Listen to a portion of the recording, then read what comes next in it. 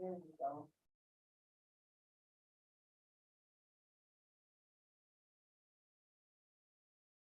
Hello, Cassie, can you hear us? Yep, I can. Okay, I can hear you, Victoria. You're really quiet though. okay, thank you. I just wanted to introduce Eric and Director Eyestone are here to go through the fiscal year ending December 31st, 2021 comprehensive annual financial report. So, hi, Eric. Thanks for being here. Thanks for having me. You guys hear me okay? Hear you great. Perfect.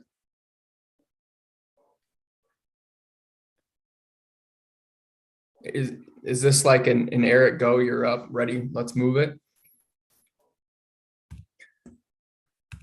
I think you're good to go. Eric is with the Adams Group and they are our auditors this year. They've been our auditors for a couple of years. It's been a great working relationship because, you know, they do know a lot about the complex accounting and auditing of our flood grants and FEMA.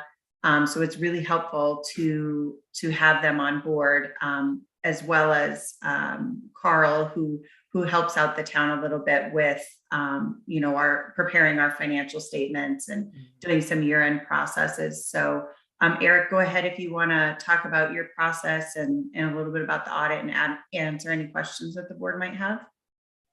Oh, that sounds good.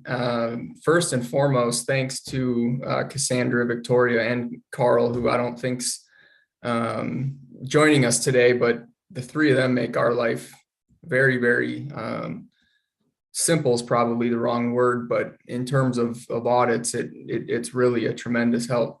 I was just kind of scrolling through the agenda. I'm going to go just in the order that you guys have laid out from a standpoint of 30,000 foot view, governance, communication, go through the financial statements in high level, and then the single audit report, and then I'll open it up to any questions that the board or anybody may have. So with that said, I'll start out with the governance letter, governance communication 2021, I believe is the name of it. It's a 3-page PDF. This is the snapshot, the high level overview of how the audit went, items that we'd be required to report out to the board. So really just kind of going down through this list.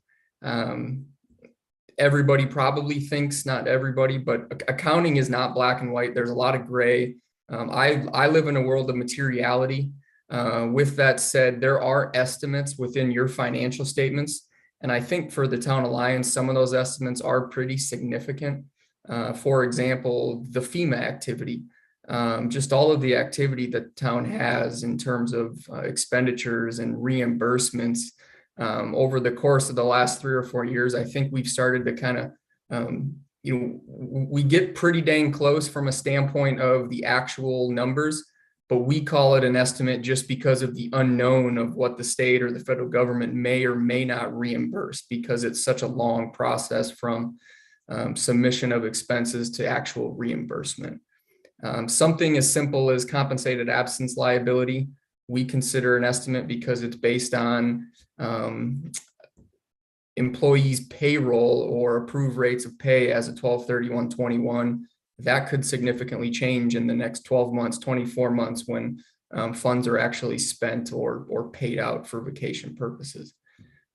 Scrolling through kind of down to page number 2, if there were any difficulties, if there were any disagreements with management, we would be required to report those out to the board. No difficulties, no disagreements throughout the course of the audit. There were 2, I guess what we would call corrected misstatements, corrected adjusting entries. These really are through conversations that we had with Carl and Cassandra. The biggest one probably is related to the asset retirement obligation that the town had recorded in years past. What we did is really kind of took a step back and viewed it from a standpoint of really what is the accounting guidance trying to get to, what's the end result with this standard, and then what are other towns, municipalities, how are they recording this activity? And really what we did was we kind of more aligned the town with what we feel is the right way to record all of the activity and kind of how other municipalities are recording it as well. So we can dive into that later, but that might be a question or a conversation topic. Any questions, comments on the communication and governance?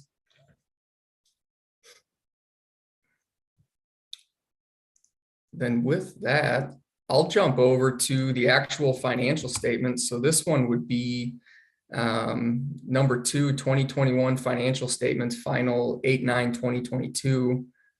And then what I'm going to do is I'm going to take you down to page 3 of that PDF.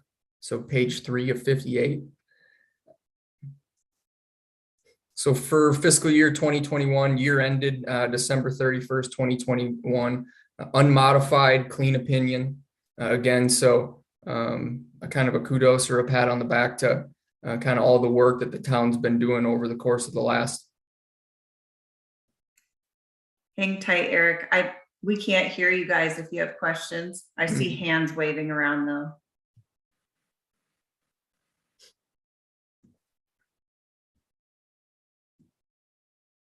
I thought somebody just walked by and they were waving. I think technical difficulties maybe. Can you hear us now? There you go.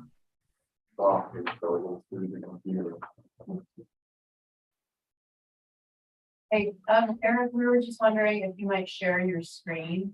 Oh, yeah. Please, that would be great. And then Dolores put it on listening to the speaking only.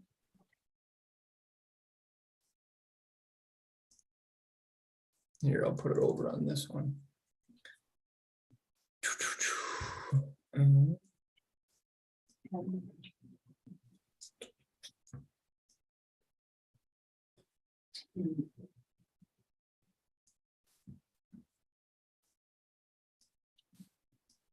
That's great, thank you. That better? Yeah, thanks. Awesome. So I'll scroll down to page 3 for 2021 unmodified clean opinion. So that's for the fiscal year ended 12/31/2021. I do think it's always important to point out, I know Carl prepares the draft financial statements and he's really involved with the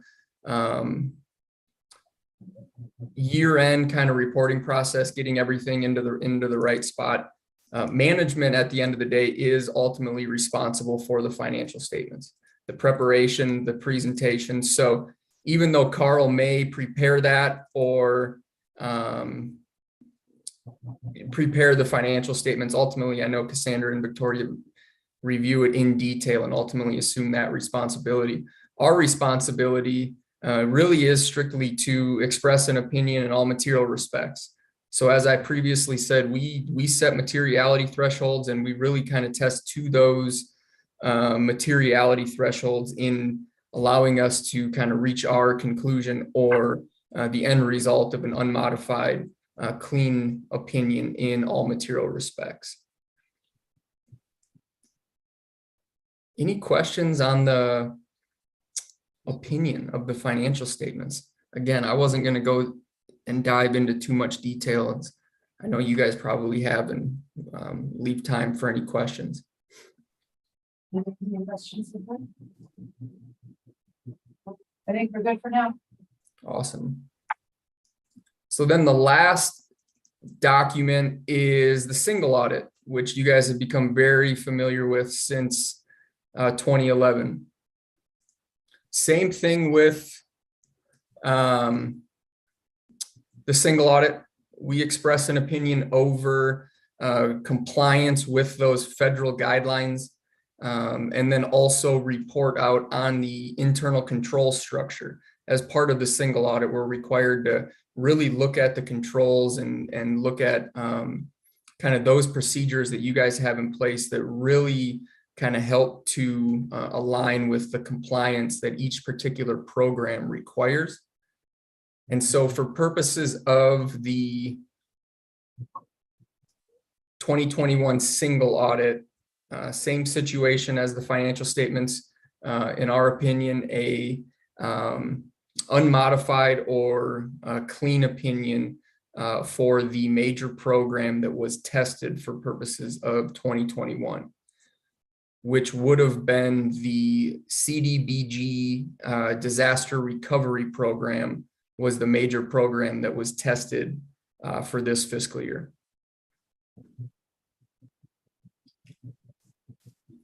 I skipped through one report. The first report that you see on pages 3 or 4, along with a single audit, your financial statement is then audited under the government auditing standards. And with that, we report out on internal control as well. So if anything would have rose to the level of what we would classify a material weakness or significant deficiency, we would be required to report it out within pages 3 and 4 of your single audit report. And for purposes of the financial audit and the single audit, no items rose to that level of material weakness or significant deficiency. And then you can kind of see a synopsis of back on page 11 of really kind of the results that we've highlighted here over the last 10 minutes of the unmodified opinions, and then the no checks related to those control related findings.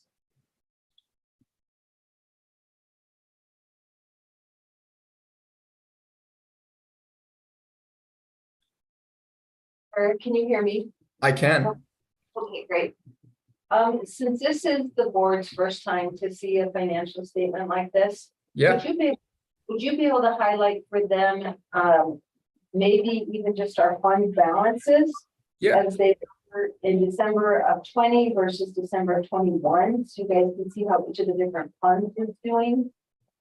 And then, yeah, other than that, this was really a great clean audit. That's really good for you guys to know going into this, that things are going well. And, but if you would cover that page, I think that might be helpful for them to see how the fund balances are lining up. Absolutely. No. So part of the financial statements here is going to be what's called management's discussion and analysis. And this is going to be kind of the overall viewpoint or highlights of really significant changes from 2020 to 2021, from year to year. What the MD&A is going to really highlight, if I scroll down, is governmental activities and business type activities. So whenever you see this governmental activities column, that's all of your governmental funds recorded in essentially one little bucket.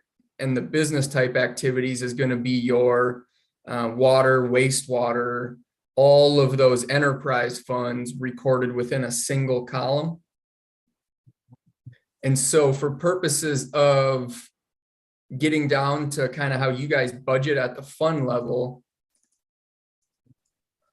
I'm going to jump all the way down to right here, which would be your governmental balance sheet, governmental funds balance sheet. So you've got your general fund, grants fund, parks and rec.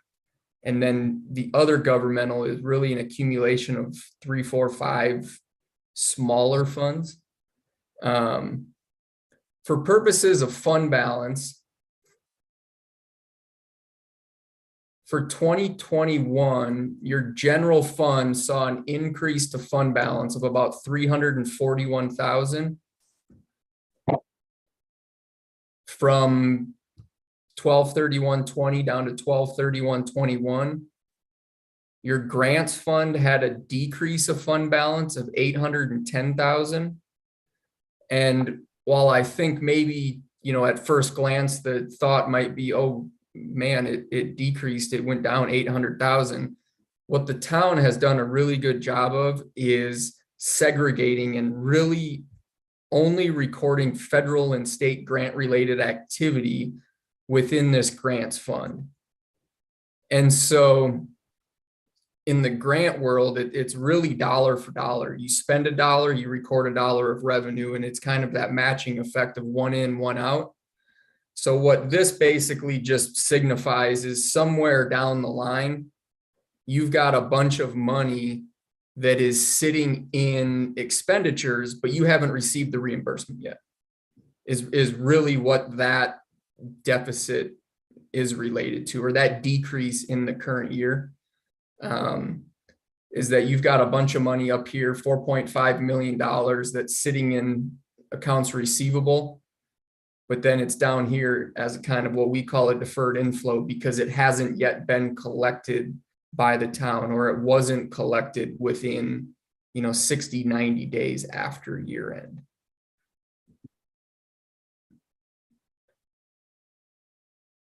Really what you have kind of now down here in this kind of breakout of fund balance is anytime you see restricted for emergencies, this is Tabor. So this is the restriction that the state of Colorado requires you to reserve 3% in case of emergencies. 194,000 is assigned for subsequent years expenditures. So what that signifies is in your 2022 budget for the general fund, the board approved a budget deficit of 194,000. So for 12/31/21, we show that as assigned fund balance to really kind of outline that, hey, there's already been $194,000 that's been spent above what's expected to be collected in the next fiscal year. This unassigned fund balance, that's really what you've got at the end of the year in your general fund in terms of money that doesn't have third-party restrictions to it. It doesn't have board restrictions attached to it. That's really the unassigned funds that can more or less be spent for board discretion. Eric, I think I have a question over here. No, yes, okay. Yeah, I don't want to interrupt the flow. But so if you have more, Eric, to go over, that's fine. But I find you can speak to one thing. We're all really new to this, and so our it's like wow, we're going to data here. But could you tell us possibly, because you do this with a lot of other municipalities, right? Not just Lions. What are the common ways towns fail? And what do you really look for? What do you hone in on as to what are the apologies, what can go bad, and then maybe summarize the key ones that you first look at, how well we did, and then maybe tell us a little bit about what might be concerning in the future or what you would suggest us to keep an eye out on, just so we've got a little bit more prepared. If that's off the mark, that's So if I heard the question, what I heard was, what are some things that maybe we see other places that I heard the word failure. Sorry, it was kind of jumbled. yeah. So we passed, right? So you had all these yes, no's, we all were really good, right? We had all these no's. What can you give us a better idea of, like, if we didn't pass, what would have been the issue? What would have been the problem? What's common?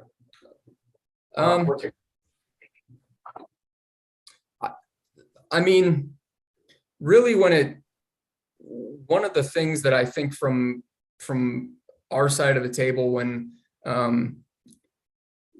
we run into issues or we run into maybe entities or other municipalities that the audit isn't really as efficient, it's more kind of one step forward, two back, one step forward, two back.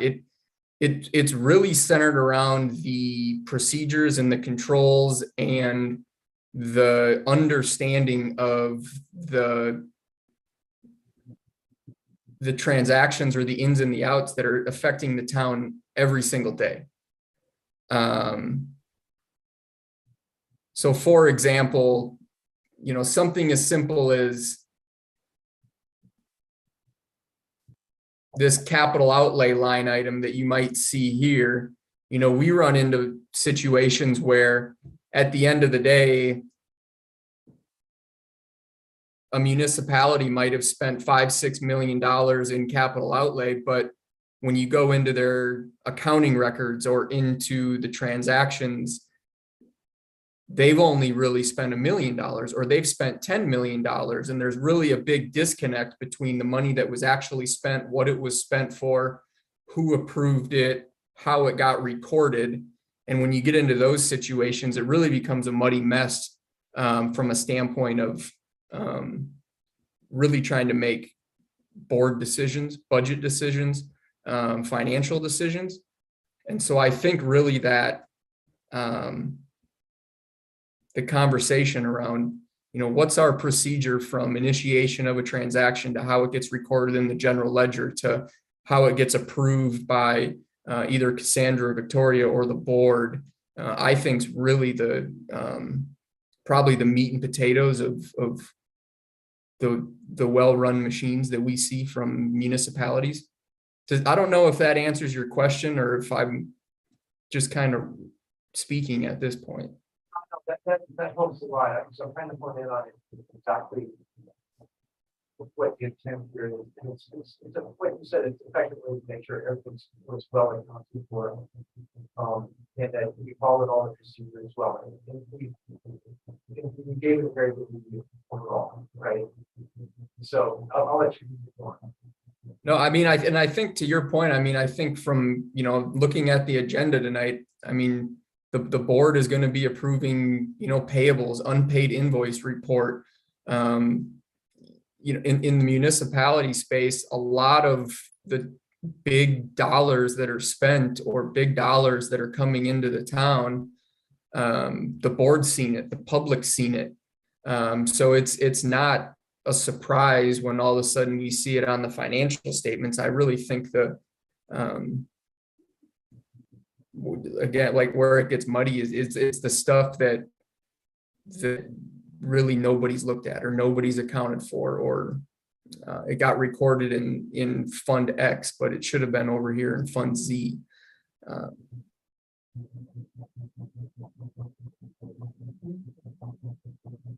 Thanks, please continue.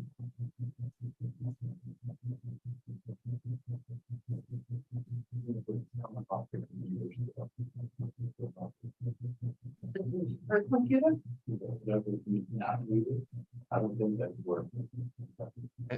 Just FYI, we can't hear any of the discussion that's happening. If you mute Dolores, what happens?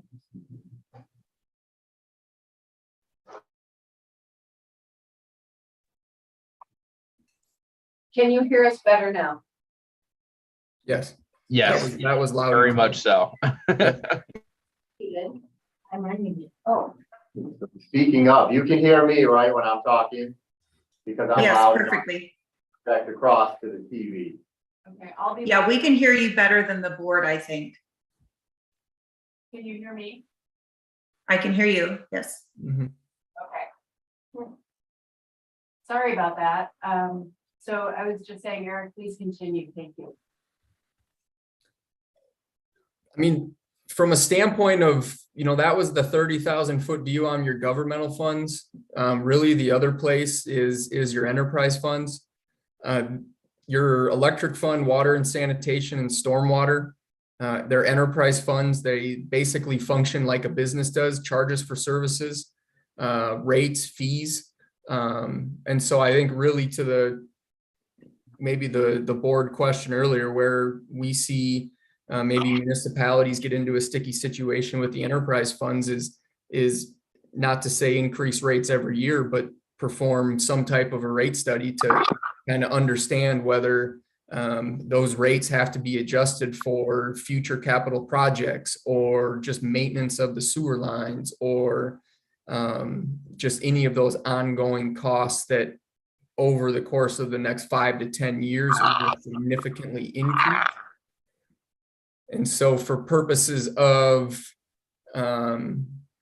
increases from the prior year, the electric fund went up about 175,000 and the water and sanitation went up 4 million. But really where this 4 million increase is, it's coming from capital contributions that were either made, I'm assuming off the top of my head that it was probably purchased with grant funds, out of the grant fund or the general fund, and then ultimately those assets were conveyed to the water and sanitation fund. Same thing with the stormwater. Really, it's those capital contributions that are driving the increase from 2020 to 2021.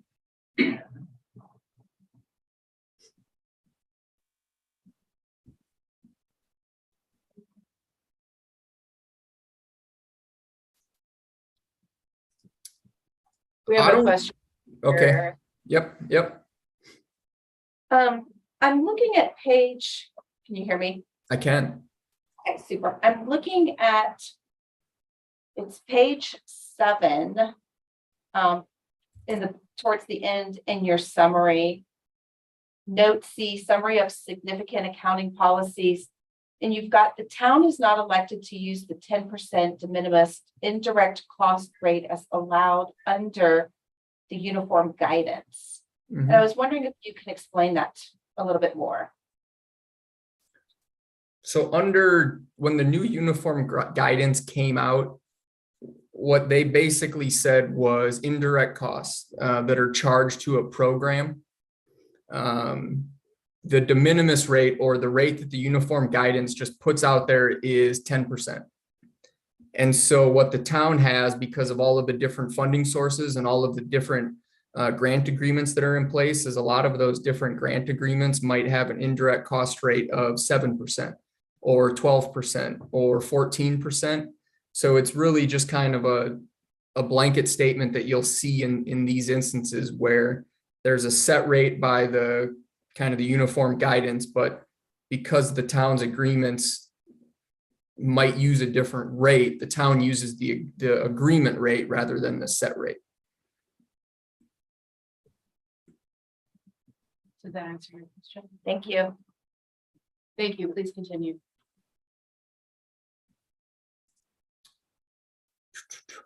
I don't have too much more. Really, the only thing that I was gonna touch on that I'm wanted to point out, because I know there would be some questions if it stuck out like a sore thumb, is what I mentioned earlier related to the asset retirement obligation.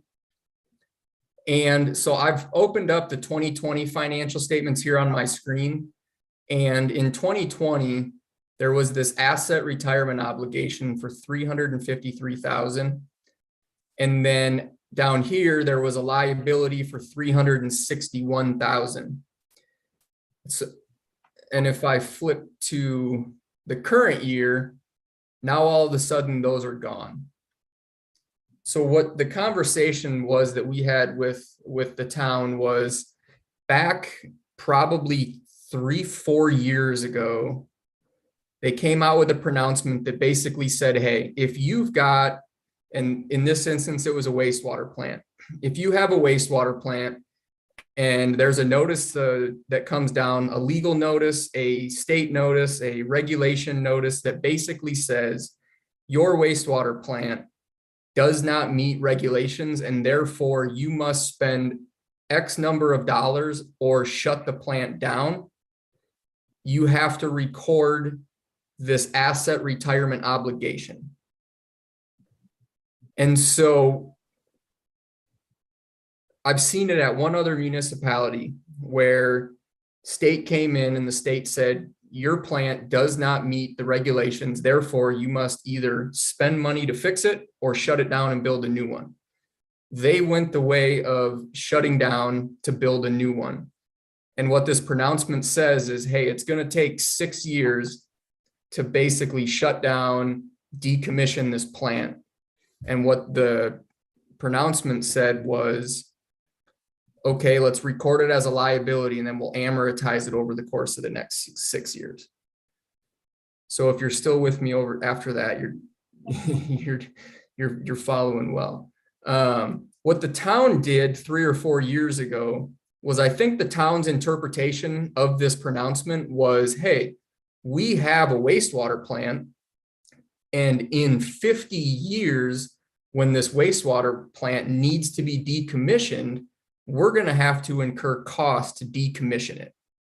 So what the town did is they recorded this asset retirement obligation, and they were amortizing it over the course of a 50-year period. And so through conversations with Cassandra and Carl, I think the town of Lyons was the only one that was really interpreting it this particular way. If you look across the state of Colorado, most municipalities have a wastewater fund, and nobody else was recording it this particular way. And so what we did was we took the liability off the books. We got rid of what they call that deferred outflow of resources, and the net impact on the wastewater fund is immaterial. But really I think it was just an interpretation of the pronouncement, and we all got on the same page of, we want to align more with kind of how everybody else is interpreting it, just for the consistency of that standard. So again, a lot of accounting speak in there, so I apologize, but that's probably the biggest difference between 2020 and 2021 when it comes to just your financial statements. Would you ask if there's a note somewhere explaining? Yeah, Eric, is there a note somewhere explaining that? I don't necessarily believe there is. If we could get one, that would be very helpful, just so that we can have it for the record either, and maybe Director Eystone could put it together too. Yeah, we didn't put it in the financial statements strictly from a standpoint of, in our world, it's just really considered a change in estimate. But I think what I'll do is I'll take the documentation that we have within our work binder, and I'll put it into a format, and I'll send it over to Cassandra just so that she can maybe send it out to you guys. And what it will be is it'll really just kind of outline kind of what our thoughts were on why it was recorded in the first place, and kind of really what our belief of what the GASB pronouncement really intended. That would be super helpful for this board and for future boards. Absolutely. All right, any questions? I have a question, and this may be more for staff, but I noticed that there was a kind of significant decrease in expenditures for public safety and public health and welfare between 2020 and 2021. And I'm just curious about that, like what decreased?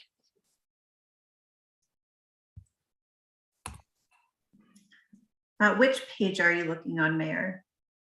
I don't know, because I just wrote it on a sticky note as I was so I'm really sorry about that. You know, I think I'll have to look into it and get back to you. Oh, here we go. Maybe that's it. Hmm.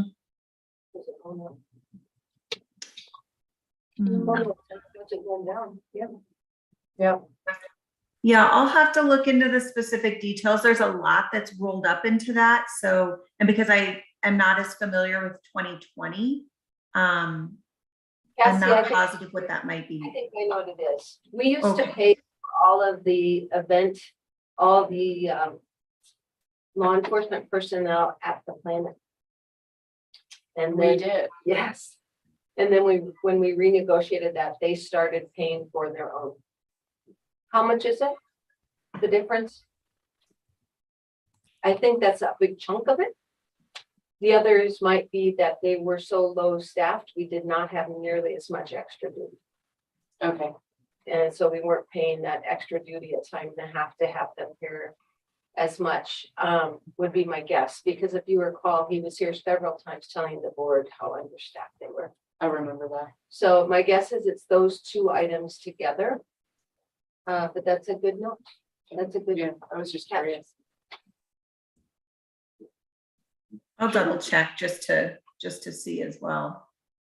Thank you. I do have a couple comments if there's no other questions, or once the questions are done.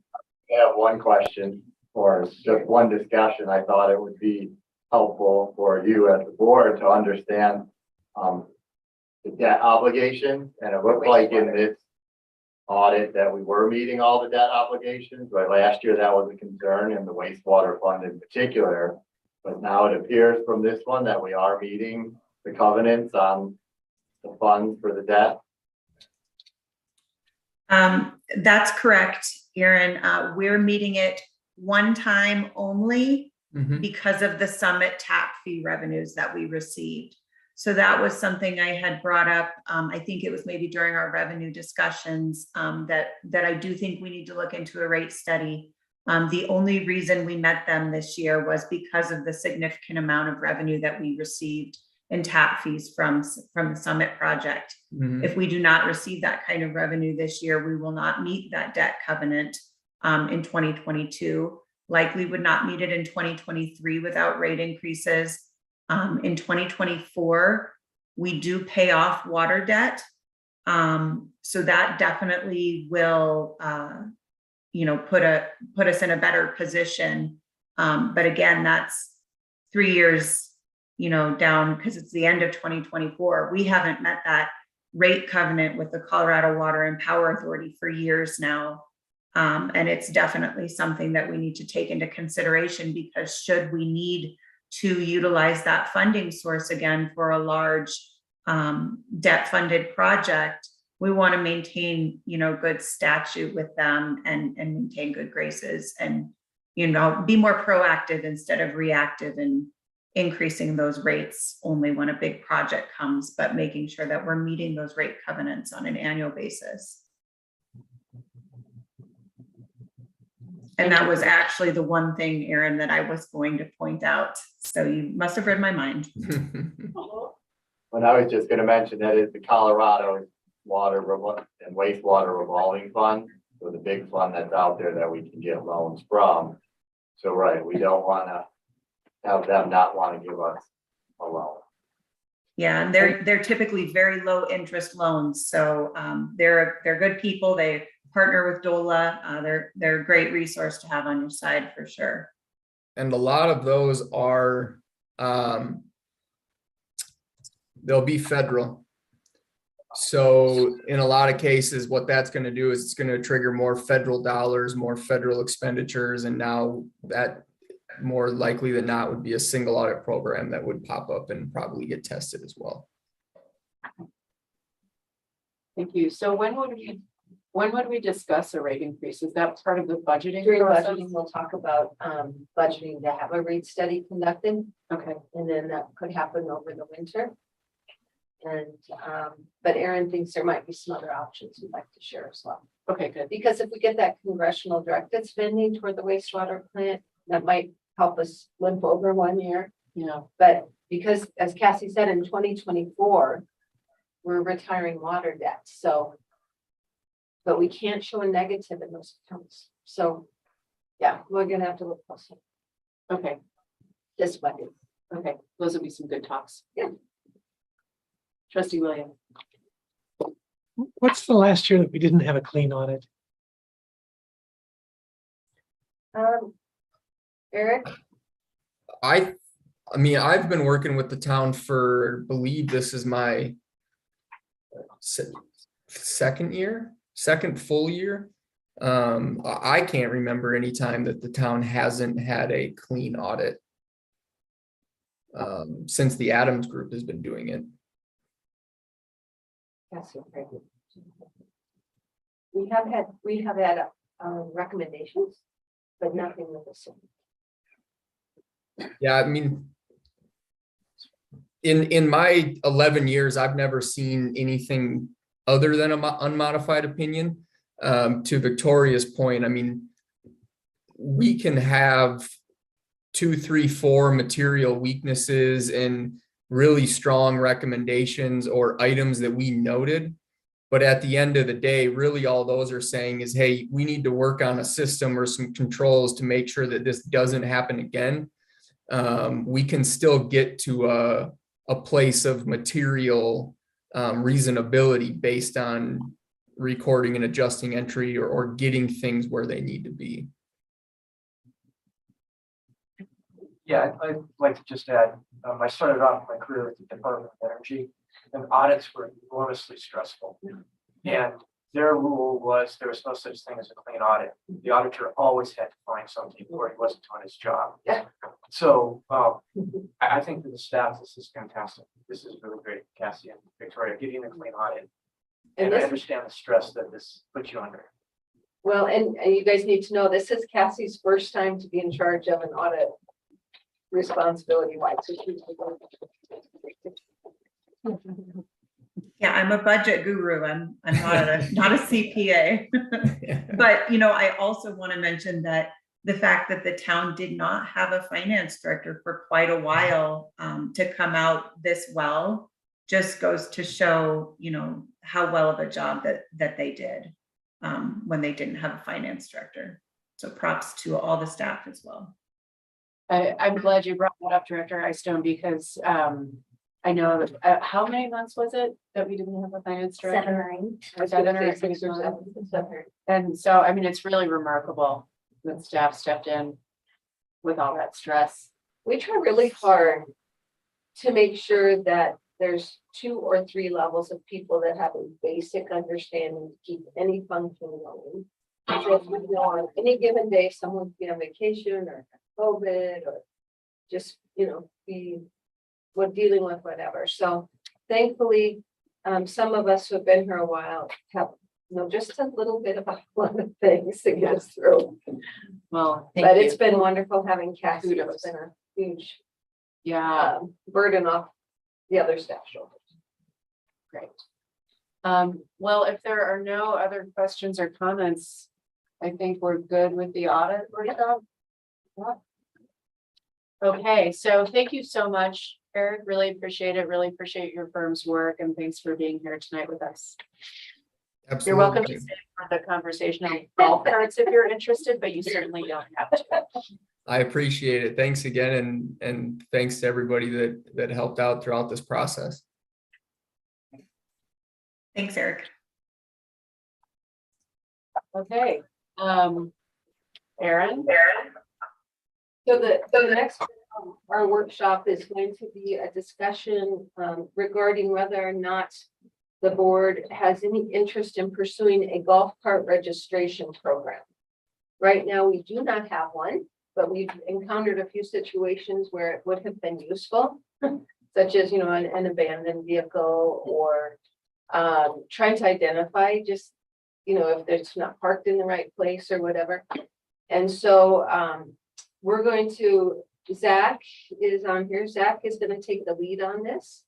And then he's going to walk through with this. And then there's an item on your agenda tonight to take a formal action or not, if the board wants to. But we're going to let Zach and Aaron take this one. Yeah, and before we do that, I also want to point out that having a golf cart registration program would help us quantify how many vehicle miles traveled are not being traveled by an actual automobile. So that could help us for future funding for projects. Okay.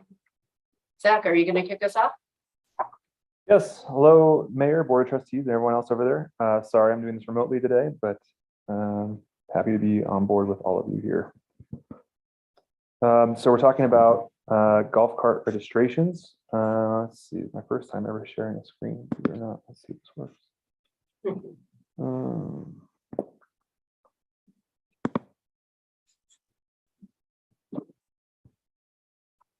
All right, is that working? Yes. Okay, so so the first part of this workshop is just talking about the registration component of the golf carts. So I just created this this form online. The first note I think to make about this is that I'm encouraging the board to make this an online registration form just so that we can edit it as we please, and also I think it's a better way of just keeping track of the carts in town. It's also an easy way to upload pictures of the golf carts as people register them. So the form is a short 2-page document. It's all pulled from, it's mostly from our current municipal code for golf carts. So you'll see here section 8 through 10 is pretty much where we have our current golf cart laws for the town of Lyons. And It's pretty straightforward. So that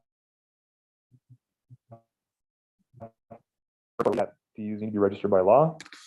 We're also specifying that, mentioning that this is not for gas-powered vehicles, not for even legal automobiles or motorcycles. It's not four-wheelers, dirt track motorbikes, gas-powered carts. They're not allowed on public right-of-ways. So this register just with their email, full name, home address, and then we get into the details about the golf cart serial number, the golf cart make, model, year, and color. And then we get into our sort of our rules for safe operation. So these are all pulled from our current code. We've added a couple more into the code, which we're proposing to add in into the ordinance. But it's pretty straightforward. The golf carts are essentially treated like vehicles in the sense of between vehicles or bicycles. They're more similar to vehicles than bicycles. So our current code already states that you must have a valid driver's license, that you're not allowed to be on a state highway within town limits. Includes crossing Broadway and Main Street, as that's part of State Highway 36. One of the new things that, oh, that's not working. No. One of the new things that we're proposing is to require, as an addition to the code, that all golf carts are required to have a rear view mirror. All golf carts be equipped and registered, that's already included. Seat belts for those younger, 18 or younger. This one, the 25 miles per hour, we changed that actually a couple of days ago to 20 miles per hour, and that's going to be, actually didn't make it into the attached document that was to have the updates for the ordinance. It seems to be missing that one for some reason, I don't know why, but it should not exceed 20 miles per hour. Golf carts shall display the slow moving vehicle to be visible, so it's the same thing as the orange triangular sign that you'll see around town on those carts. No golf cart should have a greater number of people than the car is designed for. No person shall operate a golf cart on a town-owned or maintained trail except as permitted. So this is still a work in progress, in my opinion. We still have a lot more work to do with having the right signage on certain parts of the trails. I wouldn't say it's been very consistent. And it's also one of those things where you really have to look for a sign or no sign to determine whether or not your cart can go onto the trail. Perfect example is by the fishing hole. We do have emblems with the golf cart with a X through it or restricted symbol to it, but it kind of gets lost in the 5 or 6 other small square signs that we have there. And of course, all operators shall adhere to Title 42, which is basic traffic rules and regulations. So they agree to these sets of rules that are included in the town code or proposed to be in the town code. And then we have an additional section, which is more for, it's not necessarily in the town code or proposed in the town code, but it's just another way of saying, do you agree to allow cars to pass when traffic is present? After talking about this with Sergeant Chris today, he made a good point with me saying that there might be a time where the golf cart should be overtaking traffic, and didn't really think about that too much until he mentioned it, which makes sense in the sense that if there is no right side of the road and the say like there's construction area and there's no shoulder whatsoever, then and it's a slow part of town, then the golf cart should be responsible and confident in overtaking that lane to make sure that it owns the road. The last thing you want is the golf cart to be really pinched between maybe a construction wall and a traffic or a vehicle that's trying to get around it in an unsafe way. Turning signals, use hand signals when turning. They don't have turning signals, they use hand signals. Do not operate at night without working lights, and do not drive on sidewalks and trails posted as allowed, unless posted as allowed. And then we have a section here where they can upload their golf cart, a picture of it. We probably do a second, either a front or a rear. I think it's probably better just to have a picture of the rear of the golf cart in the front. I think it's more distinguishable, but that's just my opinion. And that's the registration form in a nutshell. It's pretty simple, pretty straightforward. So that's one part of this workshop. And then the second part is going back to the current ordinance as it is. So things to note on this. Everything is called a golf car in the following ordinance. So golf cart, golf car, same thing. Here it says 20 miles per hour, and that is correct. And then you'll see once we get down to the lower part, it says 25. So one of the proposed changes was to change this to 20 miles per hour in this set. So again, similar rules from this section B of the ordinance. It's just worded a little bit more legalese, if that's the right term for it. So again, not crossing state highways, except for designated street intersections, town limits, again, 20 miles per hour, properly equipped and registered as provided by law. Still emblem or the orange triangular sign to be visible from 25 yards. Capacity again. Safety harness again. Town maintained trail again. Operator of the golf cart must hold a valid driver's license. It's still on here. And then the red sections here are the additions that we're proposing. So all golf cars should be equipped with a rear view mirror. They should all stay the right side of the road when other vehicle traffic is present. Again, I still got to discuss that one about the situation where there's no shoulder. All operators shall use hand signals. The golf cart is not equipped with turn signals. All golf cars at night equipped with lights. Parents or guardians shall be held responsible for any golf car violation involving unlicensed minors. So this is to address the younger kids that are driving the cars around. That will basically be addressing the issues with the parents or guardians. And all golf cars, shall be maintained and properly insured. So I don't own a golf cart, so I don't know the specific details of how the majority of owners have their golf cars insured, but I imagine it's mostly under their home insurance. This is just suggesting that we might ask either on the registration form as a yes or no, do you currently carry insurance for your golf car, or is it covered in your homeowner's insurance? Or we can even ask for their actual homeowner's insurance policy number that would carry that golf cart under it. And then the last part, just adjusting this 8320 unlawful operation of all terrain vehicles and gas-powered carts. So this is just to emphasize that gas-powered carts, go-karts, four-wheelers, ATVs, that they all are not allowed to be used in the town of Lenox. So that is the workshop in a nutshell. And I'm not too sure how to proceed from here. I don't know if there's questions, but All right. I think we have some questions. Okay. Hi there. First, I want to say thank you for the work you put into this. As a golf cart owner here in Lyons for the last 9 years, I want to say, I think this form is a really good reminder for local residents as to what the rules are. Not everybody knows what those rules are. In fact, I've even stopped an officer in the street one day to ask specifically about those rules, and they got a big book, I think code probably, and flip through it. So I think it's really good to remind people of these rules. I noticed you have something in the code here in red, number 16, about how all golf cars shall be maintained and properly insured. And yet in the electronic form, I don't see anything about the insurance.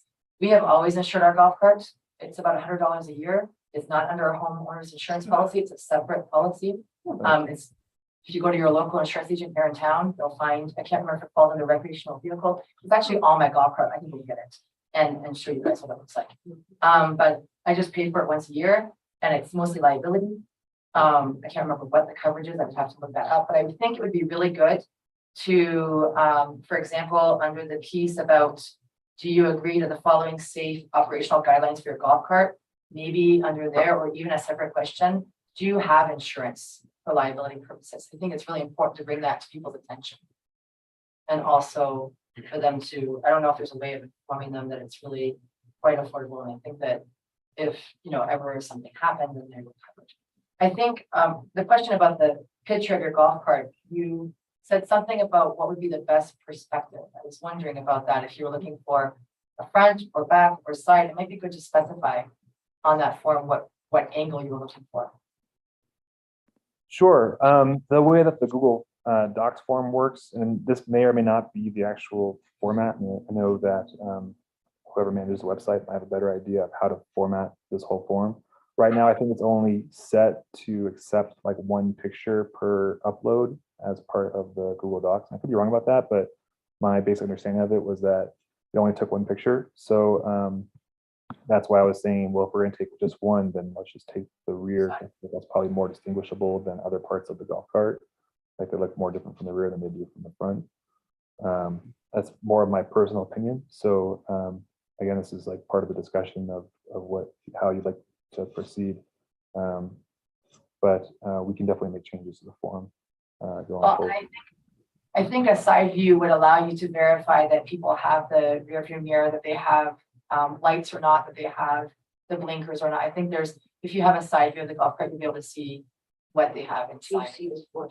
Right, not seat belts. I mean, I just think if you're looking for those safety measures, then that would be a good way for you to see just from the photo. Sure. Okay. So I have a couple of questions. Do we have an estimation of how many are in town at this point? No idea. Okay. And then I have an opinion on signage on trails. I do think that there's one trail in particular that should allow golf carts. Actually, maybe two. One being around the eastern pond. Lots of people do it in the summertime in order to go down to the swimming hole. It's just one loop. I actually think if we could make that one legal, that would be nice for a lot of people. I don't think it would interfere with a lot of walking, etc. So just a recommendation. I would also recommend that perhaps it includes stopping at crosswalks.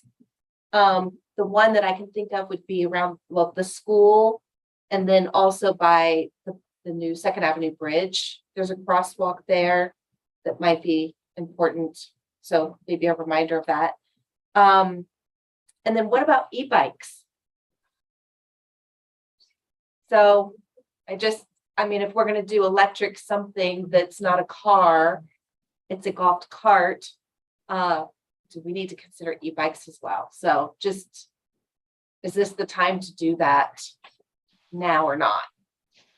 I think they go pretty They go really fast. There's young kids on them. And I've seen people on the highway turning into McConnell and nearly getting slammed on the highway. And I know people use them to commute from one town to another. So they have kind of a different element. I don't know if that's something we want to consider as well. Yeah, I don't think, I'm sorry. I think that's a really great notion, and I think we should take a look at what other municipalities have been doing around e-bikes. And maybe keep the two efforts separate. Mm-hmm. But definitely I think it'd be good to get ahead of that.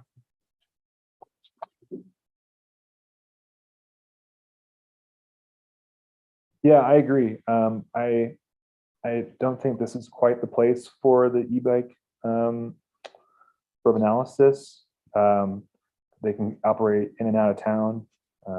They're used for, I think, much different purposes than the majority of Lyons residents. And they have different laws and rules. Going back to the crosswalk, I'm not sure If it's a crosswalk with a stop sign in front of it, then their golf cart owners are supposed to stop for stop signs, stop lights, as well as pedestrian travel, just like a vehicle is. I'm not sure we can go outside of that. I don't think we've talked about going outside of that to make them stop for crosswalks. It's just like in a car, if a pedestrian is there in the crosswalk, then just like a vehicle, the golf cart is supposed to stop for the pedestrians. Well, maybe we could, Jen, oh, sorry. Let me catch it. Sorry, go ahead. My question was about trails. Oh, Zach, maybe we could put it under the reminder section. That they are responsible to stop when pets are present in a crosswalk. That was my intention. That's That was required for a car. sure. Yeah, Okay. but I never do. But he's making reminders about all sorts of things. I think it's really good, especially for new people just moving to town that don't have a clue, but they want this golf cart. That they have to sign, I've read this, and I understand these are the rules. I think it'll be a relief for some. We get people all the time saying, we don't know the rules. You know, I'd like to even attach a map with it. So they can see where they can go and cannot go. Let's do a downloadable printable map that people can put in their golf carts. Yeah. Yeah, I think it'll be kind of a relief for people to know the rules. I wonder if we can do a back-to-back option that people leave on their golf cart. Thinking of mine has a little clipboard, and on one side can be the map, and the other side can be a reminder of this. Because I fully expect one of our hotels, either Adventure Lodge or the new one, are going to have golf carts for their, you know, their people to use, their customers.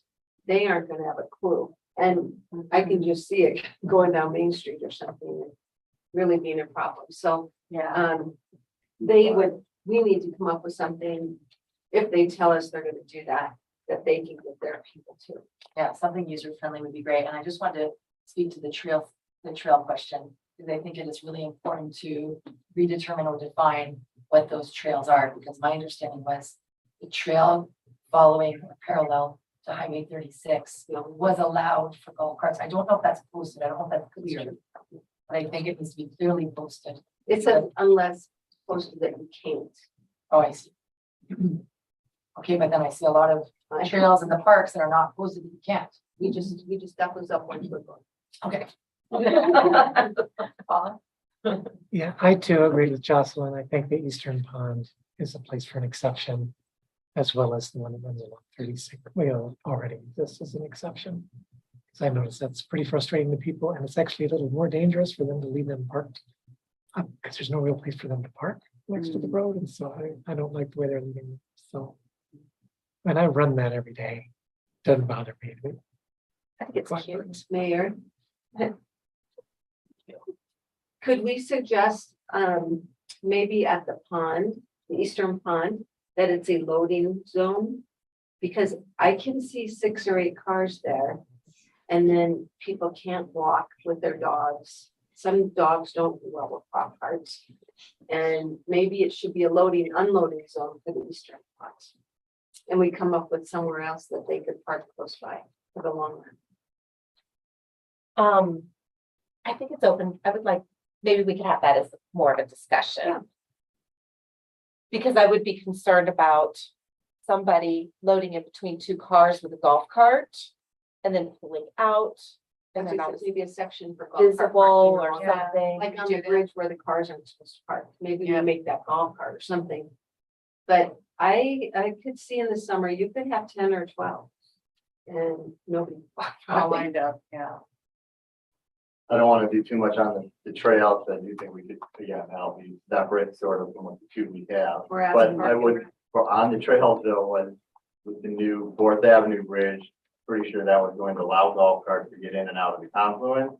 And then if we're not going to allow them on Black Bear Bridge though, again, the more consistency we have, the better, right? But now it gets a little trickier. And I- Just don't. I think we'd look for a staff recommendation.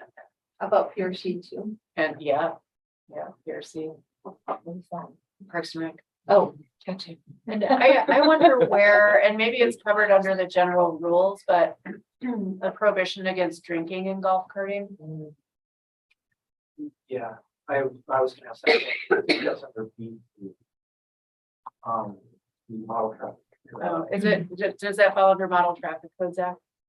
It does. So Title 42, a lot of those common vehicle laws are about, always stopping at stop signs, drinking and driving. It's covered in that, as far as I know.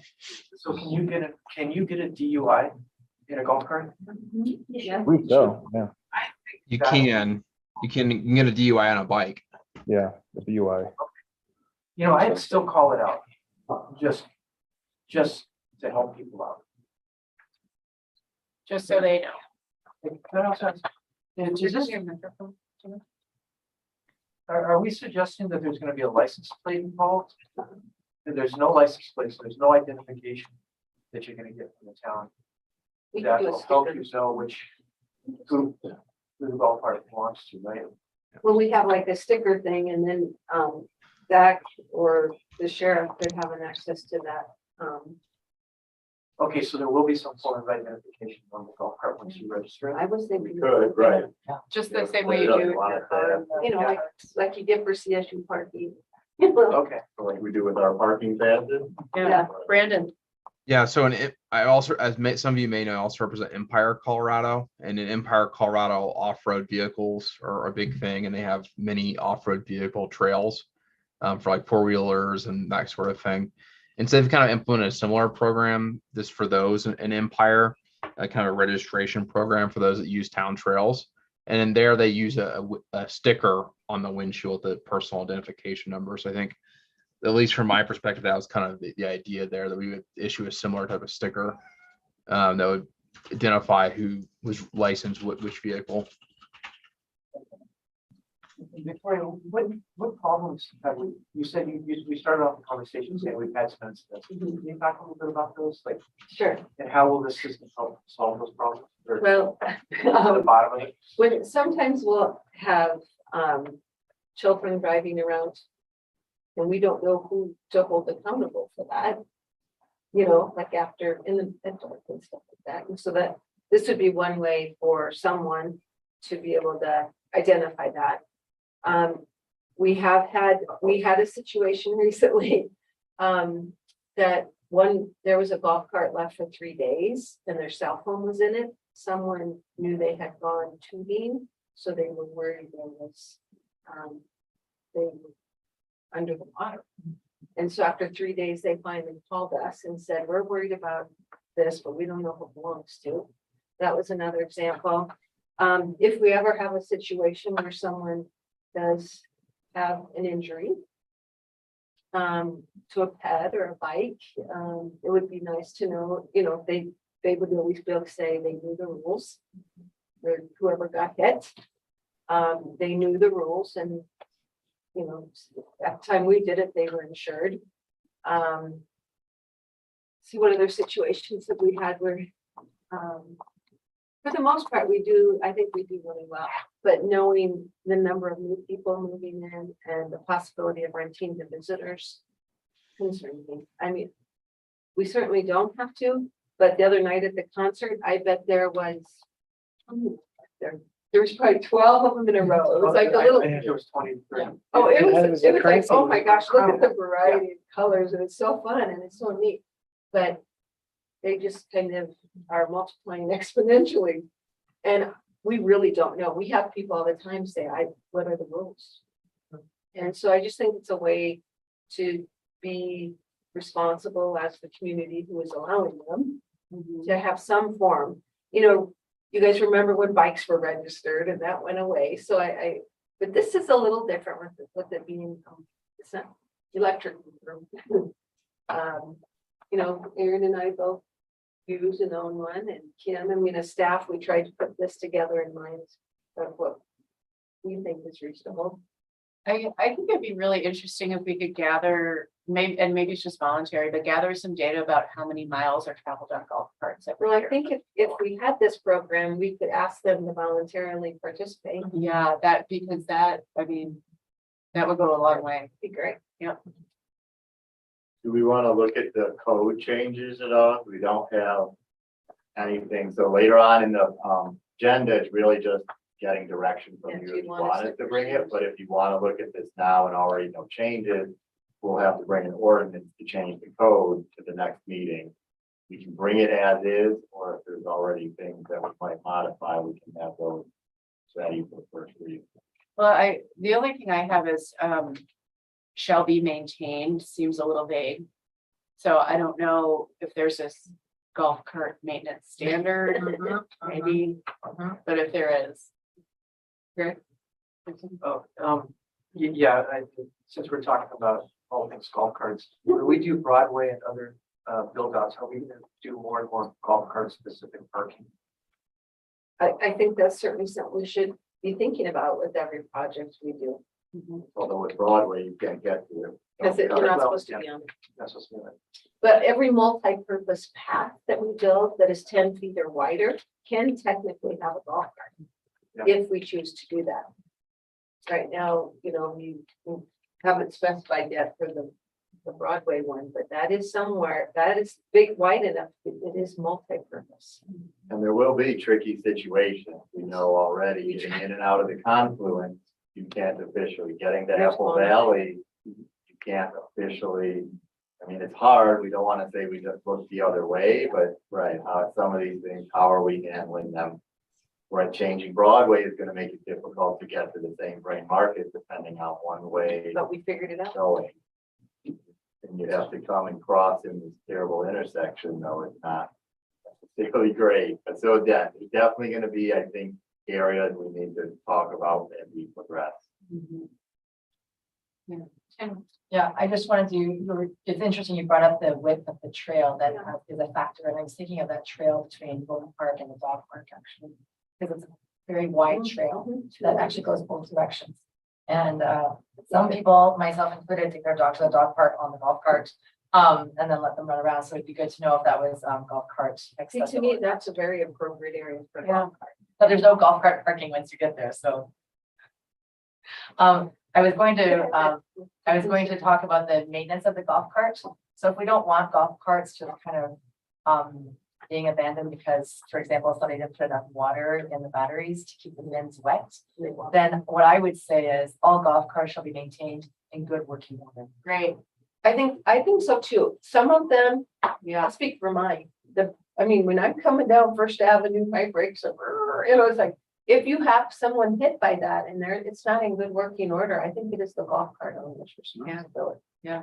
So I don't know how the town can really do this other than it's kind of like cars. Zach makes that judgment call. If there's a car that's abandoned or not working, sitting outside a house, he has the ability to say that. So if it's not registered, then same thing. Paul? Can we make sure soon that we do a comparison on what other municipalities are doing on e-bikes? Because as a runner and a mountain biker, I don't have any problem with golf carts. I have loads of problems with e-bikes. Yeah, on trails. I just would like to see us address that sooner rather than later. Yeah, so e-bikes are not allowed out from the pony actually. I know. They have to go e-bike, but Yep. boulders they have to address, and I did boulder bike now. And I'll have a pregnant lady who will find me 12 miles an hour. It's boulder's gonna do something. Yeah. So we should just follow it. And I think the other communities is e-bikes and segways. And we haven't Yeah. crossed that yet, but And thank God we don't. they I see a couple of those mono wheels, they go whipping around. So I don't know, maybe it's a separate, once we get through this one, we Yeah. look at those as ancillary type vehicles. Yeah, let's maybe see what Boulder's doing, what they're thinking. And Longmont too. It's a great suggestion. Are there any of these, we have just a minute, Yeah. any of these that anybody has heartburn with that Attorney Devon, do you have heartburn? save time during the meeting? I don't have any heartburn.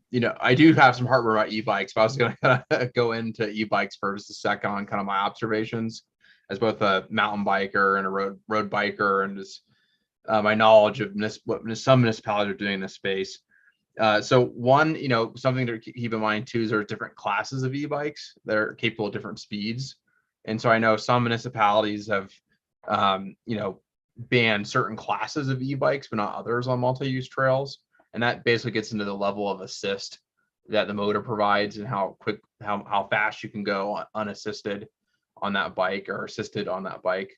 So that's one thing to keep in mind too, to look into, is whether it's all e-bikes or certain classes of e-bikes. And then two, I just wanted to confirm, I don't know if I heard this correctly, but I thought I heard Trustee Edding complaining about the Strava times of e-bikes. I just want to confirm that was the case, or right? I didn't know that, whether he was talking about Strava or not. That's what I thought I heard. No. Strava, no, I don't What's think he said. Strava? Is that a No. brand? It's a strategy. It's recording bikes, recording your rides, and people complain that e-bikes are going too fast and that real cyclists can't keep up with that. It's a joke.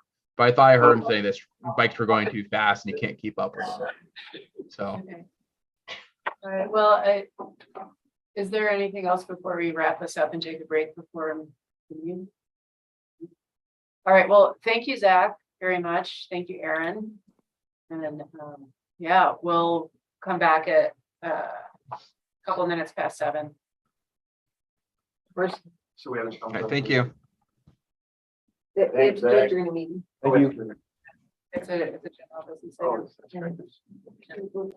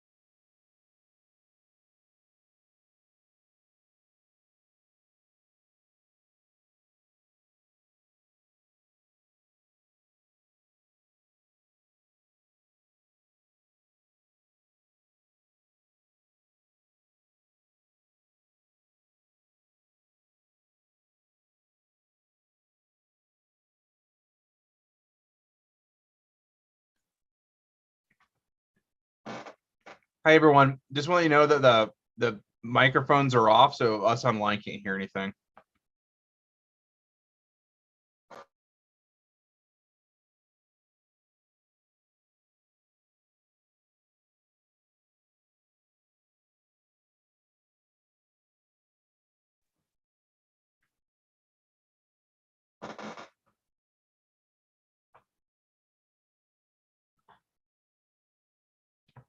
Can someone in the boardroom speak? I still can't hear anything.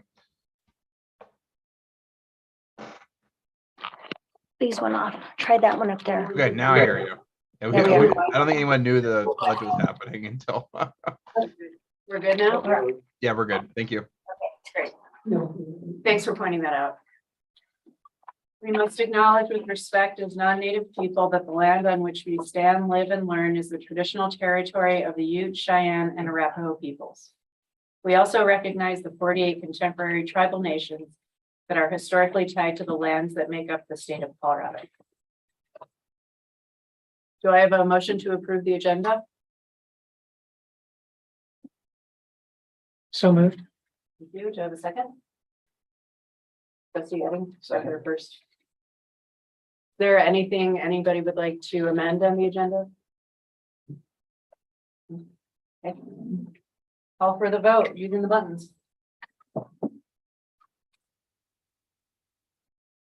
Passes unanimously. Okay, thank you. We'll take a brief reflective moment of silence.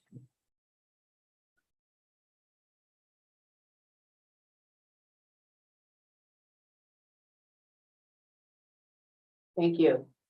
Okay, now we have audience business. Is there anybody in the room who would like to address the Board of Trustees first? Will you please state your name and address for the record? My name is Kenyon Moa. My name is Kenyon Moa, and as of today, my address is 1104 4th Avenue. Congratulations. Thank you. At least for the insurance person, I'm going to sleep at 6:39 3rd, but thank you everyone for your work on the Board of Trustees. I'm here to address a number of issues, specifically the lodging tax. Thought I would come and speak to that directly as the largest, one of the largest operators of lodging here in town.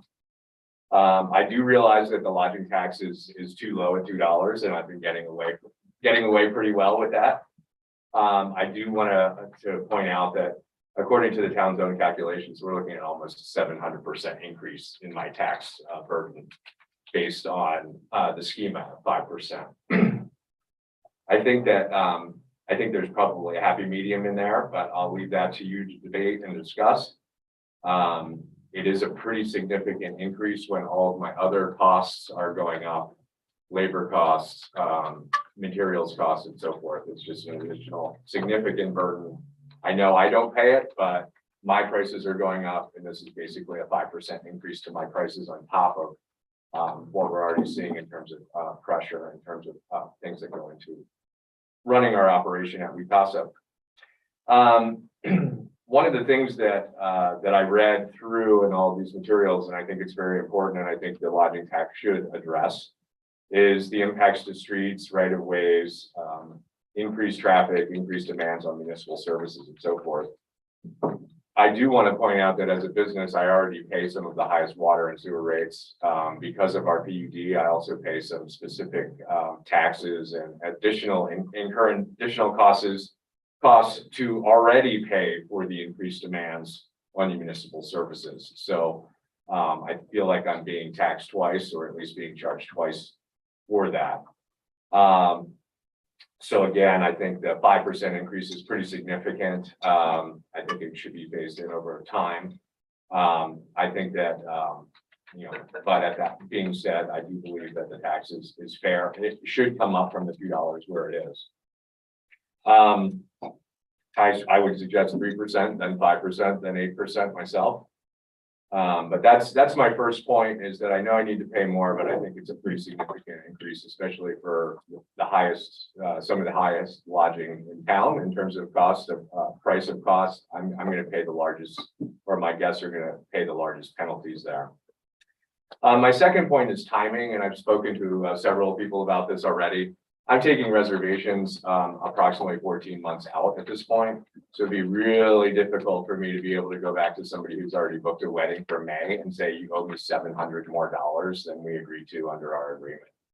So I see in the, or Mayor Rogan had pointed out to me that in the current, it's basically for reservations made after 1/1/23, and I think that that's more than fair.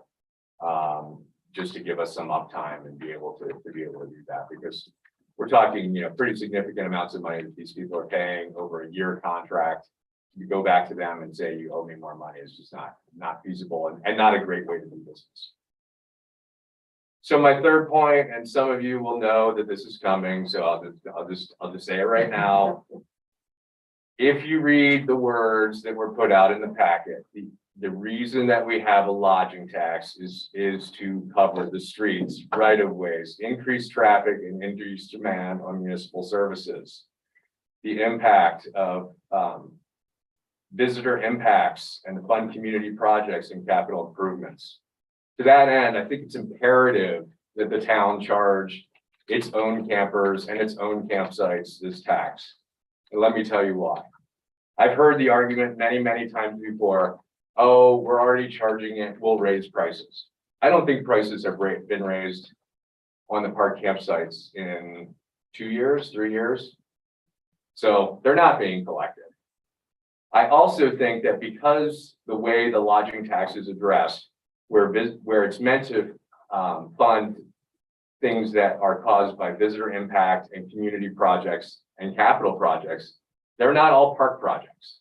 So right now, all of that money goes into the park fund and it disappears.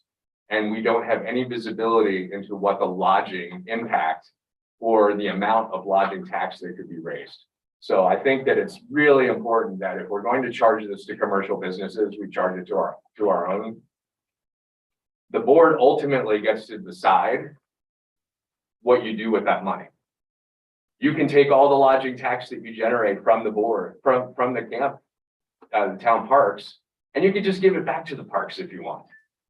But there is important visibility in terms of how many guest nights do we have here. This is a very important way for us to track it. And I also think that the impacts that our campers are making are way beyond what happens in the park.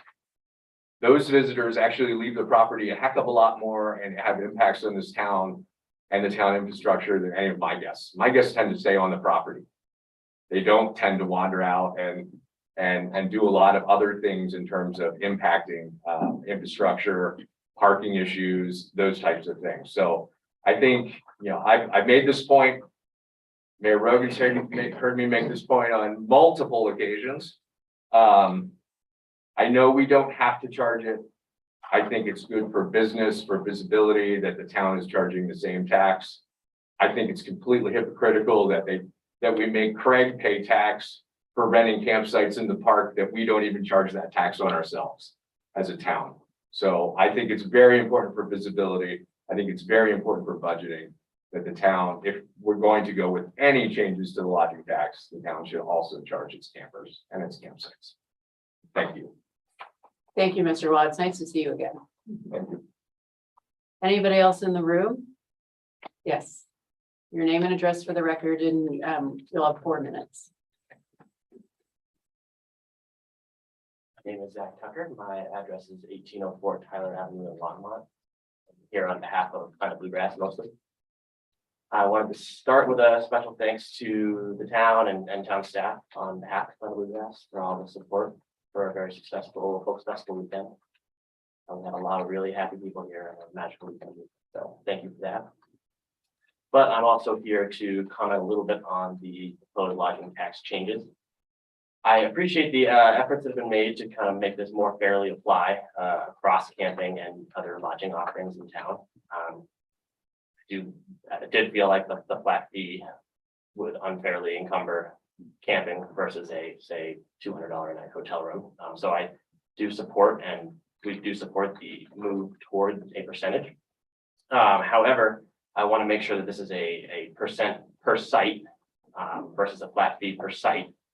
And that's mostly because well, we spent the last year debating the definition of a site as it applies to us, and I just want to make sure that everyone's aware of how we sell camping so that we don't run into the same issue that we ran into last time we brought the lodging tax forward. So Planet Bluegrass sells camping per person. We don't sell campsites.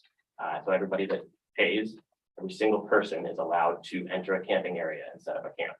And that could mean, 20 people are camping together. That could mean one person's in a tent alone. It doesn't, we don't track it. And that's kind of how we've always done it. So we spent, the last year settling on what the definition of a campsite would be for us and how it relates to this lodging tax. And we've settled on this 5 people per site, which I think is getting codified tonight.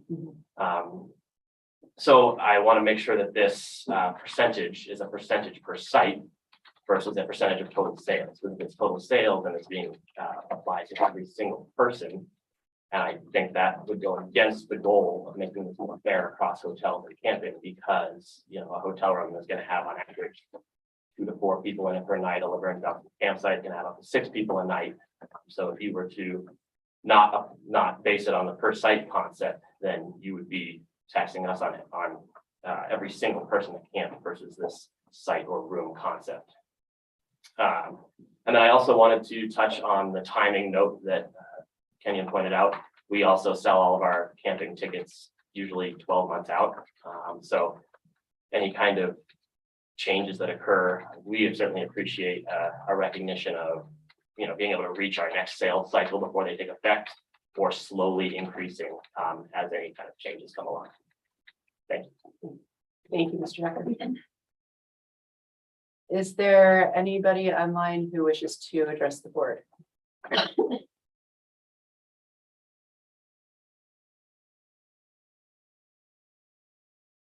No, we don't see anybody. Okay, great. All right. Sergeant Christ, Boulder County Sheriff's Report.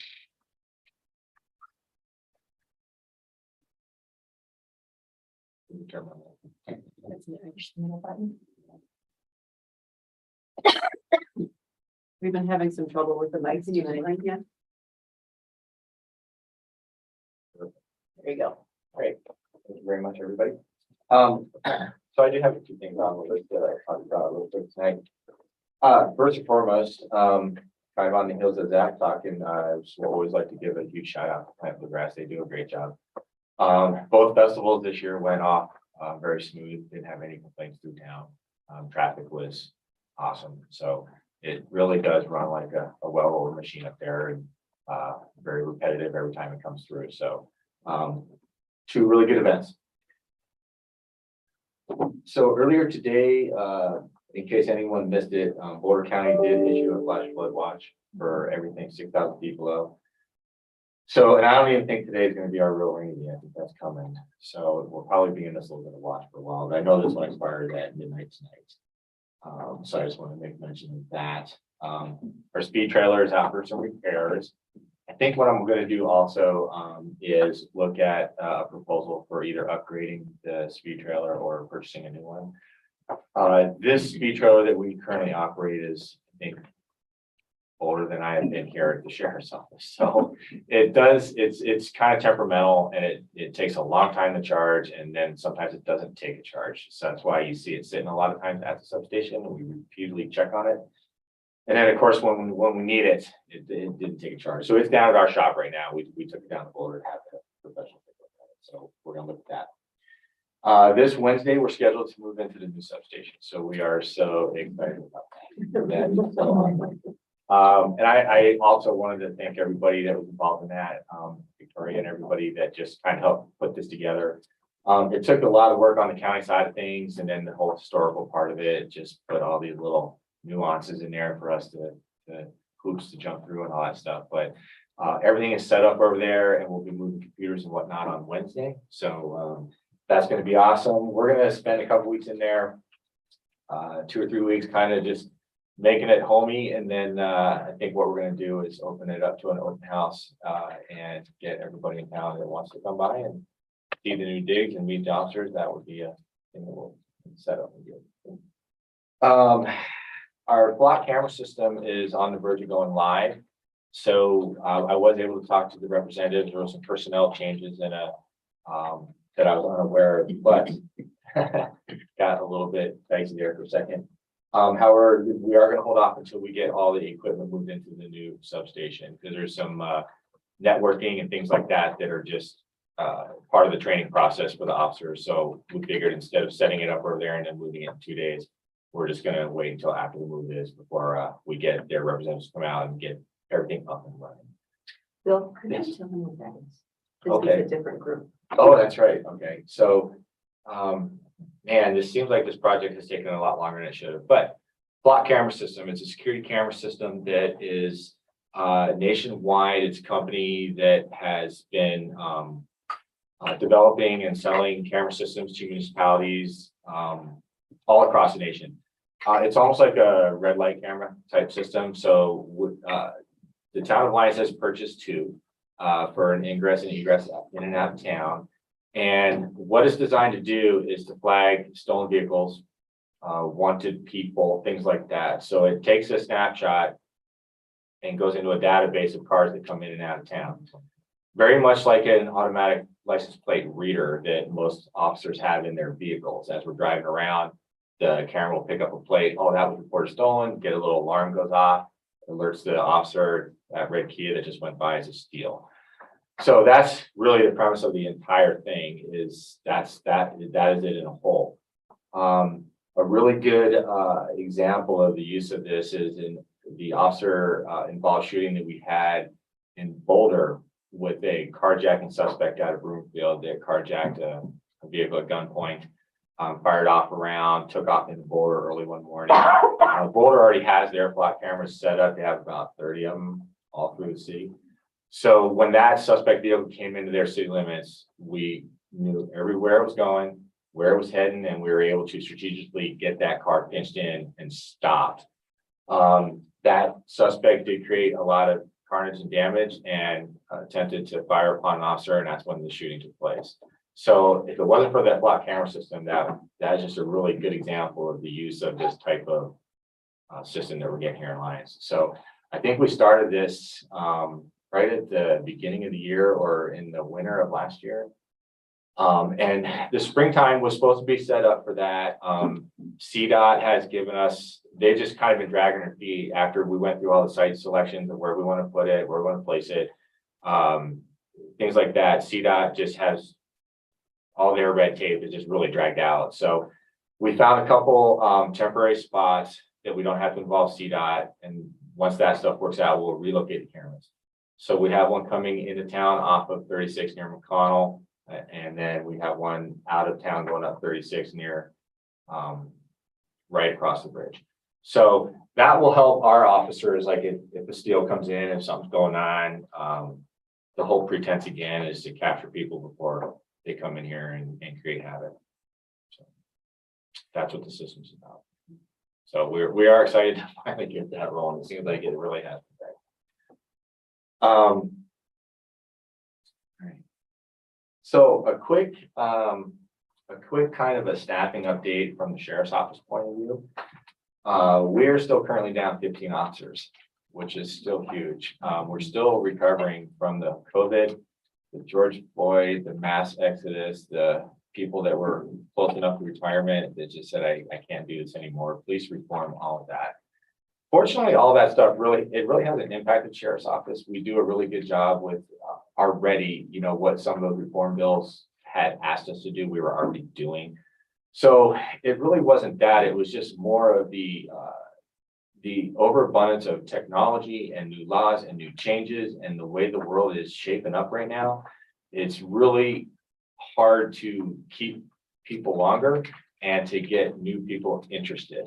So, for example, 22 years ago when I applied, I was up against 80 applicants for like 3 spots. And now we basically have an open application process. As soon as you're ready and you feel like you want to apply, give me your application. So it's kind of an ongoing cycle. Next Monday, I'll be sitting on an oral board and we'll have 5 people, for 15 spots. And historically, out of 5 people, we may get 1, just because the process is so rigorous and there's so many things that can, wash an applicant out from being a police officer. with polygraphs and backgrounds and just character related things and stuff like that. So it's difficult. So that's why we are climbing out of it, but it just takes a long time. The second part of that is once we do get a new officer in, it's probably about a 6 to 8 month process from, okay, you're hired, snap your ID badge picture and get going through trainings and all of that. Before they're out on their own, it's about an 8 month process. So we're still working on people in the FTO right now, which is our field training position. So we have 3 that are out right now that are due to get out, I think, in about a month.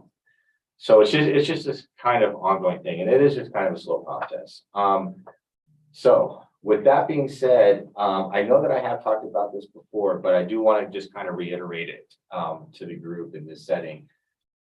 So right now, Lions is contracted for the 4 officers, the sergeant, partial animal control, and partial detectives and things like that. The grand scheme of things is if we had a homicide up here, you would get the entire services of the entire department from start to finish. That's just built into that's just what we do. That's public service. With that being said, the issue that we have now is minimum staffing on the streets. So years ago, minimum staffing was somewhere around 12 officers and 2 sergeants. During COVID, it went all the way down to 6 officers and a sergeant. And we are talking 750 square miles of Boulder County to patrol. Sheriff Pelley had committed to the mountain community to have 2 officers up there at all times. Superior is contracted with a backfill requirement that you stay in Superior unless it is a life or death situation and you can go out. So they require a backfill if someone goes on vacation. We have to pull from normal street staffing to backfill that spot based on their particular contract. So as you can kind of see already, it starts to get minimal pretty darn quick for everybody in the flat line area. So Lions is encompassing of District 3, which is basically Nelson Road to the North County line and a little ways up the mountains all the way to the East County line. So you have the Lions officer during the day and that's who you have. If he is called out of town for a domestic somewhere in the county in District 3, the town is uncovered essentially. Unless I'm here, then I pick up the calls. Unless Mitch is here, our school resource officer, then he would pick up a life or death emergency call. He wouldn't take a generic report because his primary responsibility is to the school. But with that also being said, you know, our officers are trained. We know that when the Lions District 3 guy is tied up, the District 4 guy, which is just the next district, will kind of float up this way. So we do this kind of unwritten rule of floating people around all the time, but it doesn't, it's not a feel good answer to, oh my God, there's just nobody out here ever, right? Which is not necessarily the truth, even though the flip side of all that is District 3 Lions is also fairly quiet. Our call load isn't tremendous. We're not taking reports like our District 5 guy or our District 6 guy. They're down 6, 8, 10 reports a day. You know, sometimes we get 3 reports a week. However, we still have the responsibilities of training. We still have the responsibilities of officer initiated activity, the traffic and all that kind of stuff. As far as like the call load goes and the contract specifically states that a day shift officer should spend the majority of his time in town, which they do, which I require them to fulfill that part of the contract. Also, all of my night guards are very aware that that contract also states that 50% of the time at night should be spent in the area of the town. That is, it's hard to track and it's hard to keep on just because we're a service-based business. You never know what you're going to come up with when you come into shift. We had a problem at the fairgrounds the other night. It came into a big deal, so everybody was there. So things like that, it happens all the time. So I guess what I'm trying to say is the coverage is good. However, the other problem that you're going to run to will be the response time if something critical does go down in town. I would love to be able to have more officers up here and more officers on a regular basis. When I first took over the chief job, the town of Lions had a secondary contract for a dedicated officer who was up here on a normal shift and paid for by the town. So he was the Lions guy.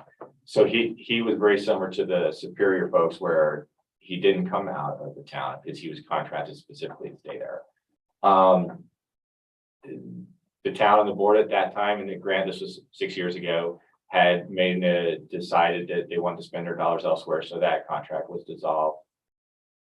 I don't know, it's a year after I got here or something like that. Yeah, it's been a while. It has been a while. Yeah, it has been a while. So, so that, those are kind of options that can be looked at. So the town of Superior is begging for people as well, and they want to contract another deputy. That's all great. I don't have a body to do that. That's our issue now. Even if Lions right now said, you know, we have all the money you could ever want, we'll pay for absolutely everything. I don't have a body to put here. We just don't. We're down 15 at this point. So I talked to Division Chief Chamberlain and also to Sergeant Solomon, who's the chief down at Superior now. And as this was kind of developing, knowing that this was kind of on the front burner of everybody, probably somewhere in the 2024 timeframe, you might want to consider it. We can surely look at 23 and how it's progressing up to see where that is at that time. But that was kind of why I explained how the process of just getting more people on board is becoming more and more difficult. So we have our backs against the wall a little bit, and it just boils down to the service of the people as well that are going to end up sacrificing a little bit of that. One thing I can say though is the sheriff's office is totally dedicated to the town of Lyons and everything that we do out there for the citizens of Board County in general. So we pull resources from Longmont, from State Patrol, from our parks guys, our civil deputies. They're up here. Anytime anything is critical, I'll generally still get 8 people up here from all facets. They're all law enforcement to help out. But the response time could take a little bit longer. That was the argument that I really pitched heavily when the board at that time wanted to cancel the contract for Deputy Wagner. That's what you really got to look at is the response time. Our statistician, Dave Rogers, put together a pretty good presentation about all that back then. He's also responsible for doing all the call vote stats that are in the annual reports. I had jotted down just a few numbers, and he's working on some stats right now to I can probably bring that back. We had a homicide and a couple of attempted homicides, so the Detective Bureau is like really busy right now. So I couldn't bring those numbers tonight, but he is working on it just to kind of see where we are kind of mid-year in comparison to 2021. So that's kind of it in a nutshell as far as our staffing woes. But it is a safe community and we're out there just absolutely as much as possible. That is pretty much all I have. Well, thank you so much. Really appreciate all of that detail. It's so helpful. Does anyone have any questions for Sergeant Chris? It's so nice to see you in person. It's good to be here. Sorry, I had a family emergency come up at the last meeting. My little granddaughter had some difficulties breathing, so we took her in. She's okay now, but that was a definite scare. She's just she's my princess. It was not a good day. So, but yeah, I'd much rather be here in person. Watch your head. Yeah. Well, thanks so much. Glad your granddaughter's. Thank you. Yes. All right, so moving on to ordinances and public hearings, we have the second reading and public hearing of ordinance 1125. An ordinance of the town of Lyons, Colorado, amending section 4-10-20 of the Lyons Municipal Code concerning the definitions for the lodging occupation tax. Do you have a staff report? It's going to be Brandon. Brandon? Thank you, Mayor Rogan. So this is a second reading of an ordinance that was up at the last meeting concerning what we really consider to be a kind of a housekeeping matter. As a little bit of a background, is to reiterate, the town and Planet Bluegrass primarily negotiated significantly last year to come up with a definition of what a campsite is. And it was eventually settled upon by agreement of all parties that 5 campers will equals a campsite. And so Planet Bluegrass's documents were all changed to reflect that understanding. And it was the intention of the board to pass a code amendment that also reflected that a campsite would equal 5 campers. Because there, as Zach mentioned earlier in the audience, because their campsites are not delineated by a number of people in reality. So it was basically a compromise to figure out a way how to calculate lodging tax. Because of the kind of unusual hearing schedule that was occurring at that time, just the vast number of Planet Bluegrass and hotel approvals that are required, and the second reading of this ordinance got missed. So it came back to you on first reading to kind of restart that process to get it incorporated into the code. We're now at second reading for this very limited code change, kind of incorporating what the deal was between Planet Bluegrass and the town. So I think it's pretty self-explanatory. If you have any questions, I'd be happy to answer them as to the history or what this intends to do. Thank you. Any questions for Attorney Dittman?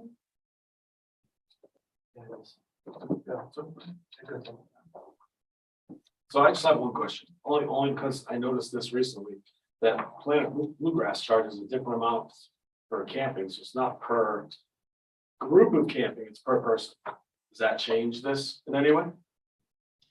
No, so I think the way we would understand this going forward is that we just take the total number of camp passes basically sold, divide it by 5 to figure out the number of campsites, and then apply the lodging tax, whether it's $2 or 5% or 3%, based on those number of campsites.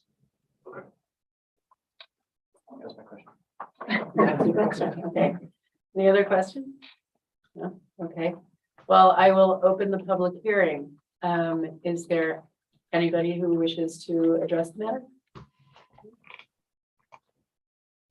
Clerk Vasquez, can you tell me if you see whether there's anybody online?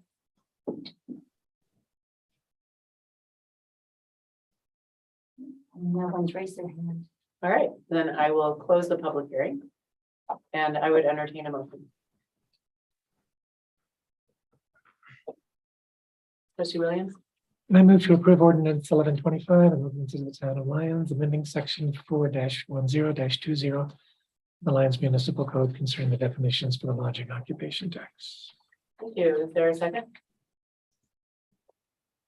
A second. Thank you. Is there any discussion? Thoughts? I do have a question. So do the people who are camping at over in Johnson Park, do they pay lodging tax as well? Yeah, so we talked about this earlier, Brent. Attorney Dittman, can you address this? Yeah, so they do not, and the reason for that, and the most simple way to put it is because the town is not. The town is, the people who is giving out those campsites, and we are not a taxable entity. We don't pay taxes, whether it be income tax, sales tax, property tax, or even our own lodging taxes. And so, under any circumstance, we would not pay taxes. We can get into a discussion about whether the town should pay other types of fees and basically repay itself, as was mentioned during audience business. But really, there's no way for the town to pay taxes because we are not a taxable entity. Does that answer your question? Yeah, thank you. Yep. Anybody else? All right, well, I will call for the vote then. Motion passes unanimously. Thank you, everybody.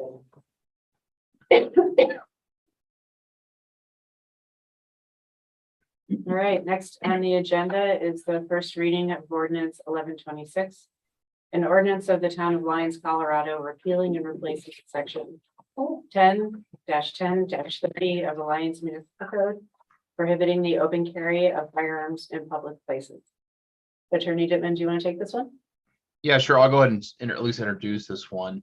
As you may remember, the board had a workshop on various measures to help alleviate or potentially prevent gun violence in our community. And we discussed a number of different ideas which the board might enact to help do that. We had between that workshop and discussions with the sheriff's office, discussion with other stakeholders, one of the ordinances we are bringing forward in order to help address this issue is that prohibiting the open carrying of firearms in public places. And what essentially this ordinance does is it says it's a municipal code violation for you to open carry a firearm in any public place in town. So what does this mean? This means if you're walking on a sidewalk carrying a firearm, if you're in a public park carrying a firearm and openly, that is a violation of the municipal code. What does this not mean? This does not mean that you can't have a firearm in your personal property. It doesn't mean you can't have a firearm in your personal vehicle. It doesn't mean that you can't concealed carry so long as you have a state issued permit to do that. So this does, from our perspective, does not infringe upon the personal right to bear arms. Additionally, this is very similar to a number of ordinances that have been recently enacted concerning this issue. Boulder County and Edgewater and Boulder and Superior and Louisville as part of their much broader adoption of ordinances concerning gun violence prevention, all include a very similar, almost identical restriction on the open carrying of firearms in public places. Something I also did not mention, I think it's important to mention, is that this would not apply to insides of private businesses. That private business owner is still free to prohibit carrying of firearms of any kind on their premise, or they're allowed to allow it. But this is only for public places, so really, in the streets, on the sidewalks, in the parks, within the town limits, and that's it. So that's my 10,000 foot kind of overview of what it does. Our previous meeting, we discussed quite a bit about the legal standard here and how that's quickly evolving. However, the real takeaway there, and it's explained in greater detail in the cover memo, is that even under the most restrictive case, the new New York versus Buren case, even that case concedes that if a gun restriction has a historical basis in the United States history and also in constitutional law, that it would survive judicial challenge. Restrictions on where you can open carry firearms is directly pointed out as one of the maybe permissible regulations that can be enacted. We've also run this by policy individuals with much more experience than we do at every town, and they also concur with this. They believe this is withstand judicial scrutiny under the Buren case and under Colorado's state case law, which is much more friendly towards municipalities with concern of gun regulation. So we think this is one of the more defensible potential options for reducing gun violence. As I mentioned earlier, it's also one of the more enforceable ones, according to the Boulder County Sheriff's Office. So that is more or less my background staff memo on this, but I'd be happy to answer any questions you have. Thank you, Attorney Dittman. Anybody have any questions? Trustee Jackson. Yes, thank you for that explanation. I just need to clarify the definition of a public place. So for example, does that include schools or the town hall? So the schools and the town hall, we can place our own restrictions so long as they are posted about whether you can open carry a firearm. And so it could potentially include those places if we posted a sign saying that we don't allow it.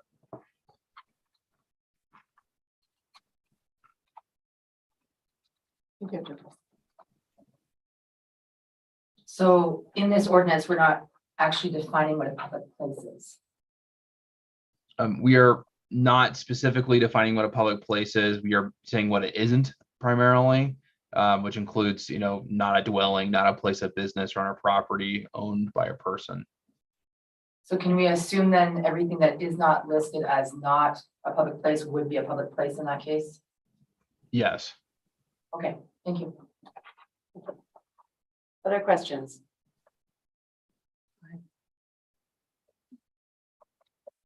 Attorney Dittman, can you talk a little bit about how other municipalities have passed this? And I'm asking specifically, is there a possibility that we can put this as a ballot measure? And will you make a recommendation to do that? So go ahead. My point is I would really like to get a lot of community feedback as to the support for this or the lack of support for it. Yeah, it's a great question, trustee Otting, and I'm not aware, and I'm pretty familiar with all the ones that have been passed so far. I'm not aware of a single municipality which has referred this to the voters. I mean, it could be sent out as a referred ballot measure, but at least the ones that have recently been done, as I mentioned, Boulder County, Louisville, Superior, Edgewater, and on the ones that are in consideration like Broomfield, Erie, Longmont, none of those are being contemplated as a referred ballot measure, rather just an ordinance or resolution, as is in this case an ordinance passed by the city council or town board of trustees. Which will get a public hearing. It'll get a public hearing, yeah, but that means people have to speak publicly about it. Or You right, can't yeah. just. Yeah. They could also submit comments, which can be read into the record.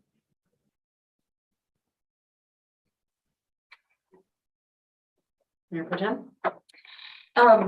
So I have a question, and I didn't research this, so, and I think I know the answer, but I want to verify it to make sure I'm not making an assumption.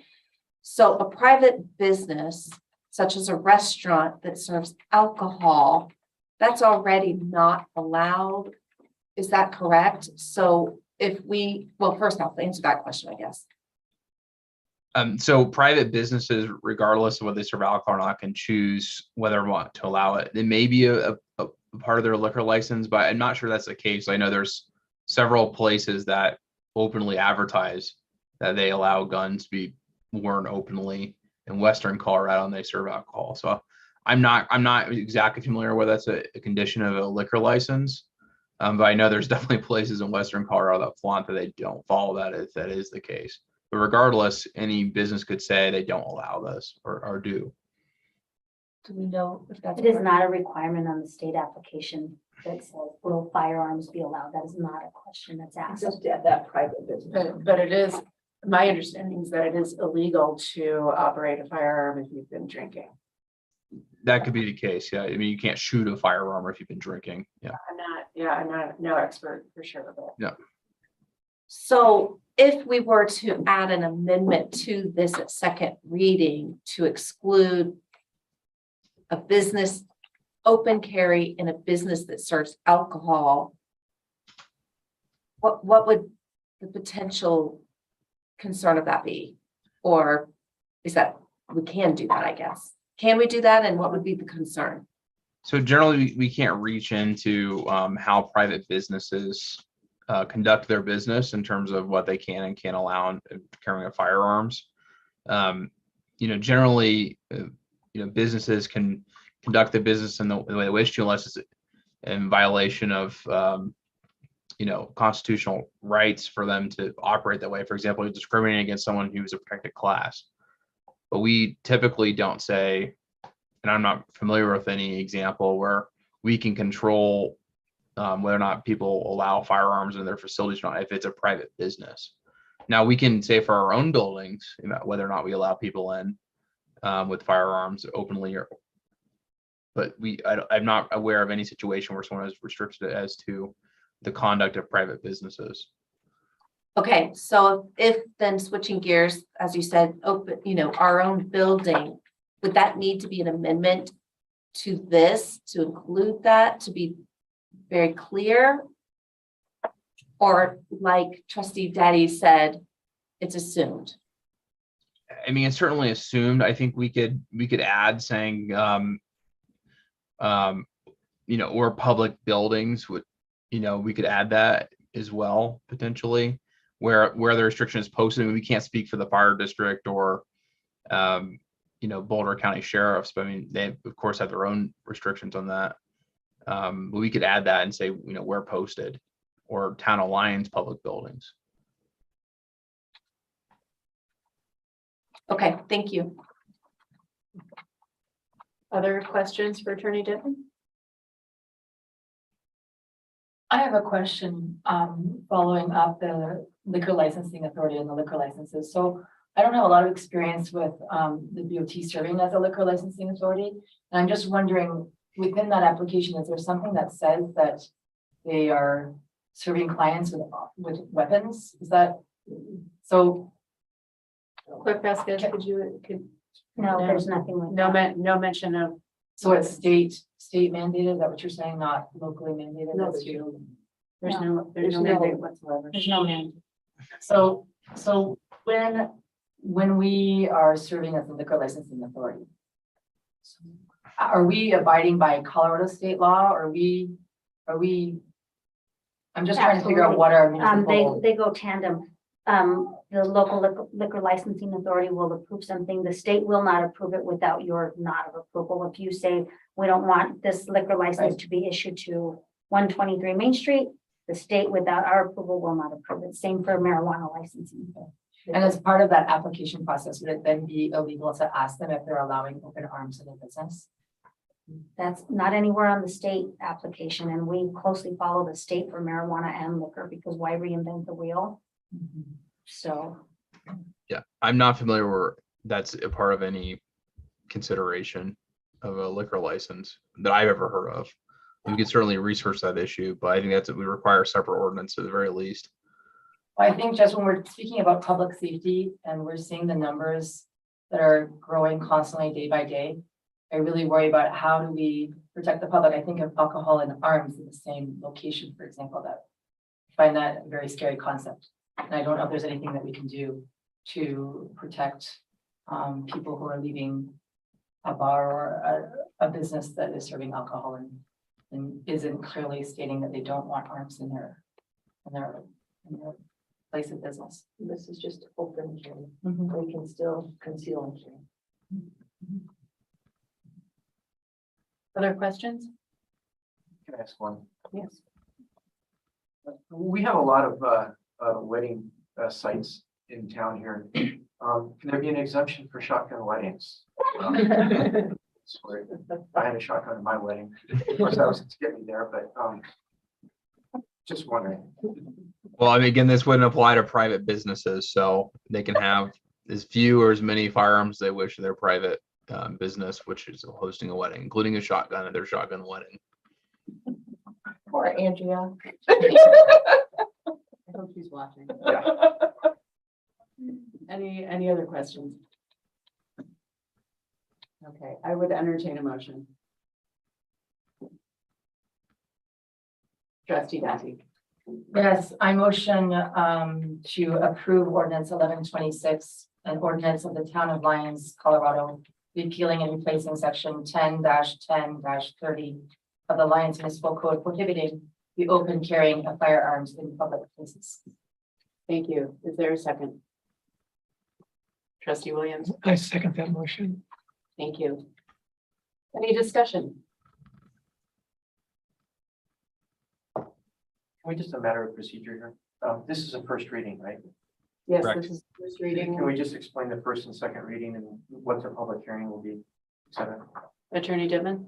Yeah, so generally the first reading is the board reading it for form and setting the public hearing. It's typically the process employed during first reading. So typically we don't like to do major amendments on first reading that, you know, the public should be able to see it as proposed. But, you know, this won't be passed until there's a second reading, which will be preceded by a public hearing where the public will have the opportunity to speak on the proposed ordinance. And so that's generally the process. First reading is just really to whether you want to advance this to a public hearing. Second reading is public hearing, major substantive amendments, a public comment, all that kind of stuff. So. This is what it stated. And that public hearing, should this pass, would be Tuesday, September 6th. Instead of Monday because of Labor Day. Okay. Any further discussion? No? All right, I will call for the vote. passes unanimously. Thank you, everyone.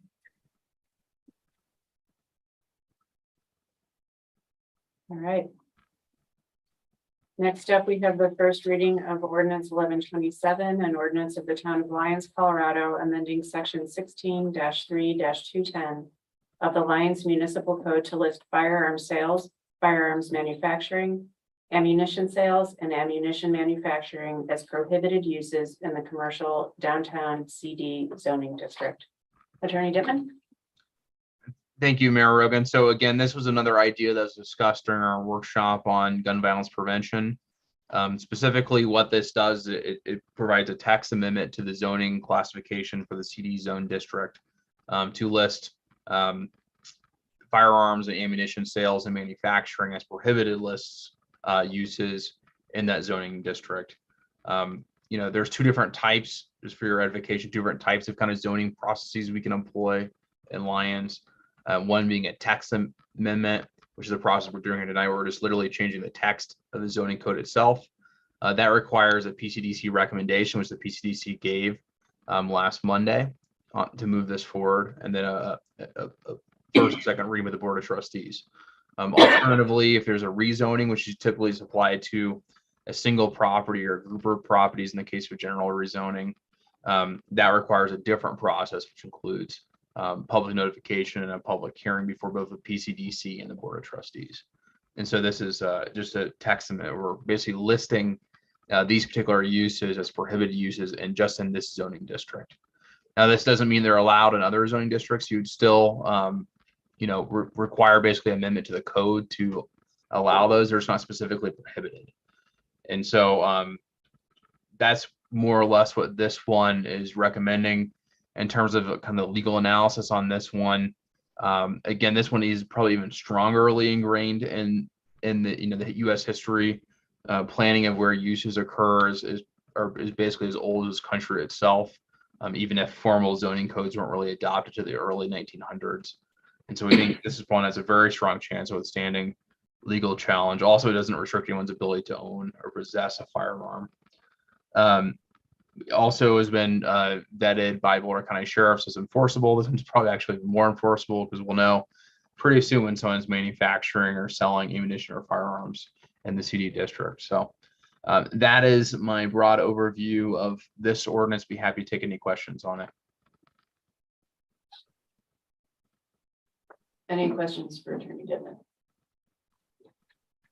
Trustee Attorney Dittman, have any municipalities passed this with a slightly different favor, effectively allowing the sale of any weapon used for hunting as opposed to anything that is non-hunting related? Like that, could you still allow guns, solely for the use of that are regulated for hunting? Yeah, I'm not familiar. I think there's I'm not familiar with a municipality who has done something like that. I'm aware of several municipalities have made illegal, federal firearms licensing, which are required for sales of firearms, either throughout the municipality in the case of Greenwood Village or within certain zoning districts. So I'm aware of that, which is a much more expansive sort of ban. And also, it'd be, I think, maybe hard to enforce. What's a hunting versus non-hunting firearms because of the fact they're not regulated that way at the state or federal level. Technically you could hunt anything with any type of firearm potentially. And so I think that may be difficult from a enforcement perspective and trying to differentiate between what's used for hunting and what's not. But that's just kind of my general comments on that. Certainly the policy directions that the Board of Trustees to decide. Okay. I'm not an expert on this, but no, you can't go hunt an elk with an AK-47. I do know that. So the Department of Wildlife, I thought had a strong regulations on what weapon could be used for hunting and which one couldn't. But if there's not any other municipality that's done that, then probably it's a moot point. Yeah, I was always speak to the manufacturing kind of standard, which is kind of what I've been looking at. I was speaking to what a hunting license, and I'm not familiar with that at all. So I'd have to do more research into that. Mayor Pro Tem? Yeah, so I have several thoughts. So before I were to get into them, if anybody else has something else to say first, I'm happy to wait. Well, we're doing questions Yeah. now, and then we'll have a motion in a second and then discussion. Okay. So right now, as I understand it, this isn't written to include our various districts, like this is only commercial downtown, so it doesn't include commercial, the commercial eastern corridor, commercial planned unit development district, and it doesn't include light industrial or general industrial.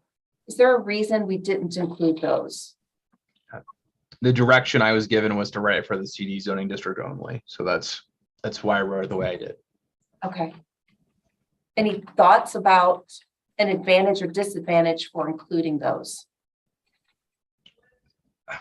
I think it's up to the discretion of the board of trustees about where they think that these uses should be or shouldn't be. I think if the board was inclined to allow these uses, as either conditional or permitted uses, they may make more sense in like a light industrial, type setting from a planning perspective. But that's entirely a policy decision by the board of trustees. In terms of a legal perspective, I mean, the more you say that this use cannot be permitted within the town of Lyons, the more potentially it's subject to a legal challenge. I mean, luckily for the town of Lyons that there are no manufacturers or sellers of ammunition or firearms currently that we know of that have the required licenses to do that. And so it's less of a concern, but any attorney will tell you the more you push out a use from in existence, the more it becomes a potential takings issue. I wonder if Planner Kimmett might have a comment on this too.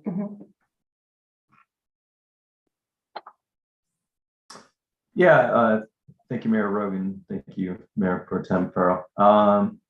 So I suppose the only additional comment I would have is that it could be expanded to include all of the city, all of the town of Lyons. It doesn't necessarily have to be restricted to a district.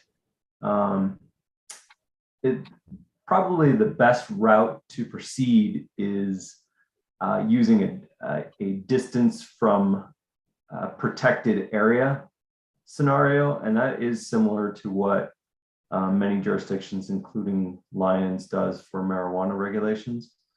But moreover, and more importantly, it's withstood that scrutiny that is given toward potential takings issues that Attorney Dittman mentioned. So takings are when a regulation, in essence, takes away the rights of a landowner. And thus far, there are several examples in America of municipalities that have successfully set up restrictions on the sale or manufacture of firearms from certain distances from protected status areas such as schools, such as parks, even residences. I've done some research on several of those and can provide those to the board if the board sees fit. But we wouldn't be plowing a new path. And it's one that seems to, at least thus far, withstand legal scrutiny. Now, under what's happened with New York versus Bruin, that's possible that could change over time. But as of tonight, these sorts of regulations using a distance seems to be the best path forward if we want to expand beyond just the CD district. Attorney Dittman, do you have a comment? Yeah, my only comment that was not the direction I was given. So that's not the way this was written. And if we wanted to look at specific, distances from particular uses as a methodology of regulating, we'd probably have to bring this back for another first reading. And it would be a dramatically different ordinance. And the PCDC did approve this. That's correct. Okay, so the other one I have is, can we talk a little bit about what conditional use review within a commercial zone would look like? So in other words, if we wanted to pass this with some element of, or we don't pass, I'm not sure how that would work, I guess, but is there a way of conditional use review could be used in here? So right now, there is no option for conditional use in the CD district for these types of uses. If you wanted to create one in this district or another district, that process, you have to basically get approval to do that use in that district. So a permitted use, is a use by right that you're just allowed to do without any further approval from either the Board of Trustees or the PCDC. A conditional use says that you have to go to the PCDC, and I believe currently the Board of Trustees, the way the code is written, for approval of that use in that zoning district. And so basically it's an extra step that you have to go through before you're allowed. It says you can do that use, you have to go through the conditional use process. And part of the conditional use process is looking at whether there should be conditions placed on that use. That maybe include screening, it may include other methods to alleviate the potential impacts of that use. And so I can pull up the exact conditional use standards, but that is generally speaking, that's a different permitted and a conditional use. What we're proposing is prohibited use. So you couldn't even begin to start that process to ask to be allowed to do that use in the zoning district. So that would be more applicable to something if there was a business already established in town, that we would want to add a conditional use if we were going down that road. So maybe this isn't the place for that. Probably not. I mean, if the political intent of the board is to not allow this use, you probably wouldn't want to create a conditional use. Certainly not in this zoning district if we're proposing a prohibited use. But other ones, you'd only propose it if we could see this use working in this zoning district, but we want to make sure that before it's permitted that there be conditions placed upon that use to make sure it adequately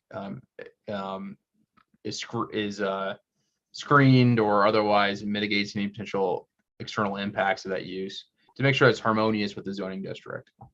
And so you might see it, a classic example of conditional use is like a telecommunications facility, right? Where, under state law and federal law and a lot of places we're not allowed to prohibit, telecommunications facilities from going into a certain zoning district, but we like to put conditions upon that facility going in, such as adequate screening and camouflage, concealment techniques, to make sure that they're harmoniously incorporated into the built environment.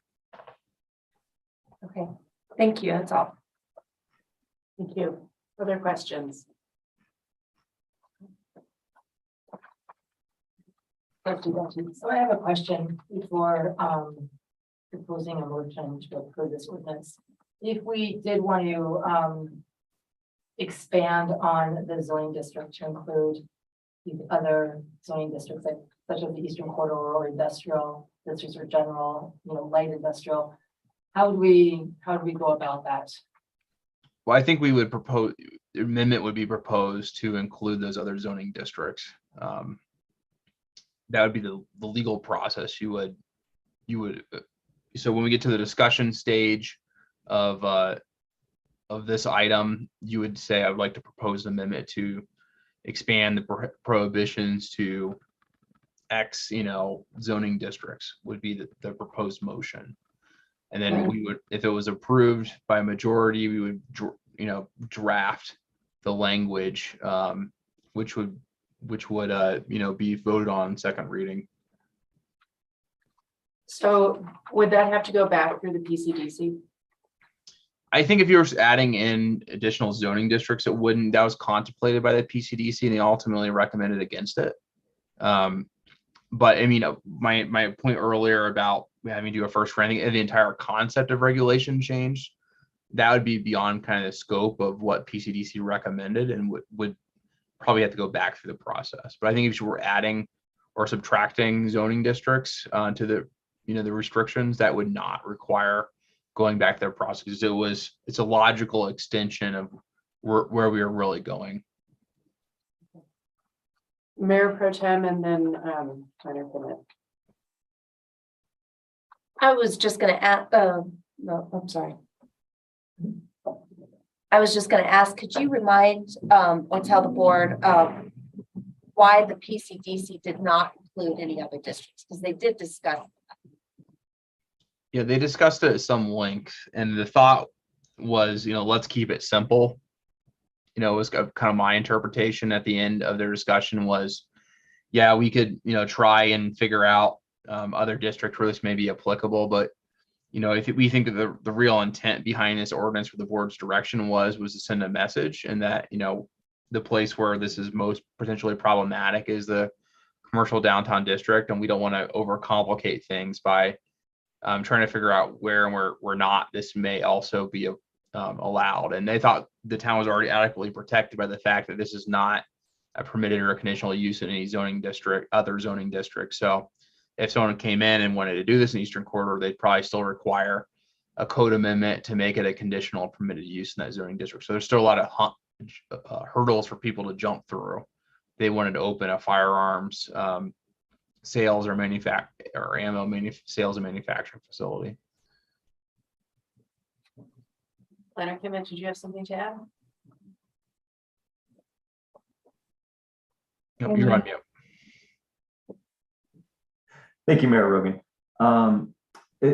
What I would add is, of the examples that I've found in other jurisdictions in America that have successfully created this distance-based model from a sensitive place, they do use a conditional use permit process, and it's applicable across all zones. They didn't zero in on zoning districts. Typically, there was one exception to that, but typically it was something that was broad-based, so it encompassed all of that particular municipality.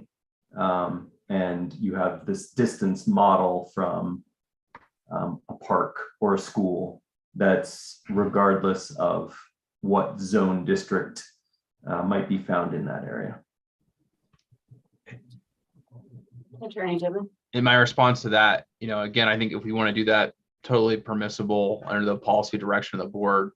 If you created a conditional use process in every zoning district, which would have these distance-based restrictions on it, you would be in essence allowing this use in every zoning district, so long as it met those conditions. So that's the other piece you have to weigh, is like you're opening the doors, if you will, so long as someone can meet those conditions that they, potentially could get a conditional use permit, versus if you straight up prohibit it, there's no door open to doing that. So it's different strategies for, really regulating the same thing, I think. But I think, again, I think the board can pursue a distance-based model if it wants, but it's going to take going back probably to the PCDC, because there's a totally different kind of way of regulating. Thank you. Other questions? All right, I would entertain a motion. I would like to propose a motion to approve ordinance 1127, an ordinance of the town of Lyons, Colorado, amending section 16-3-210 of the Lyons Municipal Code to list firearms sales, firearms manufacturing, ammunition sales, and ammunition manufacturing as prohibited uses in the commercial downtown CD zoning district. Thank you. Is there a second? Trustee Williams. I second that motion. Thank you. Okay, open it up for discussion. Who wants to go first? I've I need to. I know. I'm sorry.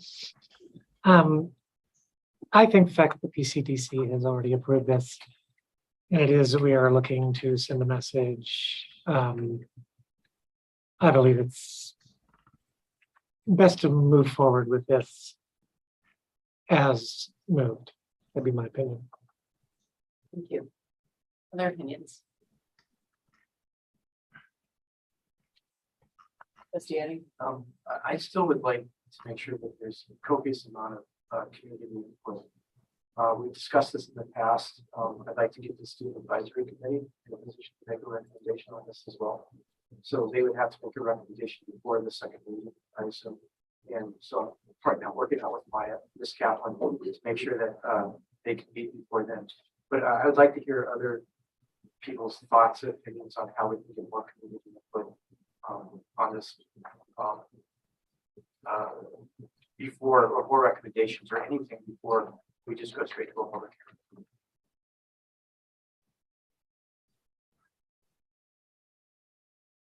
Mayor Pro Tem? I actually feel like I don't really have enough information, and I would really like to hear a little bit more about the sensitive places that Planner Dittman, or excuse me, Kemet discussed. So I'm actually going to vote against the first reading because my desire would also be to see if we could explore perhaps 1,000-foot rule to sensitive areas. And I know that would be longer and would need to go back to the PCDC, but it wasn't an idea that was even discussed or considered because I'm not sure they even had information about that. And so I think it's worth exploring a little bit further. So that would be my hope and recommendation. So I will be voting no on this first round. And what I would say is, it doesn't have to be either or, it could be both and. Okay. So if the board are interested in exploring distance from sensitive places as well, that could be an agenda item request. Okay. I don't know if that changes your mind.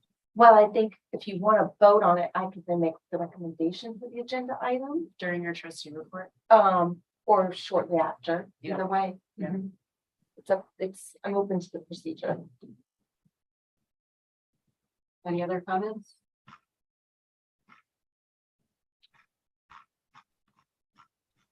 I don't have anything against exploring the distance rule, but my time on the PCDC, I did get educated that the distance rule is hard in Lyons.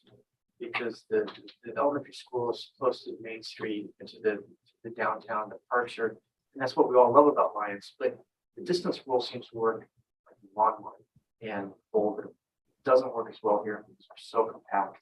And so every time we did it with alcohol, then we got into debates. Okay, well, is the distance as a crow flies or is the distance as you walk? It just got confusing.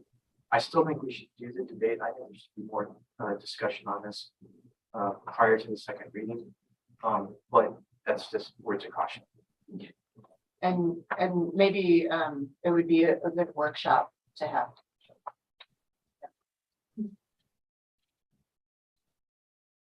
You could also, there's nothing saying that you have to have your public hearing and second reading at your next meeting. That's the minimum time. So you could set your public hearing out further and give yourself time to take this back to different commissions or come up with more ways to get some public input, just FYI.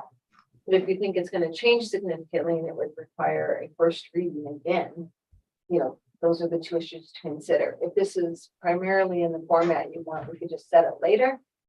Or Attorney Dittman, if it's substantially changed to add different zones or a distance, would that require a first reading repeated? Yeah, as I mentioned earlier, I think adding additional zoning districts adding or subtracting zoning districts would not require it going back to first reading because that was clearly contemplated by the PCDC during their discussions as an option, as a logical extension of what the proposed ordinance is intending to do. I think if we wanted to create an entirely new concept of regulation based on distances, which may not even fall within zoning, at least within this section of the zoning code, I think that one would probably have to go back for a recommendation.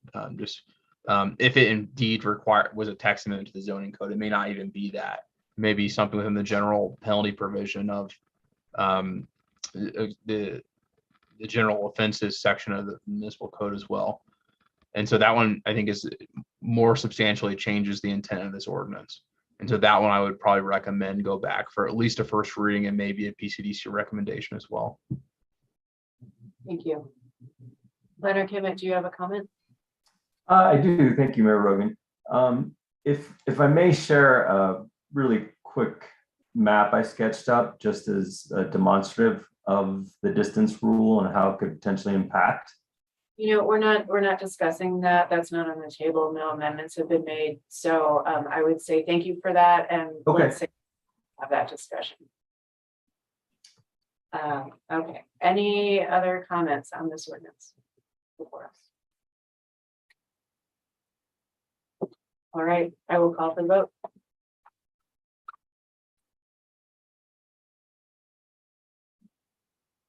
Passes 6-1. And we'll talk about when to schedule the public.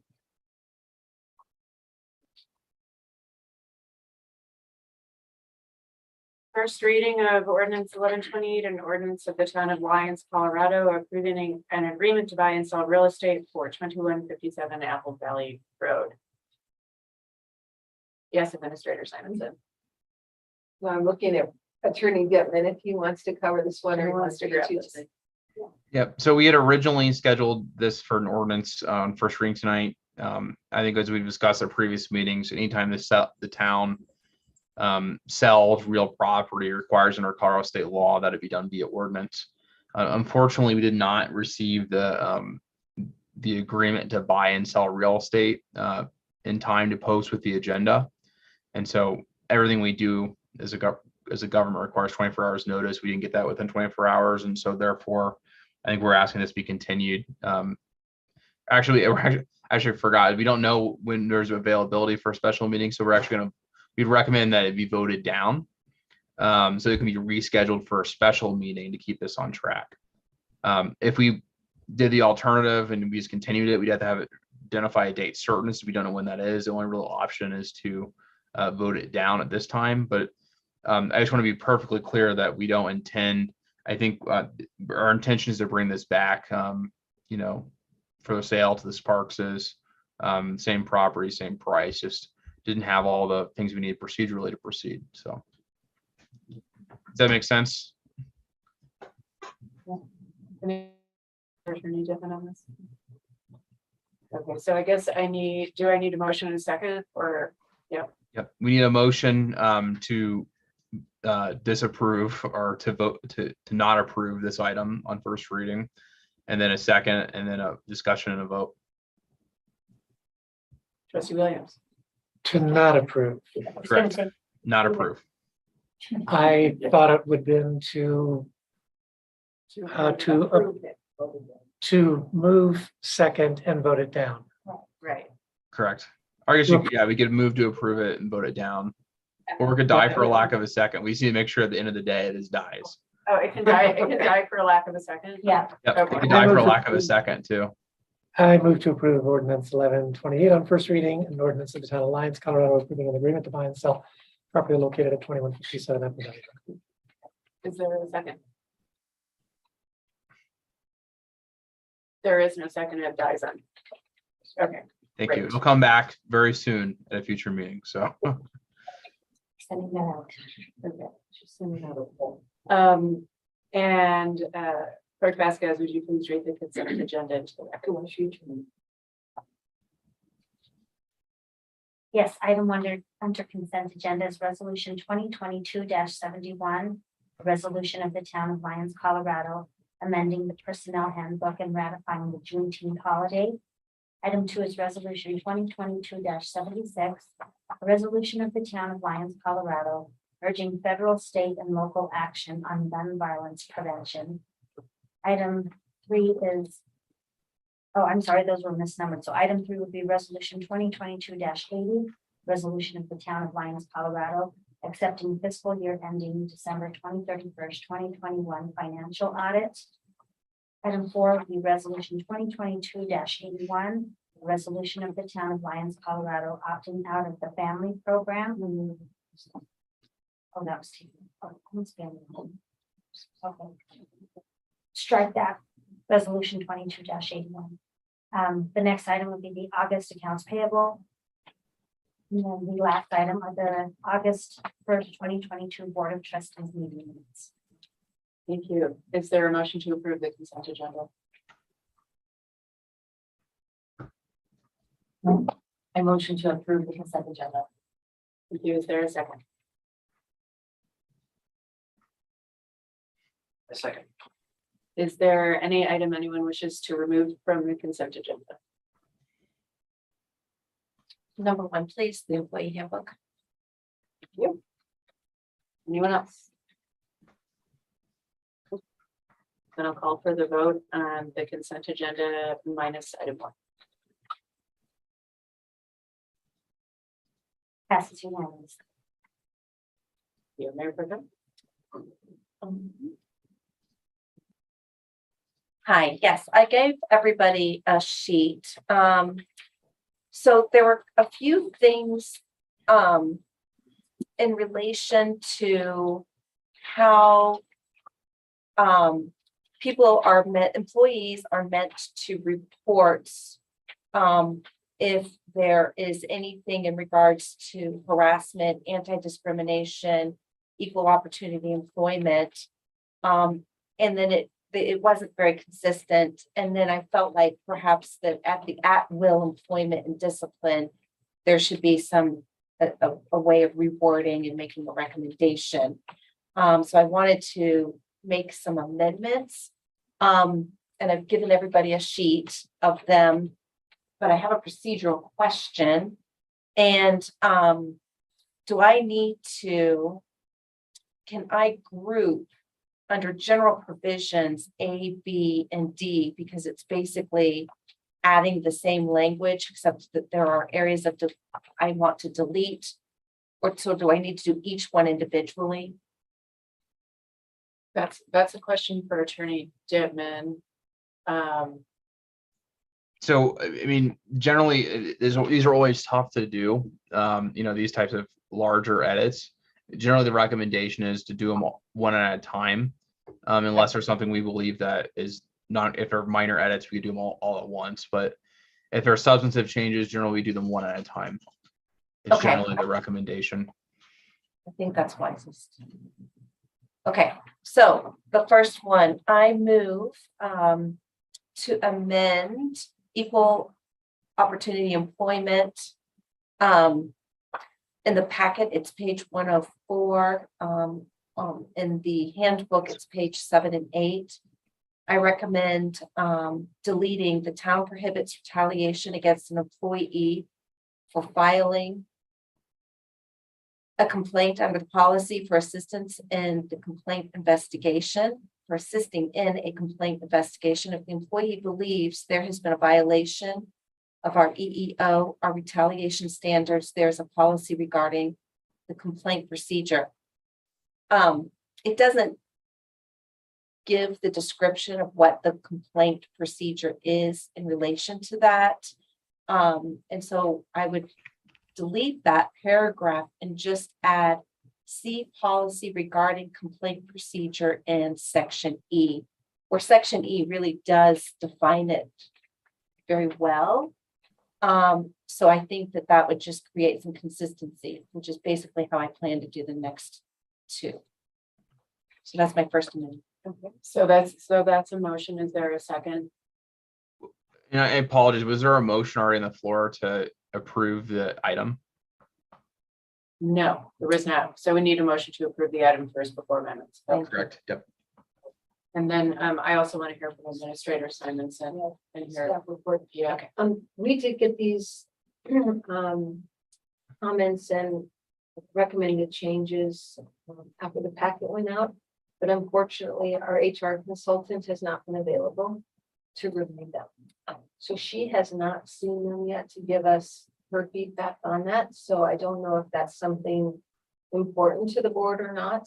And if so, I would just ask that we table this again until she has an opportunity to review it and give her feedback. And then we can bring back a copy. Okay. And it might be easier to get adopted than all this amendments. How do you feel about that? I'm fine. Did you get a copy of this? I have your email. Yeah. Okay. You can get it too. Okay. There we go. But it's whatever the board prefers. If you want to go through it without her input, that's of course up to you as well. Or just table it and we can talk with her, make the changes and present them to the document. Makes sense. It may be easier procedurally that way, and rather than go through these one at a time too. Okay. So then we would need a motion and a second, or a motion and then it dies, correct? I think we probably wanted to continue this the next meeting, I think, right? Okay, okay. Is there a motion to continue this item to a date certain? And that date certain would be September 6th. September 6th, yeah. So I move to continue this to September the 6th. It's the employee handbook. Okay, is there a second? A second. Any discussion? No? Yep, vote. Passes unanimously. Great, thank you, everyone.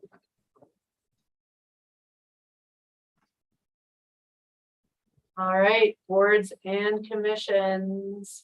I see Lauren Click on the line.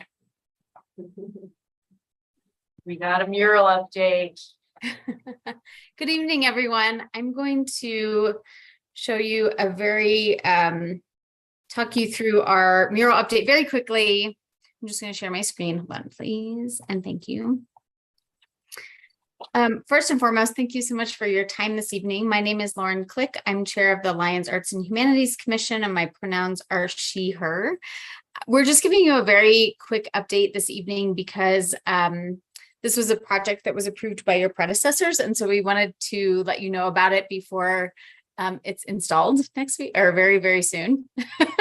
As you can see, this is the final work, the final design. This piece is by Android Jones. I'm not going to read all of this. I just want to point out some highlights about our local Lions artist. He is a 4th generation artist and lives here in Lyons with his children. He's internationally renowned. Notably, he's had work projected onto the Sydney Opera House, onto the Empire State Building. And he's an incredibly well-known artist, and we should be very proud to have him as one of our Lionsites.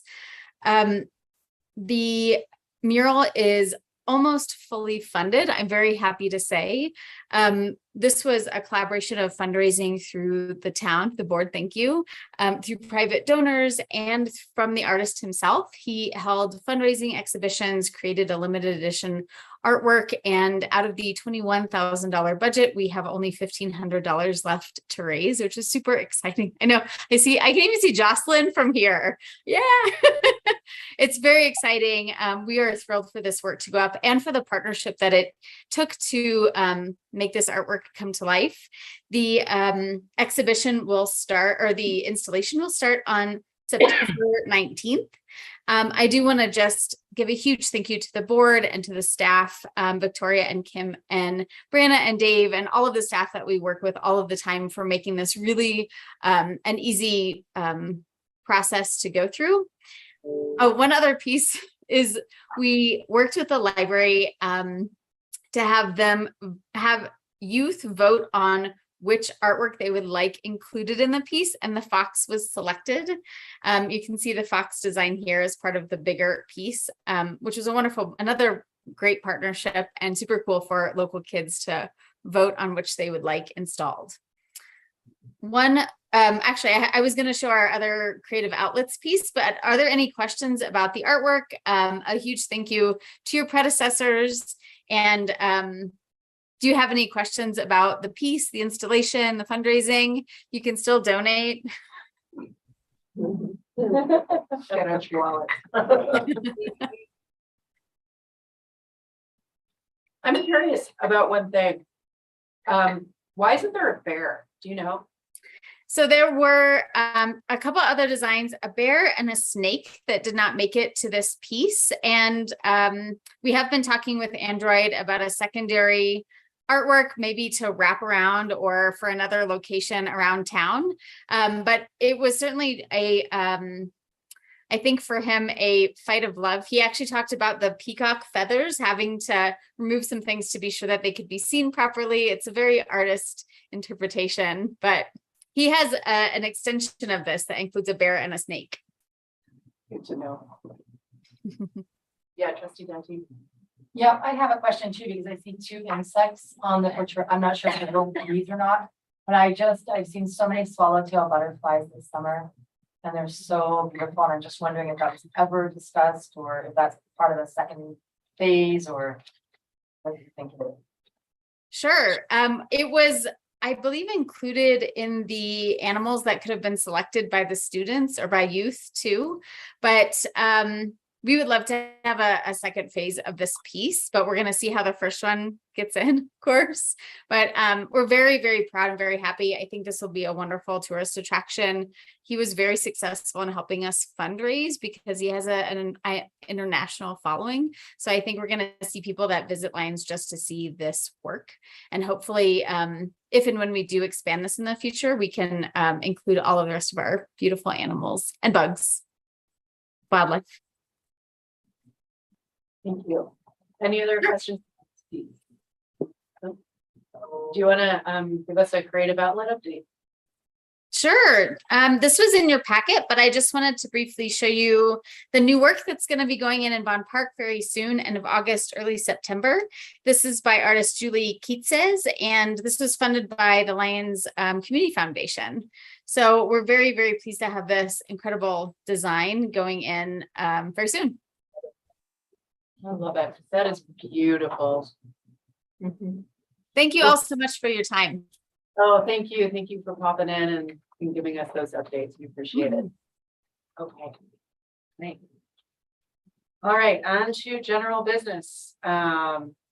Resolution 2022-81, a resolution of the Town of Lyons, Colorado, referring a question to the electors of the Town of Lyons whether the lodging occupation tax shall be increased to a maximum of 8% per night. Staff report. Thank you, Mayor. Oh, go ahead, Brent. Oh, okay. You can do it if you want to. It's fine with me. Go ahead. So at the last board meeting, we had a workshop on potential ballot measures. We settled upon two potential ballot measures, one being the lodging tax increase. And so, of course, I think as we all know by now, this would change the lodging tax from a $2 per lodging night tax to a 5%, initially, but up to 8% lodging tax on lodging nights. And that would include not just hotels, but also STRs and campsites at that rate of 5%. It would not go into effect until January 1 of 2023, alleviating some of the concerns about the booking issues we heard earlier. There are a number, for those, since a lot of you, this is your first experience with a ballot question, there are some requirements, especially with a Tabor question like this one, that we have to put into each and every ballot measure. That includes what the potential tax increase is going to be in the first year. And so I think there's an estimate there's about $130,000. That number is extremely conservative. Basically in the first year, if we collect more than that, then we have to give that money back through a refund. And so that's why we try to have a healthy margin of estimation on that to make sure we're not going to exceed that number. So that's one thing to keep in mind. There's also some language at the end of the ballot measure that's required to have under Tabor. So that's why you see some of that language. And the format they're done is, you've probably seen in your own ballots, is one giant sentence. So it's a little awkward, it's a little weird. Writing ballot questions is more of an art than a science. And so I know at least some of you have some suggestions on language changes, but that was the intent behind this measure, was to accomplish the board's direction to have an up to 8%, starting at 5% percentage-based ballot measure for a lodging tax. So happy to answer any other questions you may have concerning that as well. Thank you. Questions for Attorney Nittman regarding this? Yes, I'd like to clarify if we're looking at the hard copy or the virtual copy. No, the copy that's in your packet. So I'll be introducing this as an amendment, but yeah. Okay. So we're looking to approve the one in front of us. Yeah, well, I'm planning on making the amendment, but question. Also included in the packet was a spreadsheet that was put together at the staff level to identify what the current $2 per night fee generates, what a 5% and what an 8% would generate. We did not include, we only identify for the ballot language, the revenue you think you will, you could potentially generate in the following year. So it purposely does not include Moss Rock development, in case any of you had that question. It is really just the maximum we would generate from our existing businesses, we think will be in operation in 2023. Director Eystone wrote me and she has a sick child. So if you want us to share that, we certainly can, but she had to step away. So if you have questions on that spreadsheet though, we worked on that together, so I think I can answer them. Trustee Edding would like to share it on the screen. Oh, okay. You may have to enlarge it too.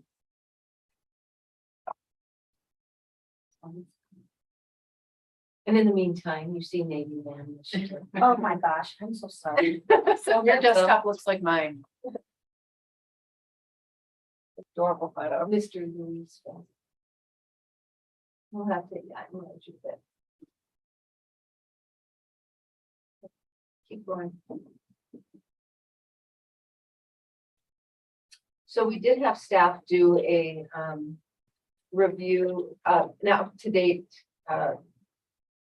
survey of each of the different businesses to see what their which their rates are currently, because those hadn't been updated since the last lodging question, I think in 2018. So we do have both a off-season and on-season rate, and we did average those, just so you know.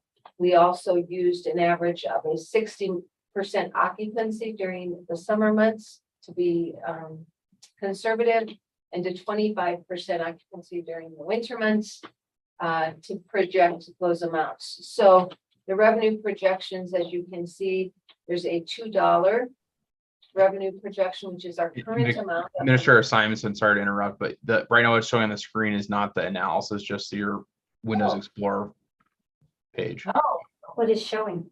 What is showing? I see your Windows Explorer page. It's showing what files you have, and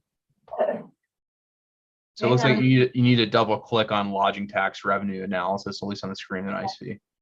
That is really weird. That's weird because on ours it is showing as lodging tax. Maybe unshare and try to share again. Yep. That may be the solution. And I apologize for interrupting. Just we're just looking at your files right now. Share screen.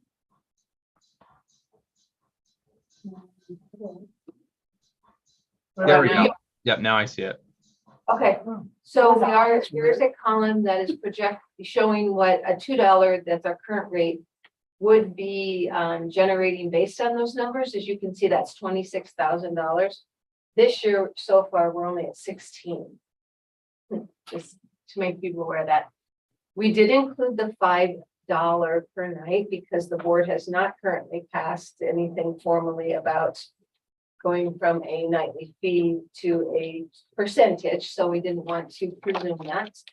We do have the 5% that is being proposed in your current resolution. You can see that is significantly higher than the $2, although for campers, it's less based on the new language of campsite, and then how much an 8% would generate. The two columns on the right are specific to camping and Planet Bluegrass, in looking at it as a per camping ticket sold versus per campsite. So those are those two different factors there. So questions on the spreadsheet? So when Attorney Gibbon said the 135,000, that's in the ballot. Measure. Yes. So it's the opposite of conservative. That's like, would be like the best case scenario. That'd be 100% for everybody. Okay, and we're doing that because Tabor says that if you bring in more than you projected, you have to refund individuals.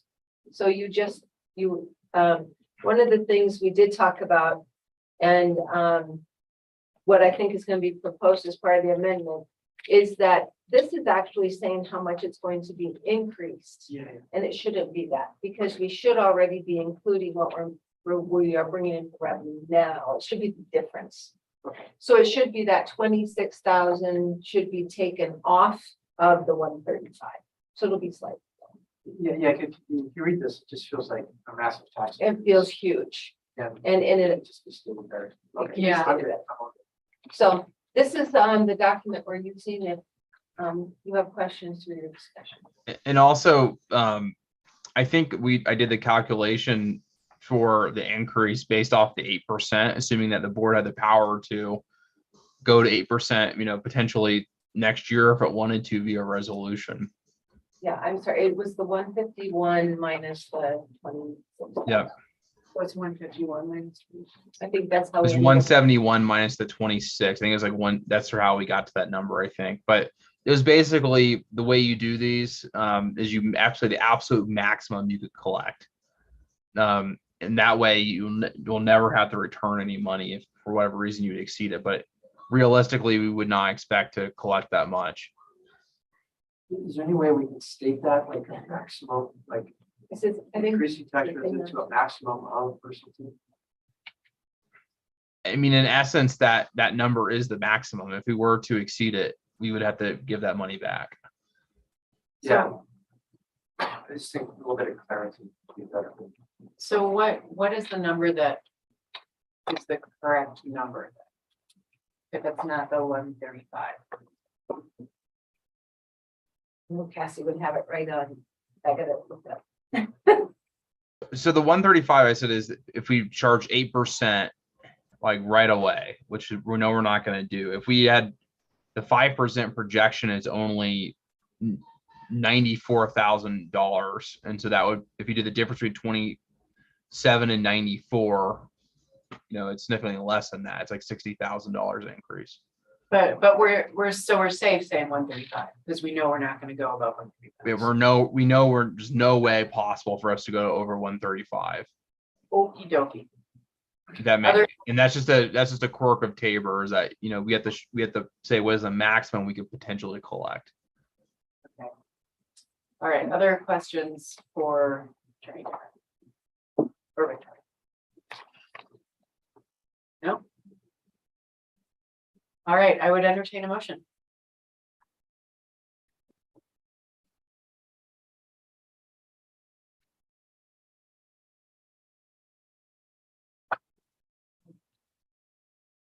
Anybody?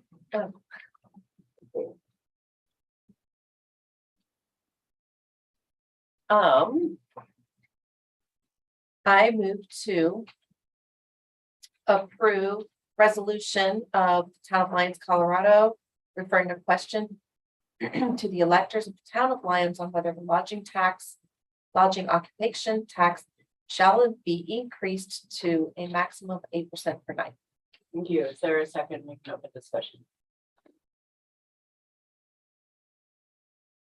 I second that motion. Okay. Well, as you know, since I put it on your desk, I have an amendment to make, but I wanted to make sure that everybody had a chance to share their thoughts before I do that. Trustee Williams. Another question in light of the presentations tonight. Is January 1, 2023, given that this doesn't become the ballot measure until November, does that give the existing businesses enough time to consider that in there, or should it be a July 1 of 2023? That would give them more time in terms of their own preparation. Yeah, I think that's a great question. Kenyon indicated that it wouldn't be a problem for him. But I think that's if it were happening right now, is what I understood him to be saying. And he won't know this until November. That's a good question. This feels like for the two existing and even for Plan of Bluegrass, that may be a bit of a rush. I'm not particularly crazy about the suggestion of 3%, then 5%, then 8%. I think just going to 5 makes more sense, but I am sensitive to their planning for this. Question.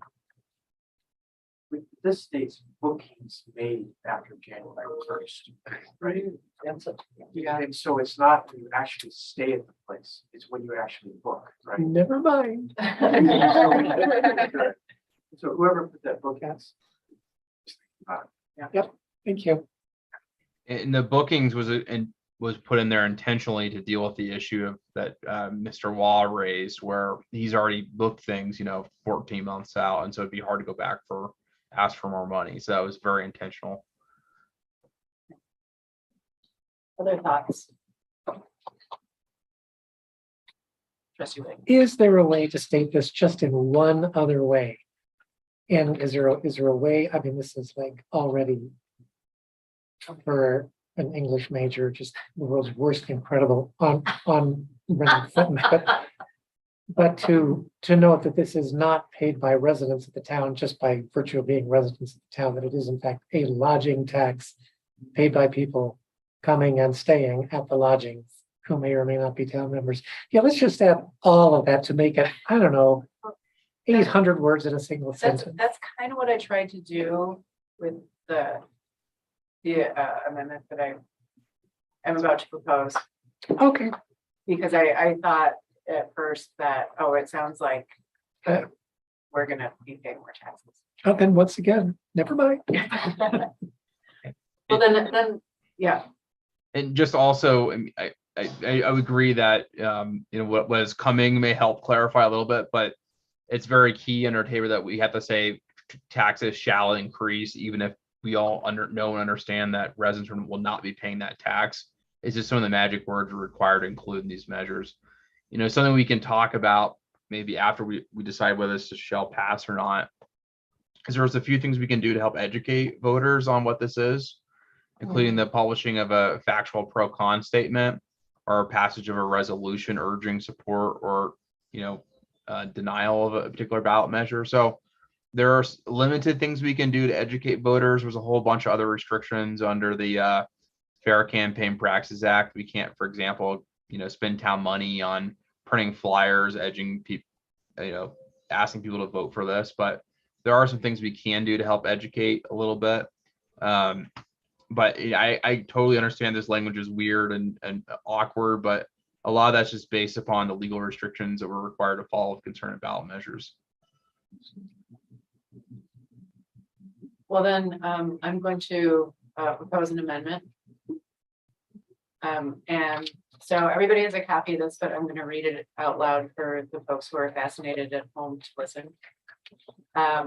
So I would like to move that we change the ballot language to the following.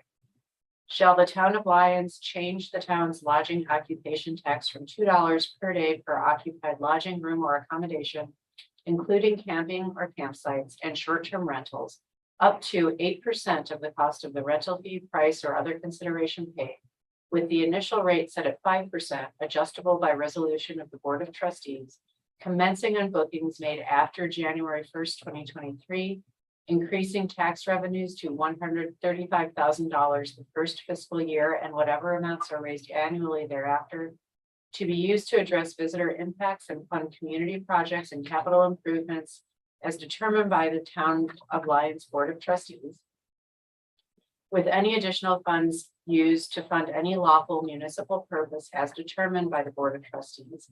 And shall the town be permitted to collect, retain, and expend all revenues derived from such tax as a voter-approved revenue change, and an exception to limits which would otherwise apply under Article 10, Section 20 of the Colorado Constitution or any other law. So I'm looking for a second. We want to make one change. Well, we do a motion in a second. That's first. Okay. Okay. All right. That's how it is. I second that motion. I was an English major. Okay, any discussion? So how's it work? So I would. What would you like? No, you asked that I make a second one, or You asked for friendly, you asked Oh, I for asked for- friendly amendment. a friendly amendment? Yep. I still. Where it says 235,000, we say to a maximum of 135,000. I would defer to the attorney and ask if that's Well, that's necessary. I mean, it already says not to exceed. I think it doesn't. I mean, it should. I'm trying to see. I'm gonna pull up the language that Mayor Pro Tem did. It doesn't say not to It does not exceed. say that. Yeah, I said. I mean, we I could say increasing tax revenues up to 135,000 the first fiscal year. Up to. Up to, yeah. Okay. Is that your friendly amendment? I accept that. I mean, I love it because I'm it's sorry, only a just single word. Up to 135,000. Yeah, Right. Revenues up. you're in. Okay. So we have that down. Any other discussion? Trustee Dawson? Yeah, so I think somebody said earlier that it was going to be really clear that this was not going to be for each resident, but only for visitors who are lodging. So I'm not sure where it says very clearly that it's not a residential tax. Well, if a resident stays there, we will be treated. It's a lodging occupation. Okay. $2 Okay. per occupied lodging room. Something. I don't think we're allowed to in the ballot language emphasize that, but I think the voter education piece will make it Yes, clear. can we really focus on the voter education piece before this goes out? Because I feel like anybody reading this is going to be like, I don't understand this, like either they're going to ignore it or they're just not going to try and understand it. Well, yeah. Yep. Mayor Pro Tem?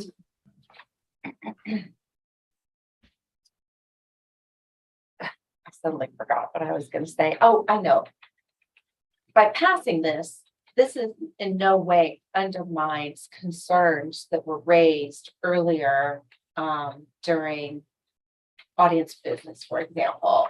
Some of the things that were asked for us to consider wouldn't necessarily impact the language that's in here from an occupation tax. We would discuss later, perhaps after this passes, you know, would we want to include taxing our campings, but we can't. Am I misunderstanding that? So you're wondering if we wanted to, well, we can't tax our camping because we're not a taxing entity, right? So, or is there something that you feel like isn't included? I just am The way trying it to think, like, are we addressing some of the concerns that were brought to us earlier? And it seems to me that this does address those things, or anything beyond that we would do after this is approved. Right, and I think it does address the concerns. I think it addresses the Planet Bluegrass concern about being charged per camping ticket sold versus per campsite, because this includes, it says campsite. Okay. And both indicated they were okay with percent. Yeah, so. Okay. So I would like the one more explanation as to why we are not a taxing entity, but the tax is really on the person staying in our campsite. What is it that makes the distinction that we can't tax ourselves when we're taxing people that stay at our campsites? Attorney Dittman? So, while, the person who's staying there is the one who is in reality paying the tax, I mean, it's just added to whatever the cost of the room is. The tax paying entity is the lodger.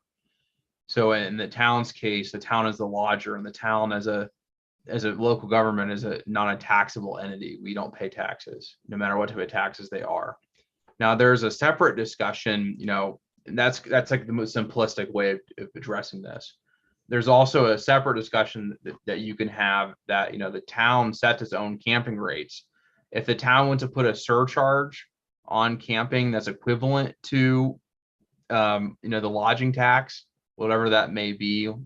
So it was $100, was our camping fee. We all know it's not, but it was $100. We would put a surcharge of, at 5%, it'd be $5, a $5 surcharge on every camping booking.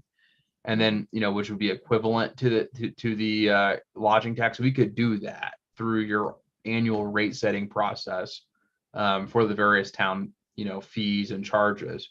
And we could create something like a lodging tax if you wanted to. You certainly could. There's nothing, preventing you from doing that. We can't charge a tax specifically, but we could charge ourselves various other fees, which would act akin to a lodging tax. But nothing in this would preclude us from doing it. That's a separate discussion. It's really part of your budget process more so than a lodging tax discussion. But I think, go ahead. Would we want to consider that as, I would not necessarily want to consider that unless this passes. this were to pass, I would be interested then in the staff coming back and making a recommendation to us as far as increasing camping. And that's what Mr. Wall was referring to. So when the $2 fee passed, we did increase our camping fee similarly. And he's saying it hasn't been adjusted since then, which it hasn't because we haven't adjusted it for anyone. So if you and the voters decide, to go to a percentage, the town could certainly add a straight surcharge to our camping fee if we'd like to do that. Okay. But we are a tax exempt. Thank you for clarification. Any other discussion on the amendment? Oh, Attorney Tippman, do you have something to add? Only add that, that's, I would consider that a separate policy discussion. I mean, certainly it's related to this, but, whether or not the board believes the town should take on that sort of administrative burden, I think is probably a policy question best answered after this passes or not.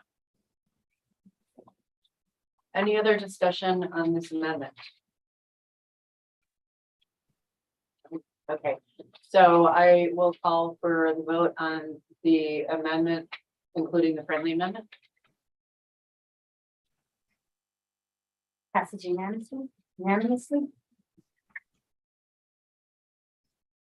And then Attorney Dittman, I call for the vote on the resolution as amended. Yes, That's correct. So I'll call for the vote on the resolution as amended. that also passes unanimously. Congratulations, we have a ballot question. Okay, do we want to take a short break now or after the next? If we did it right now, it'd help me be able to fix all this. To fix the question. So I can send it to Dolores as corrected by the board. So. Okay, let's take a real quick break, just 5 minutes. Thank you. What? Just adding the word. Oh, he likes to He make does them changes immediately. right away. and then to- So we don't get confused. If I don't do them immediately, then they get lost. And so I like to do them immediately, as they happen if I can.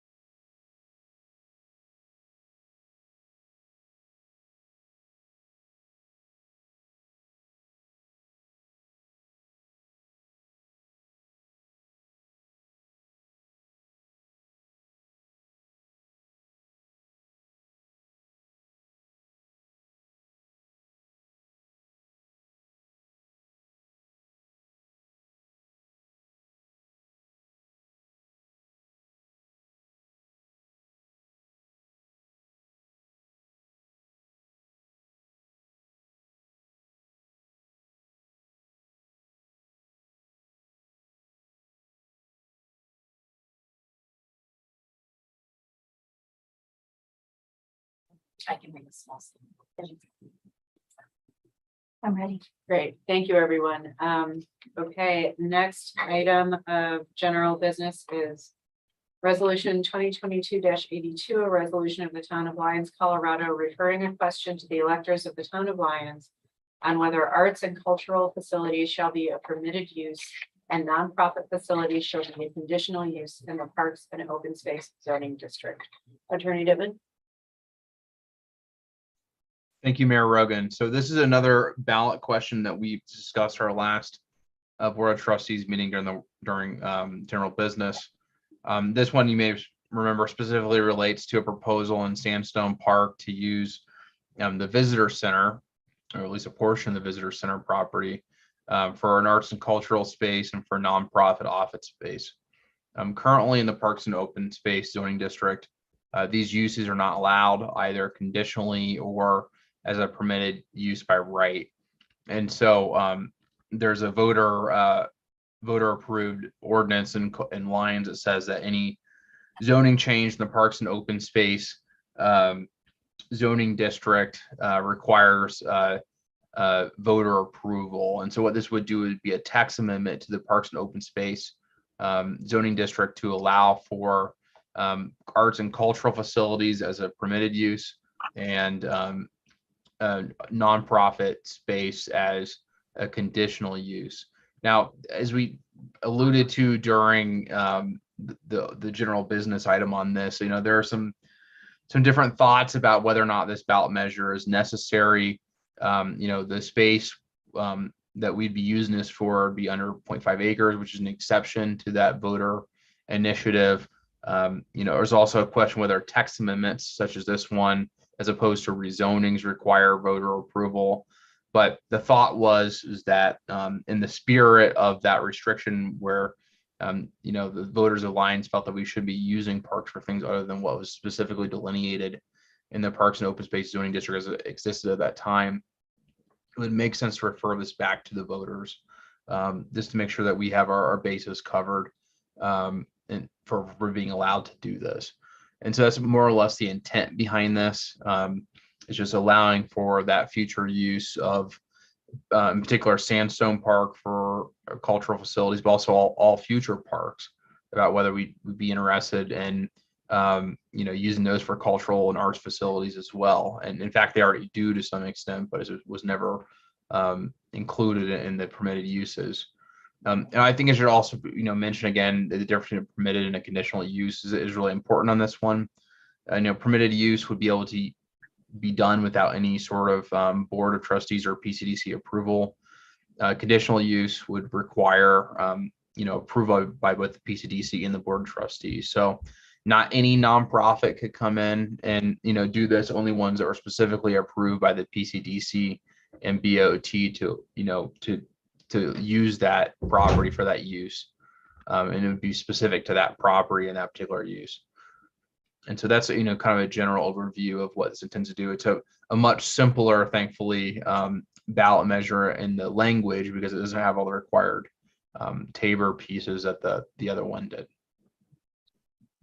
Thank you. Questions for Attorney Dittman?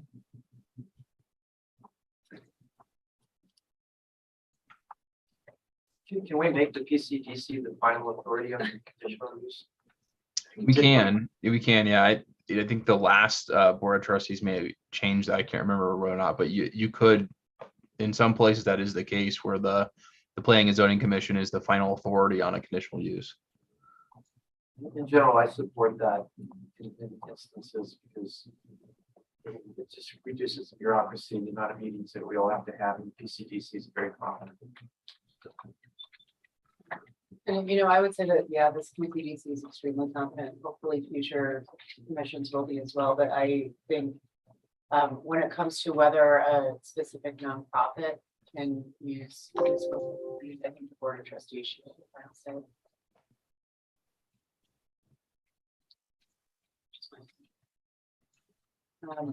Any other questions?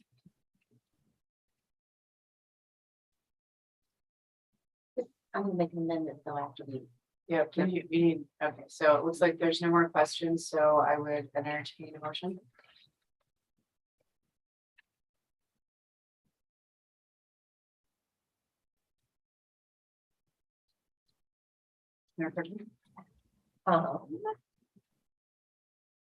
I move to approve resolution of the town of Lyons, Colorado, ratifying the question to the electors of the town of Lyons on whether arts and culture facilities shall be a permitted use and nonprofit facilities shall be a conditional use in the Parks and Open Space zoning district. Thank you. Is there a second? Here's a fundamental word shift in there that matters. Did I say something? You said ratifying instead of referring. Okay. Do you want me to repeat this? I think if so long as you accept that change should be made, I think there's requires it to be repeated. Thank you for pointing that out. All right, so we're looking for a second. Trustee Delman. I second that. Great, thank you. We have a motion and a second. So any amendments? Yes. And I've given everybody a copy of my amendment.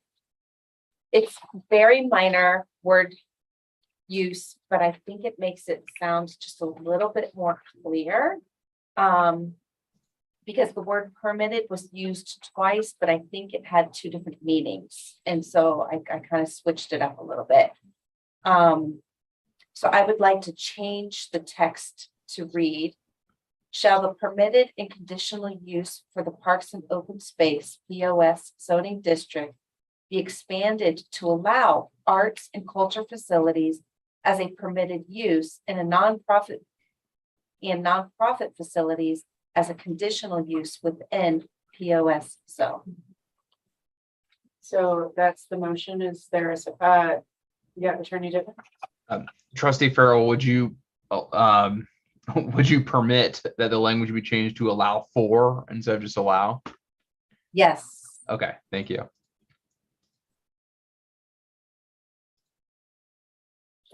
So that's the motion on the table. Is there a second? I second. Right. Any discussion?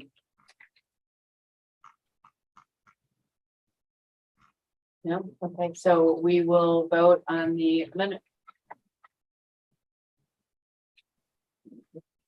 Amendment passes unanimously.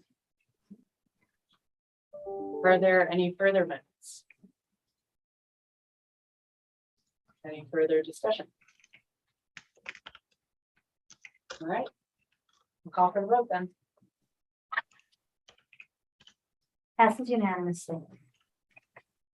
Congratulations, we have 2 ballot questions. We're getting our money's worth.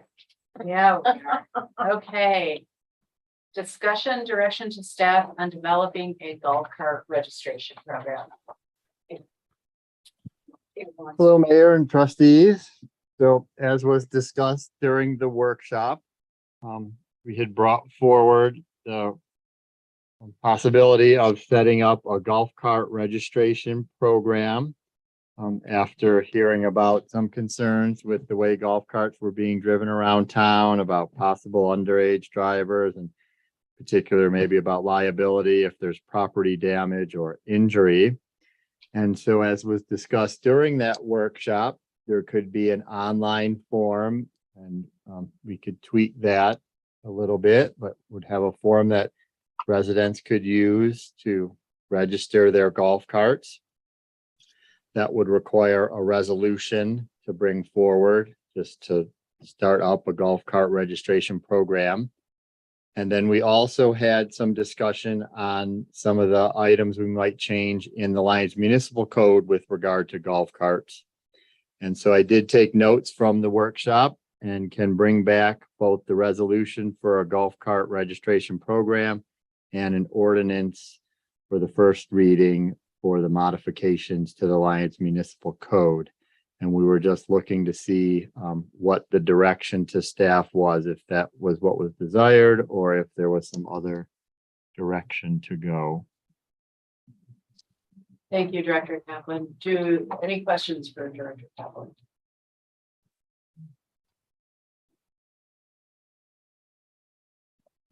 Trustee Dawson. Yes, I have a question regarding trails that will be allowing for golf carts. Will there be some sort of committee or study or something to establish the map of allowed trails for golf cart use. My thought was that would be staff coming up with the recommendation and we could present that. I don't know if it has to be a resolution. We could discuss that, but if it was something the trustees wanted to see ahead of time, we could always bring that forward and get approval for a map that would document what trails allow golf carts and which do not. I would think the code currently is it's not allowed, so we would document which trails allow golf carts. Are trails included within the purview of parks and open space, like Director Cosgrove, whether in his parks rules? Yeah, I think we would want staff input from everybody affected in park, yeah, and the Park and Rec Commission.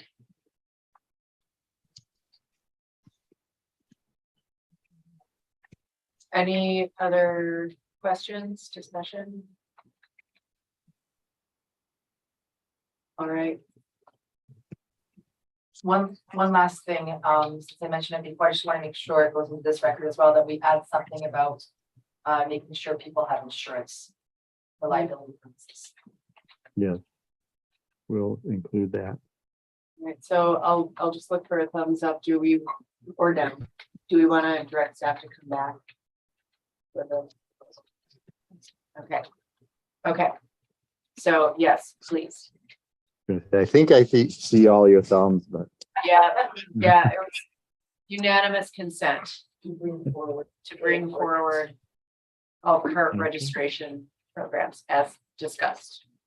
will do. Thank you. Thank you, Director Kaplan.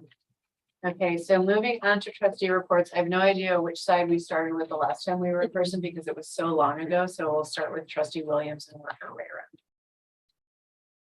It was not here. Last time I was starting to feel a little left out. So, but starting here is wonderful. And my very long report on the Historic Preservation Committee is there was not a quorum for a meeting. But notice how short that sentence was. Well, yeah, so I think we need to do some recruiting. I mean, yeah, but that is, I mean, we've had one person drop off. I don't know what the issue was because I wasn't included in the. One was out of the country. Okay. Okay. And what was it? There were two people were not in attendance. They normally would have been, and we would have had a quorum, but they were out of the country. It didn't work for the time. And somehow I'm still not receiving any of that info.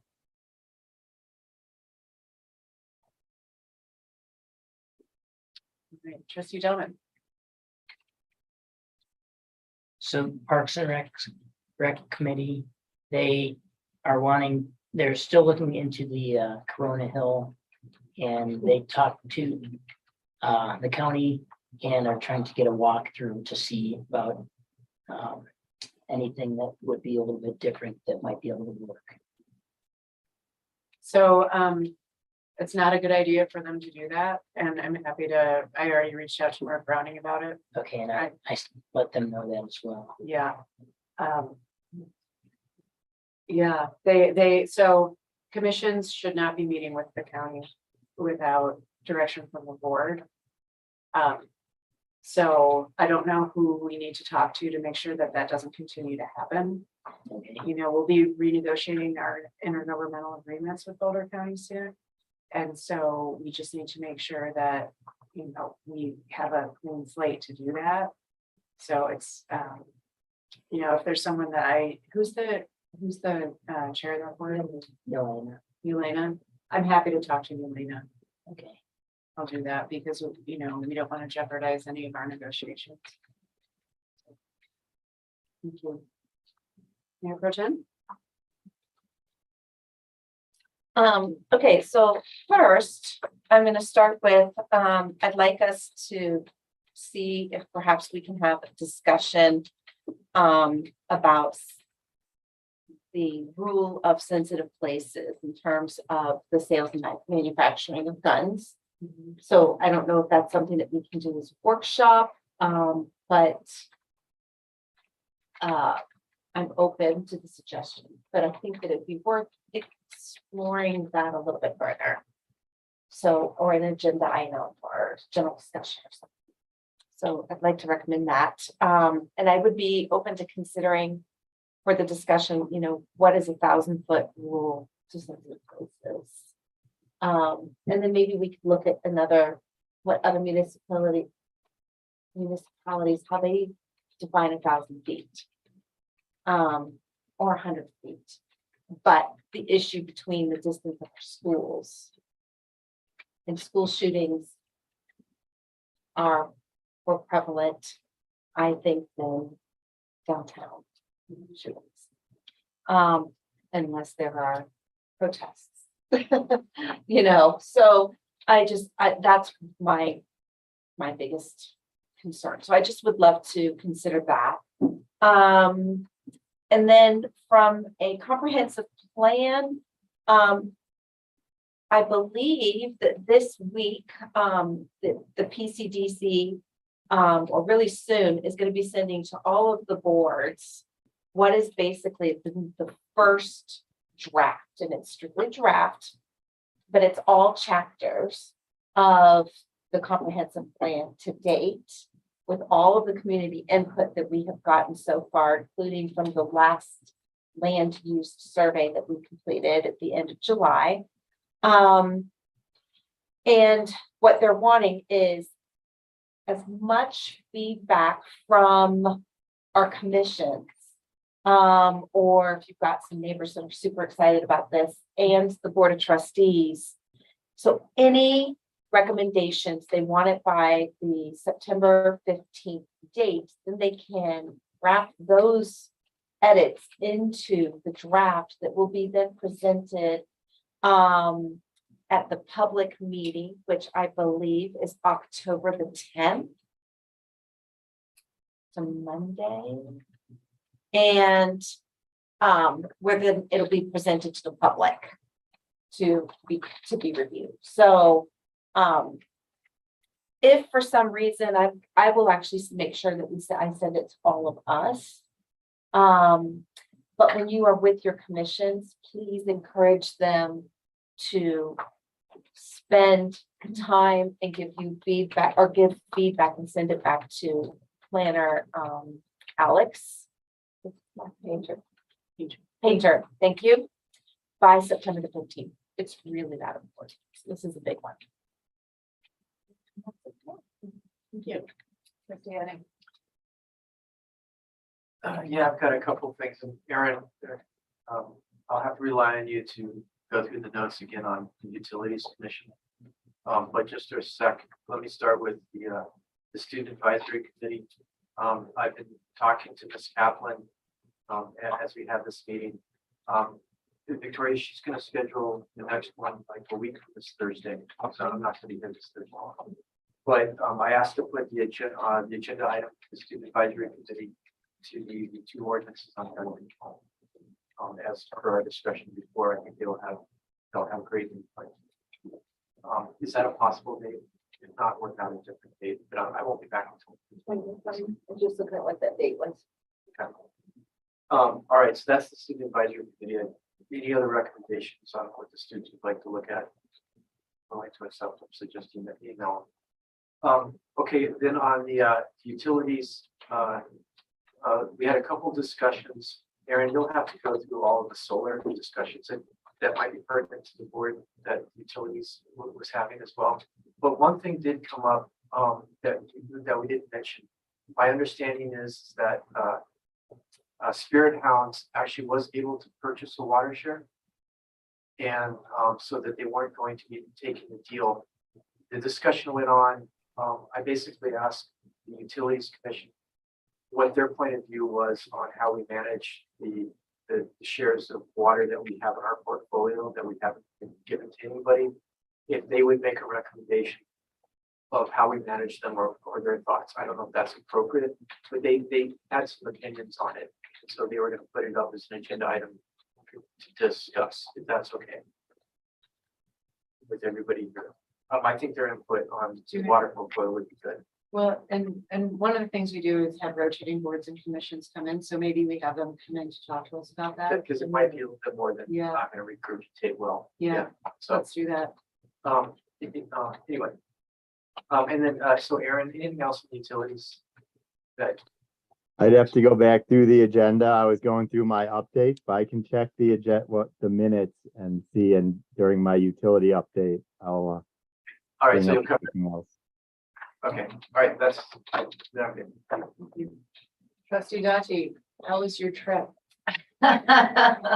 Okay, so I was away for 1 month in France, visiting with family and friends. Thank you all for understanding and giving that bandwidth. However, I have an update here on both commissions. In fact, I feel like I didn't miss that much since they weren't able to get a quorum either. Not the EDC on July 20th and not the Human Services and Housing Commission on August 8th. So I don't have anything to update you on the Economic Vitality Commission because their next meeting will be this Wednesday. So I'm on more on Wednesday. They haven't actually met since the last time I met with them. The Housing and Human Services Commission did meet on July 11th, and they also attended the groundbreaking ceremony on August 5th. I think they are working on a list. Well, how to basically, I think they're working with Administrator Simonson on how to create a list of potential people who could, potential applicants. And I just wanted to clarify that I know there have been some phone calls post groundbreaking ceremony from applicants who are curious about the process, the application process. And I just wanted to confirm that there will be no applications until 3 months before the opening. So up until that point, so over the next 6 months, if construction is, if they are still believing the timeline of 9 months from now, then within over the next 6 months, the commission will be looking at putting that list together, people to reach out to, and also sponsoring a fall workshop with representatives from the managing company. So there will be information available. We will be reaching out to people who could potentially apply. We want to make sure we don't miss anybody who had to leave post flood. Make sure that they're able to come back if they meet the criteria. And there was something else they wanted to ask. I think the code compliance officer went to the last meeting, and they asked that the commission be able to make a formal recommendation to the board of trustees for a budget item for code enforcement use. Just post this discussion. So that's, I just put that on my list of things for the budget meeting. I think that's all. Yeah, the next meeting will be September 12th. So when it comes to getting feedback for the draft version of the comp plan, they'll have to be by email probably. Because I'll be able to tomorrow. But I'll send that out tomorrow. Thank you for being gone so much. That was a really comprehensive report. Trustee Ellison.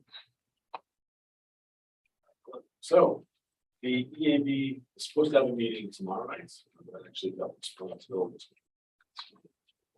Their next meeting there looks like each other will be talking about the state watershed report review. So, the SFC had a meeting last week. I actually screwed up my schedule and missed it completely. I was Thursday. So, but from looking at it, looking at their minutes, they're interested and want to know if they could have a student representative at the SFC school, ecology, or the school of science leadership. So that's something to find some more information out and bring it back here. The same thing for the budget for next year. They're interested if possible in ways to get sustainability coordinated. Thank you.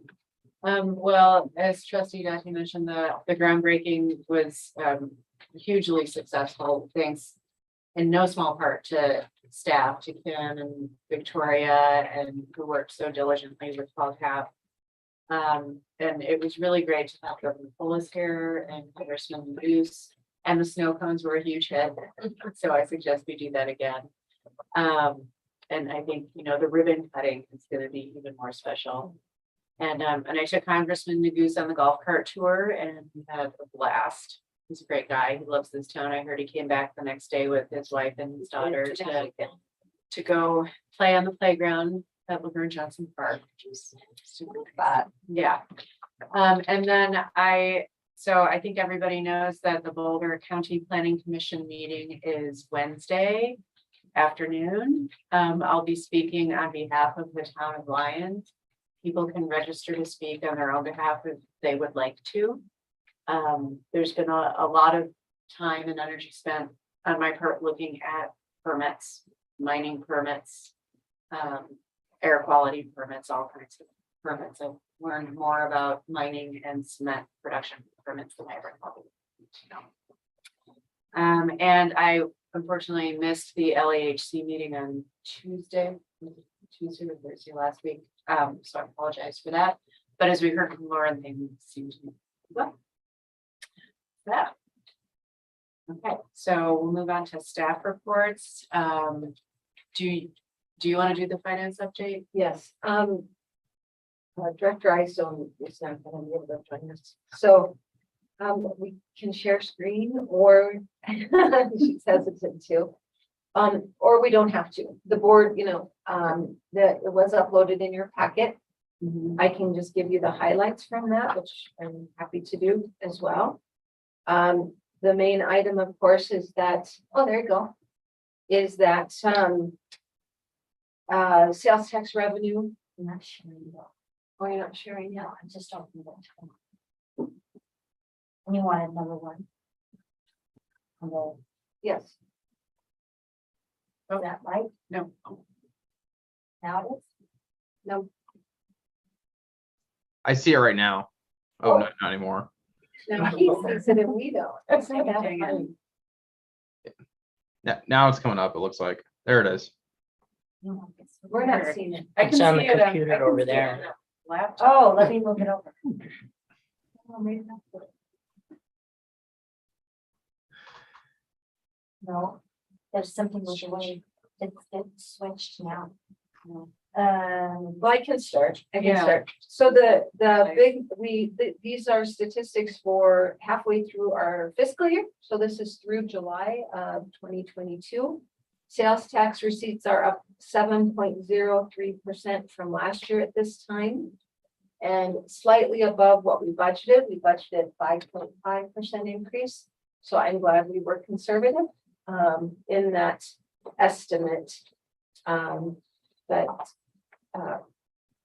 is it up there? No, it's not. No, You're not gonna be able to get it. I'm not, it's not reading my screens right. Okay, the local to non-local sales were exactly the same as last month, which is interesting. 57% locally bought, 43% non-local.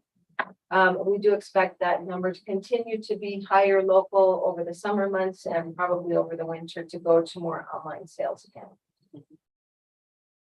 In regard to revenues and expenses, basically everything is pretty much in line with what we've projected. You are going to see some revenues or expenses higher than revenues, especially in electric, water, and sewer, all because of the capital projects. The outlay of those, of course, has to be shown prior to the reimbursement being received. So we should see a change in that.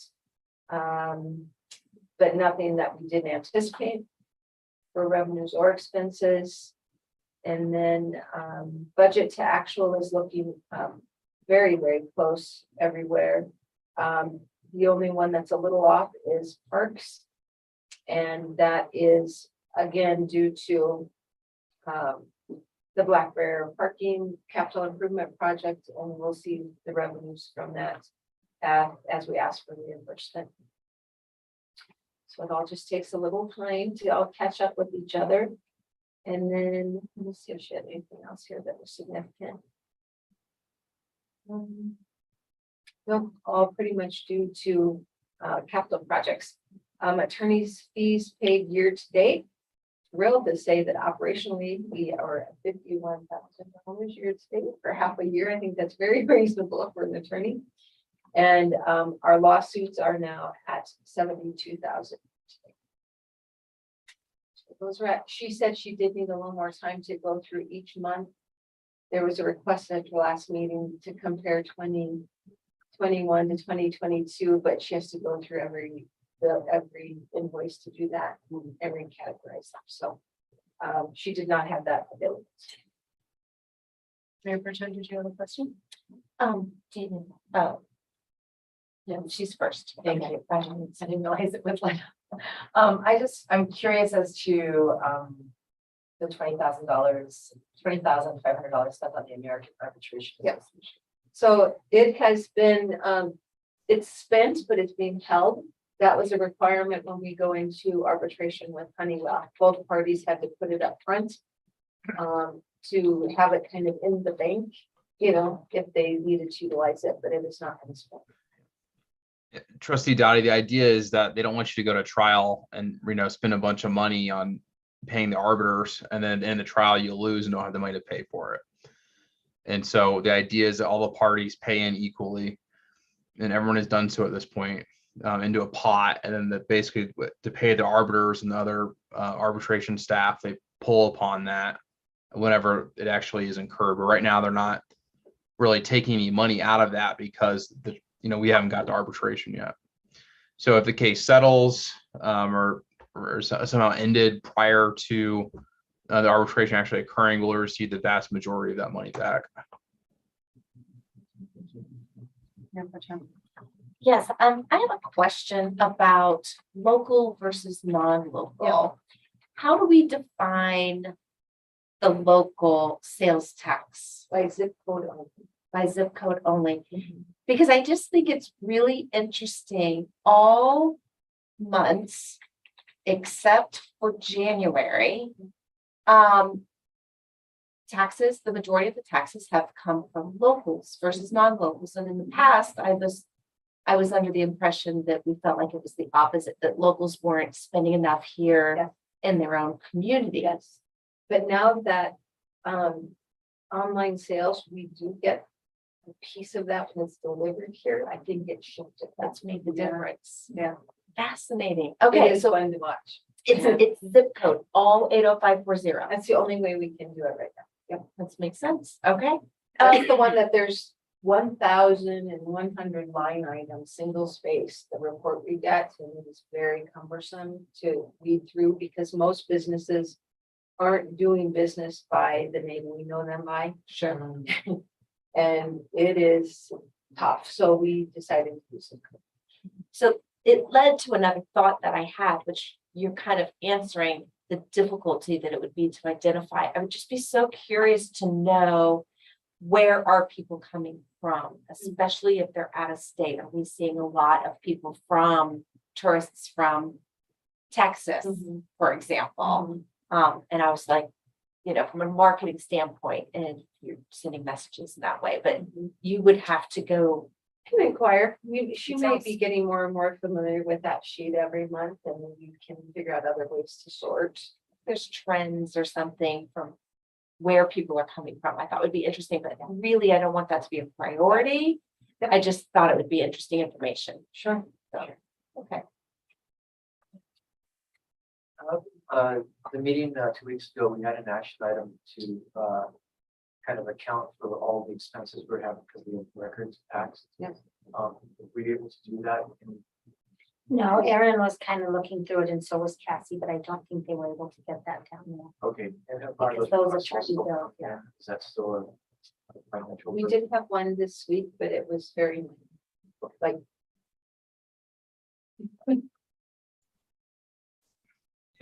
Not all records requests are expensive, just the ones that ask for lots of emails typically. Or lots of documents over a long period of time. There questions? All right, Director Kaplan, I believe you're up. There again, new room. As I get moved around, so if it gets a little noisy, I apologize ahead of time. I did go through the UEB meeting minutes just to double check what was discussed. Most of the longer items that were talked about, I'll talk about a little bit. They are in the packet, but also some updates on that. They did also start to talk about getting ready for the budgeting. The UEB has always been a board, or for the last 4 or 5 years at least, that really goes through the enterprise fund budgets. And so I still try to keep them abreast of those and get all of their input on that. So as we do budgeting on the staff level, I pass that on to the Utility and Engineering Board. They also mentioned that MEAN, our electricity provider, the Municipal Energy Agency of Nebraska, is looking at developing what they call a green rate. Currently, for those who don't know, we do subscribe to a portfolio of wind that we get from them. It's a percentage. I don't have it right in front of me, but a number of years ago, we subscribed to get that. And that is currently full with what they use. And as they move forward, they were looking into, this is MEAN, they were looking into how they can combine and work with various assets that they have, or various energy production methods, I should say. And so they are working on developing a green rate that can open up a larger portfolio to all the communities that they serve. So they'll be talking about that, I guess, in a couple of days here. And I believe Jim will be out at that meeting listening to what they come up with. And then the one other item they were talking, or two other items. One was looking at what the town pays again for rates for its utilities, and just trying to make sure we are keeping up to date as rates change, that we are looking at the town's infrastructure and what we charge ourselves, just so that we know if parks are using it or the public infrastructure is using it, then they would be the ones to pay those bills. The one other item was the net metering page on the town's website hadn't been updated. So they did give me some recommended changes, and I'll work to get that updated. And that was from the Utility and Engineering Board meeting. Then on to my staff report. Again, as usual, if there are any questions, I haven't been trying to just go over what I put in the packet. If you guys have questions on it, so feel free to reach out or raise your hands. Again, it's a little tricky to see everyone there, but let me know. And then also, even going forward, just so you know, I understand there's a lot to always read in the packets. And so if you have something from the meeting before and you remember it, feel free to reach out and ask that question again in case you look that over tomorrow and something comes to mind. I wanted to just go over a couple of the updates. One was, I mentioned in the packet that Highway 7 was going to get striping at Miley and Prospect. It sounds like that was maybe done today. I did have a resident email in saying that that looked great. So it sounds like that was done. I haven't had a chance to go look at that. But on that note, we have been discussing, staff has been discussing how we can work to integrate in a more safe and secure manner that the neighborhood that is west of Fifth, west of the confluence, Ewald, Corona Hill area. And so we just had the rectangular rapid flashing beacon. If you see RRFB, Victoria may have that in the report that she has, but we had a study done right out in front of Laverne Johnson Park. It sounds like that was promising, so we will see what we can do moving forward to see if we can get something there that might help. It is, again, a larger issue to look over. There are a number of items to be concerned about there. We have our Safe Routes to School project, right, that hopefully we'll be finishing up soon here, getting the confluence connected with the pedestrian bridge into town. And then we can look at projecting that further and how we really connect that neighborhood just to the west. We do have the solar generation and storage that went out to bid a few weeks ago. For those who aren't aware, right, we're looking at getting about an acre of solar panels. It's about 500 kilowatts and potentially a 1 megawatt battery storage system developed just to the southwest of the dirt bike jump park. And so that went out For those who weren't aware, there is some complications in some of the funding for that. We were really trying to take advantage of the investment tax credits that are out there for solar, but those are tax credits. And as was talked about a little bit before for the park, we don't pay taxes. So that was tricky. We did a lot of work and some language in our RFP on how we could have that funded from not a personal, but a corporate entity, let's say some financier that could take advantage of that. Well, for those who don't know, the Inflation Reduction Act, a new act that was just passed by the Senate, and now I heard Friday by the House of Representatives, is working to get incentives out to public power. So the general information says that the town could potentially get a 30% discount on the overall cost. We were hoping to get 15% if we were lucky with a private partnership. So that should greatly increase. We're looking at a $1.5 million project. That's $450,000, which if we were down at the 15%, 225, we're looking to double, that reduction, a couple $100,000. It does require, though, a lot of modifications. We just had an on-site meeting last week. We had 5 or 6 companies come show interest, which is very promising. Went out on site, went over some of the details, and that was the day after this was announced. So most of them were aware, and we will see how we restructure it. It just sounds like it will be at least a couple weeks or a month further out as we do the restructuring, get everything back in order, make sure we can take advantage of that. An update on the re-subdivision storm drainage. You may remember that was requested to be back by tonight. We did just receive that back. We had done some updating to the agreement, sent it out to the applicants. They did get that back to us today. So we do hope to have that at the September 6th meeting. We are also looking into how we prioritize the undergrounding of the electric system. And we're starting with getting a full inventory of our assets or looking at that.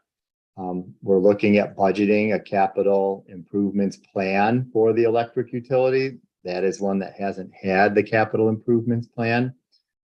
And we had some good timing where MEAN, again, that Municipal Energy Agency of Nebraska, had somebody coming through town after we talked to them that actually goes out and does some of the analysis on transformers and other equipment that could be failing. It's built into our contract at a relatively cheaper rate. So it sounds like we may have a good option there since they're already our provider and already a contracted entity that we can work with. And just today I had a meeting with another company that does drone inventory for electric utilities. Originally, we had hoped to have them working with us for their training that they needed to do, but it turns out they don't need to do that. But they do have some other options they're looking into to use the town as a case study that may really help reduce some of the costs and prevent it from being just going out for bids. If we're looking at an entity that's willing to come almost do work for us for free, we'll have to look at all of the specifics on there, how we work it out. And in any event, we have these 2 entities who we are now talking with to really look at how we inventory the current electric infrastructure. And I think the main point I wanted to get to was at the end, the one today was talking about how one of their new items that they're working on is wildfire hazard, and that they are now developing programs that can look at the vegetation, how not only how close it is, but what types of vegetation, and do some scaling on wildfire hazard concerns based on your utilities, which I think was one of the big aspects of undergrounding the electric. So that was great to hear. Aaron, are you almost complete here? Yeah, I think, and yes, if you wanted one other item I would just mention was on the water side. We have a couple of higher level water policies that we're looking into that have come up. And then we're also working on our own utility. We know there's been a lot of discussion on the higher water that a number of people have seen. And so we're really looking to get the water meters to read in single gallons. They currently read in 1,000 gallons. And so giving us 1 gallon readings will really help see if you use a couple hundred gallons in an hour versus when you're waiting to see 1,000 gallons. It can take a long time, days. So that was the update. Sorry if I missed questions. Mayor Pro Tem has a question and then Trustee Edding has a question. I noticed that in your report, you mentioned doing a high level scoping document for design estimates to install RV water dump station.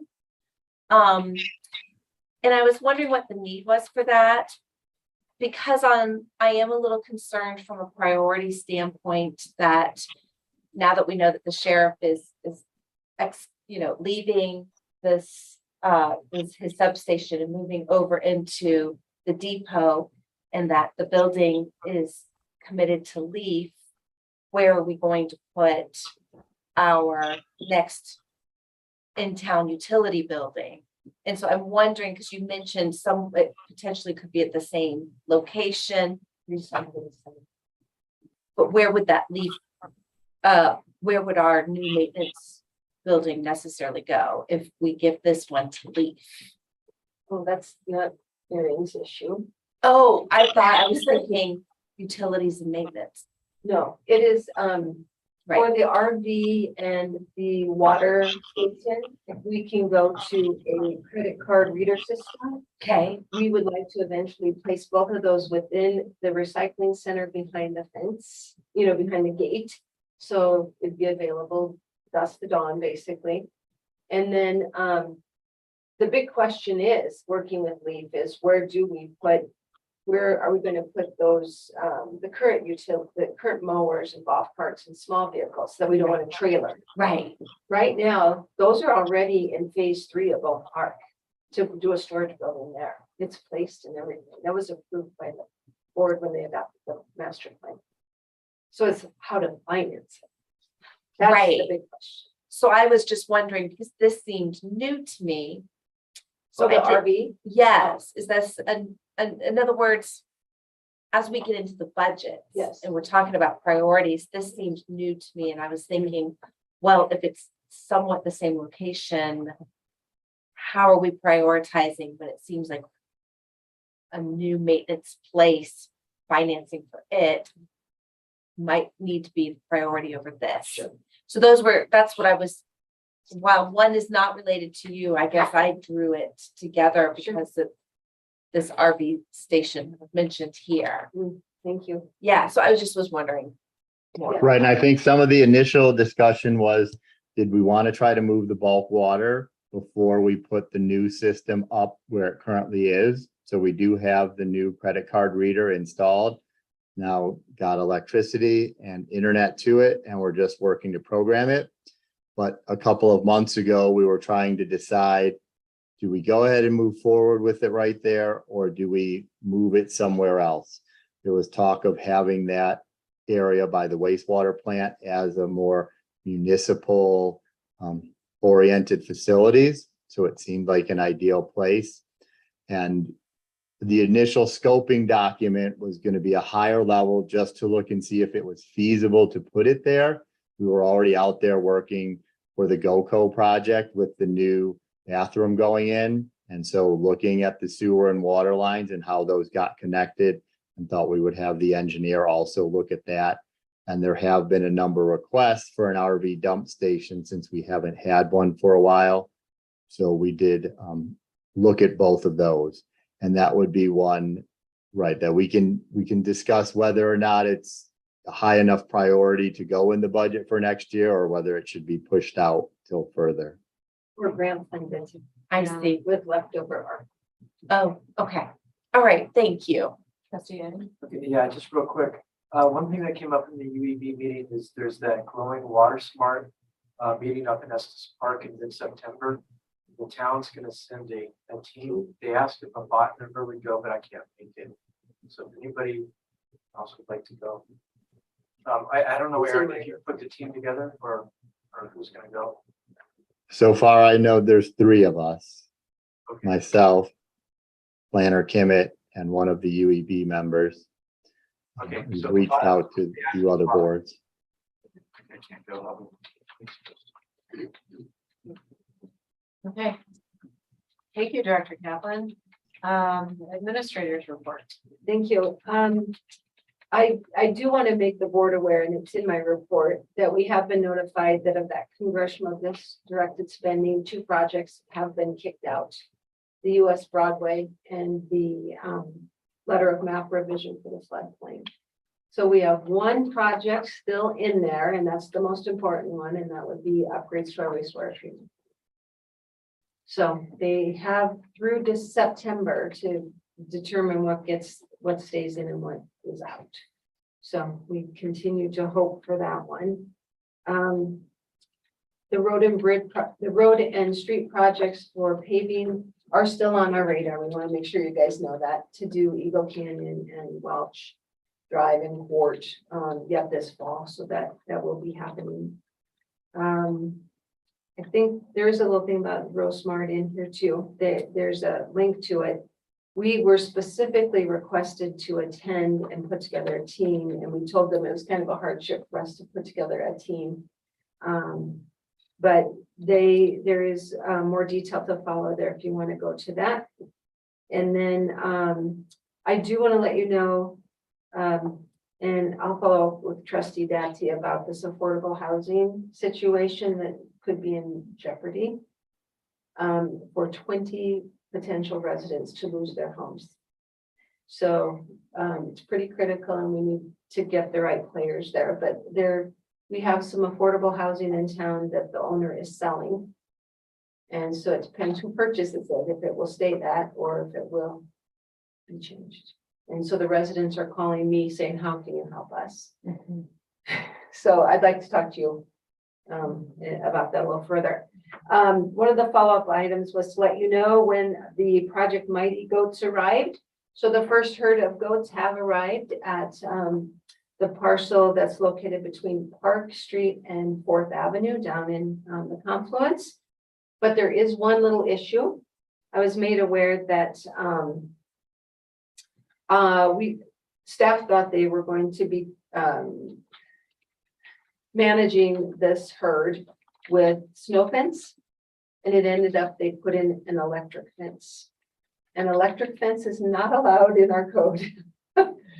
So we do have signage on it, and they are now aware of that. I don't know how long it will take to get it changed, or if it is simply impossible that they won't stay in a snow fence. So I want it to be on the record that we need a temporary little waiver for this electric until we can figure out another mechanism, just so you're aware of that.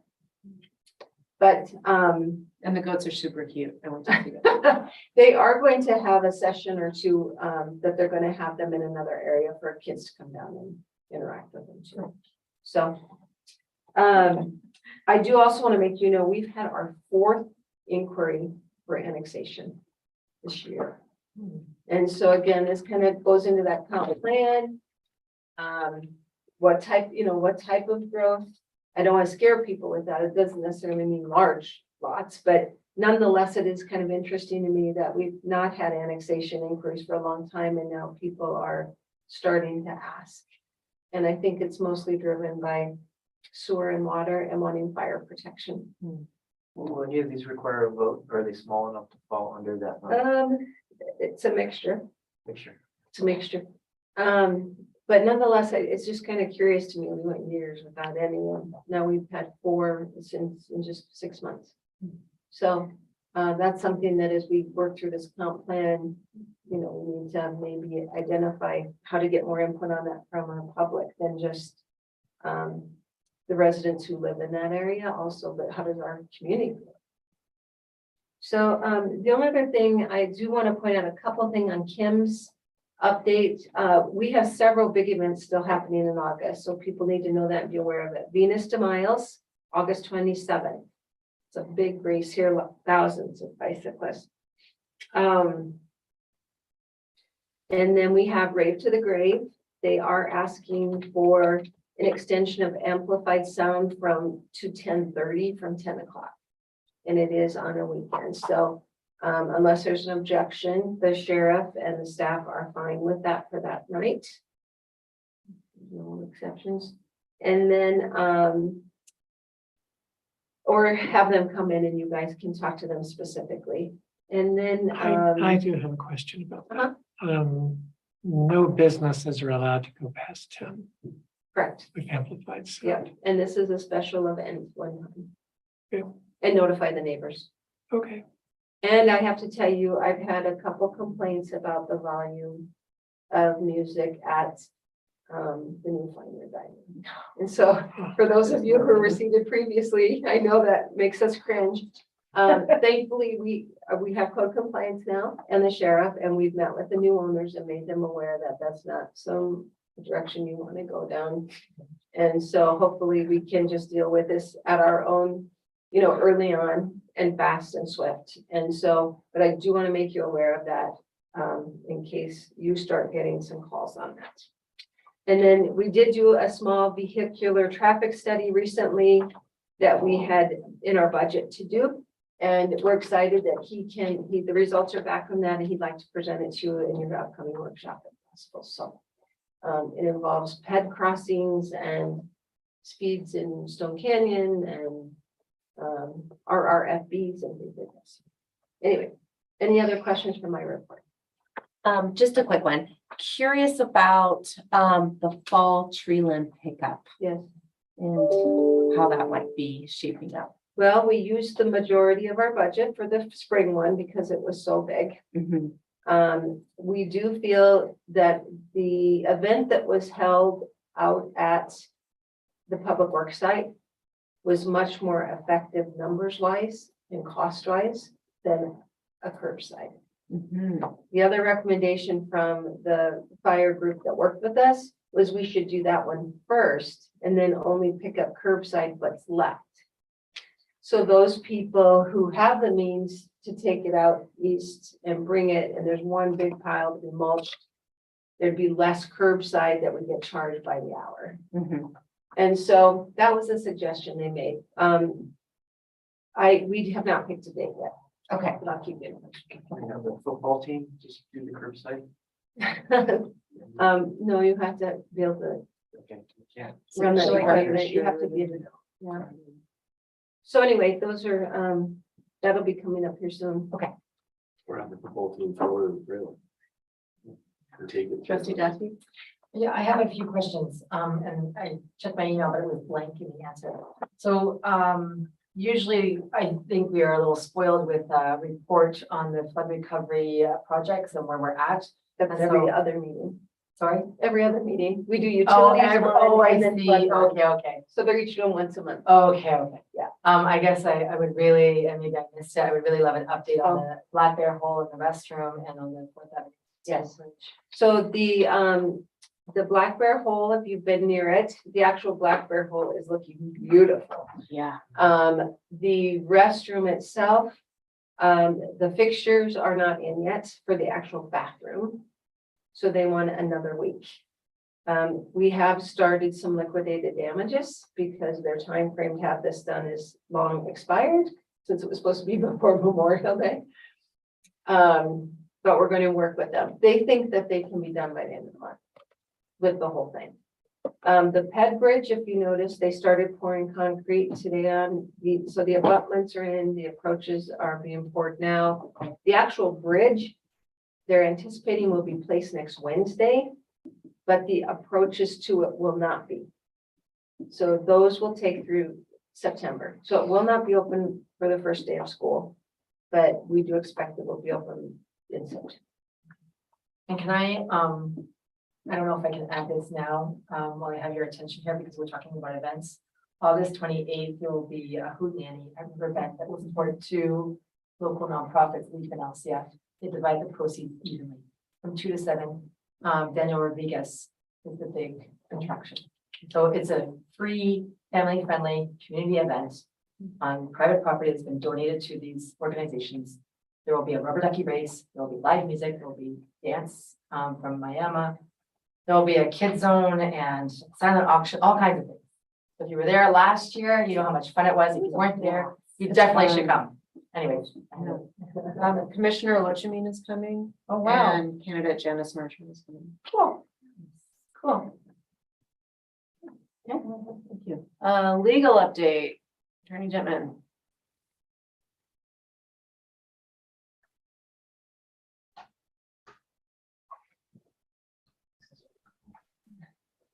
Attorney, legal update? Yeah, so I'm gonna be really quick, as I know it's almost 10:10, and Aaron stole my thunder on the Inflation Reduction Act, which is fine. He's the utilities director. I was gonna talk about it. There's only really one major update in the Honeywell case. Before I want to do a more comprehensive one at the next meeting, and that is that we defeated another attempt by Tetra Tech to avoid being in the arbitration. And they also refused to pay their share of the deposit. But since they now were defeated on their latest attempt, they have now paid their share of the deposit. So that's all good news. But no major update otherwise. A lot of discovery still being exchanged at this time. But I'm hoping to have a more formal update in at the next meeting. And that's all I got. Great. Any questions for Attorney Devon? All right, can we have a summary of action items, please? I've got, you'd like research on the e-bike regulations in other municipalities. We're going to bring ordinance 1128 back to the September 6th Board of Trustees meeting. Resolution 2022-71 was also continued to the September 6th Board of Trustees meeting minutes. They'd like a future agenda item on the distance rule for firearm sales in zoning districts. Staff was also directed to come back with an ordinance on golf cart requirements as discussed. And we would also like to have the UAB present at the next Board of Trustees meeting. Thank you. Administrator Sanders. Did I miss anything? Brandon? I didn't have anything extra. One other thing was coming up with a way to get more public input on the before the firearms public hearings, and said that so you need to come up with some ideas there. If you have any, please send them our way. And that the mayor's going to talk with Yelena Hughes on Parks and Rec to explain our position on that. And I think that's it. All right, is there a motion to move into executive session?